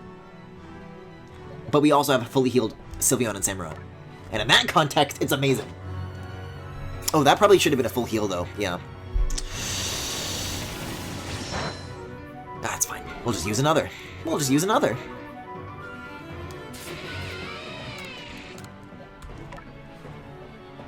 Why is this, like, working? I was, like, complaining about how quickly I was always running out of items and shit. This is, like, kind of okay. It's a lot of setup, but I'm really hoping that it'll pay off when we hit Giratina. As opposed to everyone else being dead. Impeccable strategy. This is why I really want to be able to forget I want to be able to forget. Kind of true, but I'm trying to remember the name of the thing that's like Pachirisu, but it's in Gen 5 and it's a black flying electric squirrel. There was a battle where I could not beat it, and I think it was like a gym battle, like a gym leader. And my strategy was to simply make it waste its PP for all 4 of its moves, and then it started hitting itself and it died. That was the only way I could win. So I could simply spend all this time on exclusively healing items and nothing else. Emolga! Emolga, that's the one. A critical hit too. Ooh, back-to-back could be rough. Yeah, that's a max revive for sure. Or max heal. I wish I had max revives, goddamn.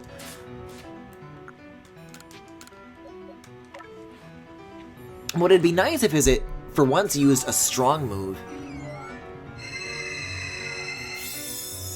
Because then I would get the 2 turns after the fact, and then I could, like, max out Sylveon again and switch back out to, Luxray. This is the second best thing next to that, though. Like, look at all these revives that I've got! The whole party's gonna be up and running!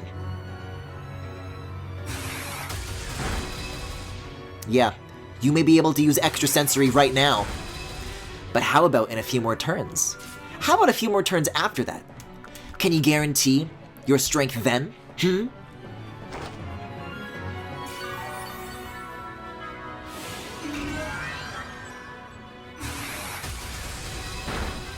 Competitive healing. This is so fucking ridiculous!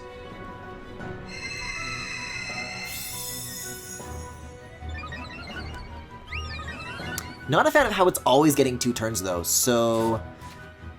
This is definitely... I'm like gonna set up Luxray to be fully healed. And we'll find a good opportunity to get Sylveon back out of this. Or maybe not, I don't know. Once it starts hitting itself, then you really want to go all in on the healing for sure. I don't know. I can do this up to 15 more times, which is critical to note.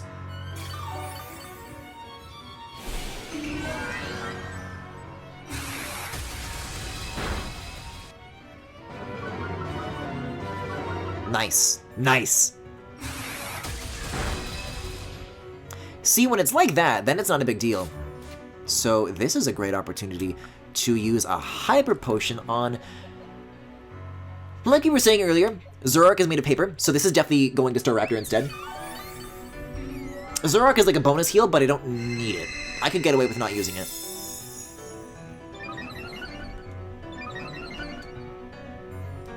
Okay. Like, look at this! Slowly but surely, the whole party's coming back. We're on the verge of having a fully healed team. At the end of the gauntlet that we've just come through. Oh, I didn't know that it could use that twice in a row. That's rough. It's getting pissed. It's 3 times in a row. Oh my god! How much more can you raise them?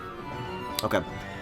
This, I think, is a good time to swap out of Sylveon and back onto Luxray. That's what I think. We'll get the rest of the job done here. I would like to hold on to that fully healed Sylveon. Wait, it's doing that because it's the only move it has? It used struggle! It's happening! It's actually happening! I was talking about that Emolga thing as like a joke. Like, oh yeah, that happened last time. But surely what's happening right now, it wouldn't get to that level of ridiculousness. And yet here we are. This is hilarious! We're gonna have a fully healed team. We're gonna have a fully healed team going into Giratina. And it's just that simple.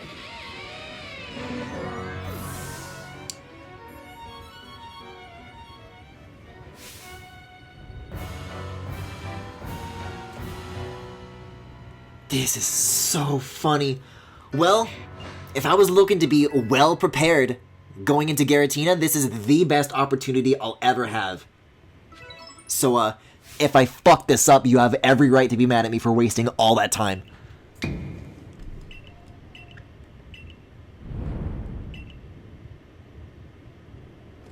I feel like I'm starting to like look like Volo. I've got like that unhinged smile. I can see how he got this way now.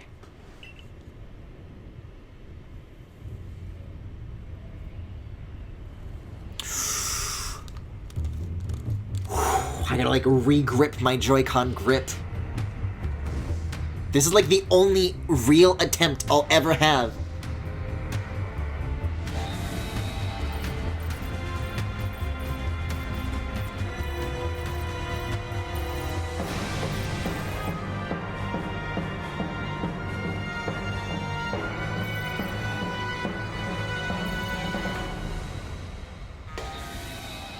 I hope you guys can hear that rumbling, because it's such a silly sound.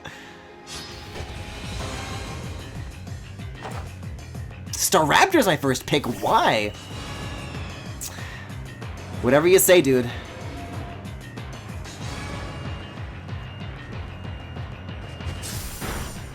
Oh, look, I'm surviving hits! It's unbelievable! Oh shit. Combining the thing that the air slash usually gives you with everything else does actually give me 2 turns.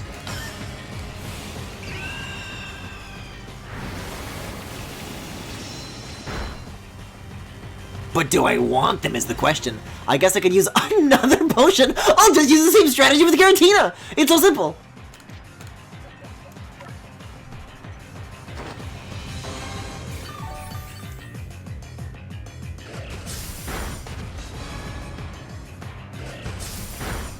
Nah. But I can't keep double agiling is the thing. Okay, so apparently Samurott is really good. That's our next fallback. Dark and Ice is really good.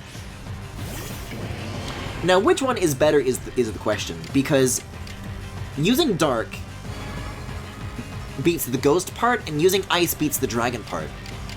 But I guess this has more guaranteed accuracy. Neither can be agiled on, though, so we'll use a normal Ice Beam, I guess. It's weird! Just, like, going into a battle and not even having to think about healing from the get-go, from the jump.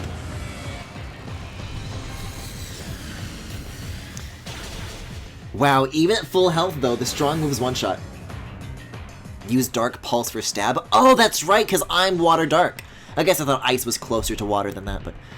Alright, well... Oh, but you know what? Zoroark's got some extra goods in here. Hold on. Let's try Zoroark for a little bit, huh?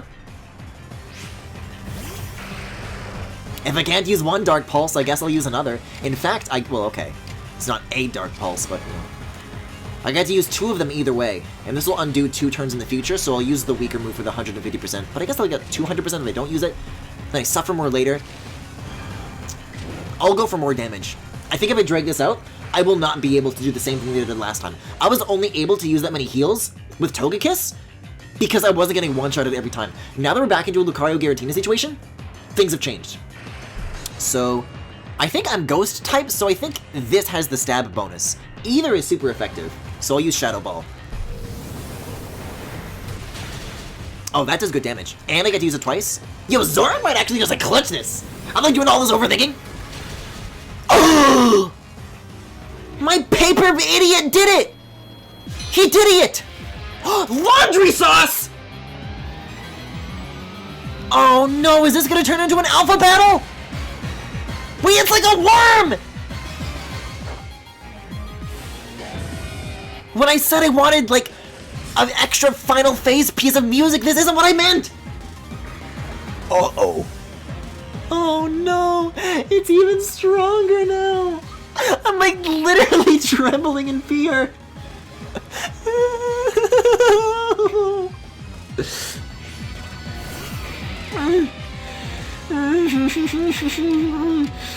Oh, Crunch is good, though. Crunch ain't bad.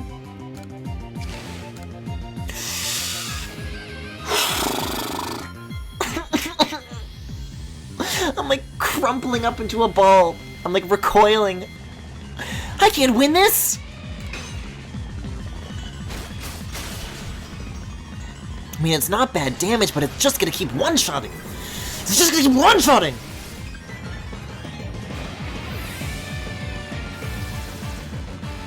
This is music to bounce to. I get the feeling that if strong attack is coming on, I could go with Turtwig. I don't know. Yeah, I'll use Turtwig and then I can like revive somebody else who's like maybe good. I could re-revive Zoroark maybe to get some more Shadow Pulses in. Somebody besides Sylveon. I guess I could try... I could try Sylveon now, and then when Sylveon dies, then I use Turtwig and then go into Zoroark. But that's painting myself into a corner. I'm trying to think of a situation that right now I could like still have like 2 Pokemon to fall back on. Right now I only have the 1.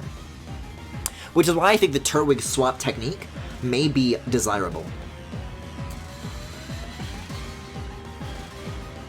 I mean, this is rough though, because when I'm making like a kind of an iffy decision like this in the battle that comes before this, I have the luxury of like, oh, well, if I die, then there's no lost progress. This Giratina battle comes on the heels of so much healing, so much revives, so much time wasted. So I can be pulling this shit again. I can't. You have to be like even smarter about this.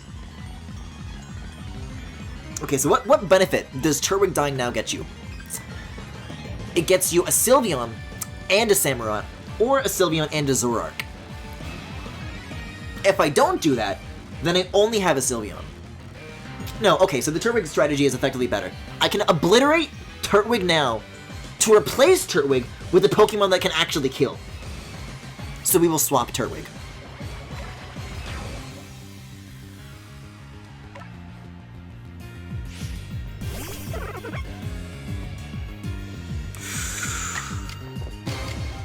Got any agile moves, though? Got any, turn swapping, though? No, not really. Can you imagine, though? If, like, Turtwig was, like, my secret weapon? Now, Samurott or Zoroark is the question. I saw that Ice Beam didn't do much, but I'm hearing about this here stab bonus. If I use Dark Pulse with Samurott, maybe that won't be so bad.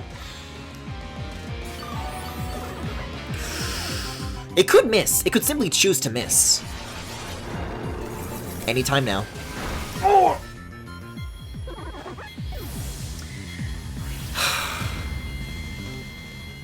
I'll do everything I can to make sure this sacrifice wasn't in vain. The only way I'm winning this is if I beat it in the next 2 turns. Or if I get Agile bonus. Oh, what's that? Did someone say 2 turns? Oh, that's a stabber, alright. That's a healthy, hearty, meaty stab! And I dust my hands of this. Okay, there's its legs. Where did its legs go? It, like, reverse evolutioned. Oh my fucking god! Bichon. Oh yeah, you're real bummed about it, huh? Wow, what a battle. I have never gone up against anything that ridiculous in a Pokemon game. The back-to-back battles is what really does it in. Like, if either one of those on its own would be pretty difficult. The fact that you have to do both of them back-to-back is an insane ask. Turning tail and running? From this puny human? Pathetic. I was the one to feed you the power you needed so you can take on Arceus. I was the one who gave you the chance to claw open the rift, driving the deity of space and the deity of time mad, so that you could drag the creator out from hiding. How? How could this happen? Almighty Arceus, if you have any heart within you, then tell me. The blood of the ancient Sinnoh people flows in my veins, does it not? What is it then that you find so lacking in me? Do you mean to tell me this world doesn't need to be remade? I can't live with such questions. I bear not satisfying this ache to know. Answer me then, Griffin. Do you have some dream that propels you, as I've had? Yeah, I do. Dude, come with me. Dude, join. Let's have like a polycule between me and Adam and you. It doesn't have to be this way. So you do. Doubtless that dream of yours would never leave room for the dreams of one like me.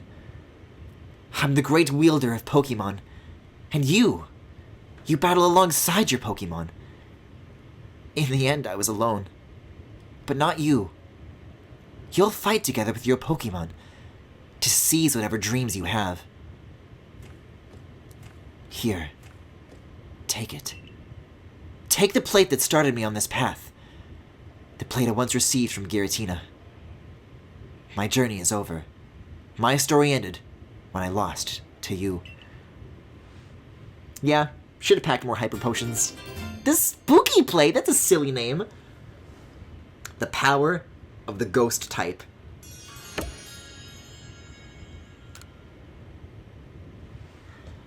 I suppose, now that you've gathered all the plates said to exist in this land of Hisui. It's like rotating, it's like clipping into my face! You, the Celeste... Oh my god. Oh my god. No, I'm fine. The Celestica flute transformed into the Azure flute. Isn't that like blue? Azure means blue, not purple though, doesn't it? So that's it. The Azure flute. It comes to you. So Arceus wishes to meet you. Of all people, you had to be the one. Is that why you were brought to this world? I've no desire to watch from the sidelines as Arceus comes to you. And I absolutely cannot accept a world in which you would ever manage to defeat Arceus. Someday, I'll solve every riddle in the legends of Hisui's Pokémon. And on that day, I'll stand before Arceus at last. No, I'll conquer it. No matter how many years, how many decades, how many centuries it takes me.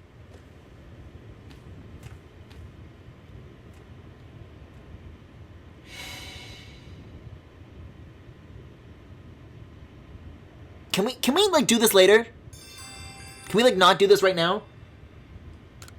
No, not a new quest. Okay. Okay, I'll just leave. Wait a sec. Okay, seek out all the Pokemon there are to meet, then play your flute. Okay, so... But my Pokédex isn't complete, so there's nothing to worry about. I've seen 194, so there's still like about 50 still missing. We don't even have all the unknown. So this like is a mandatory thing to do before Arceus. Arse.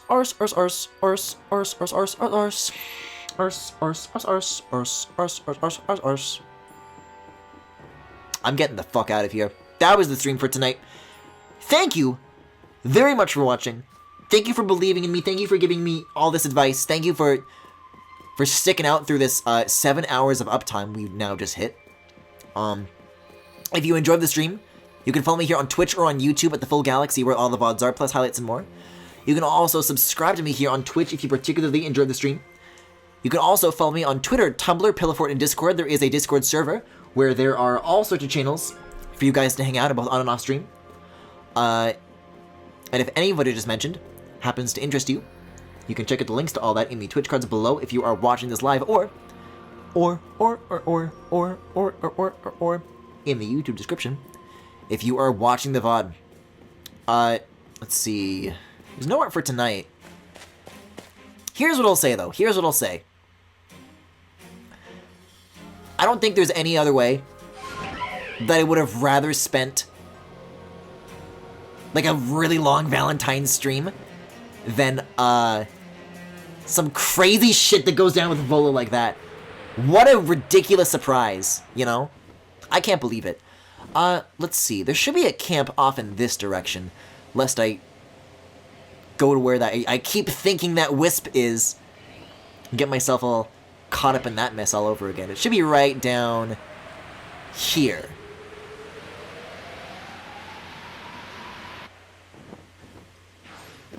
Alright. Did we catch anything, or was that all killing?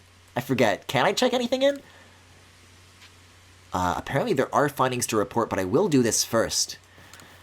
Oh my god. Well, you know what? Good for Turtwig. We could have done this many other ways, but our way was with Turtwig, and we never gave up. Probably gonna need to buy a lot more revives for next time, too. But we'll have a whole Pokédex to fill in until then. Updated entries. Oh, maybe it's because they're updated entries because it's like the moves that they know. I see. I really don't want to see this thing use baby doll eyes any more than twice, really. But I want to get its research level up. Oh, but wait, if its research level is 10, then that means it's complete. So you don't have to fill in every single one of these prerequisites. You just have to fill in like an okay amount. And once you've like seen enough, then it decides that it's research level 10. That's not bad. I prefer that a lot more than whatever else I could have done. Yeah, I guess we'll return to the village. There's not anything that'll immediately require our attention in the mountain area. But yeah, I already did on my outro. Oh, but there's cutscenes. Griffin, hey Griffin. Have you heard? There's been reports that a huge shadow appeared in the Cobalt Coastlands.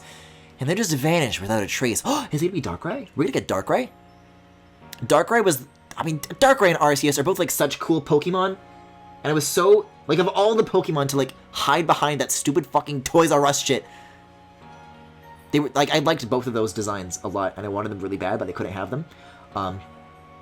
You know me. I love stupid, emo, edgy shit. There's nothing more I need to say. Darkrai's awesome. That is all. Griffin, my boy, you must tell me. You went to the Temple of Sinnoh with Volo, correct? What exactly happened? Oh, I can't believe he's just gone forever. I'm gonna miss him. In that case, the shadow in the... Oh, wait, the Cobalt Coastlands? It's not gonna be Darkrai. Giratina, like, ran away. So now it's gonna be in the cave. I getcha. I do believe this calls for a survey. The Cobalt Coastlands are pretty vast. I hope you have some idea where to look. Yeah, something like that. I'm glad I have confirmation that that's, like, definitely where it is, though, now. Alright, well... It looks like our work is cut out for us next time. I can't believe this is like the only evidence of Volo ever existing that there ever is now. Him and his fucking Togepi. How things have changed. Yeah, I'm gonna get to bed. Both in my house and in my house. But yeah. Thanks for sticking around. You guys have a good night. And I'll see you guys next time. See ya!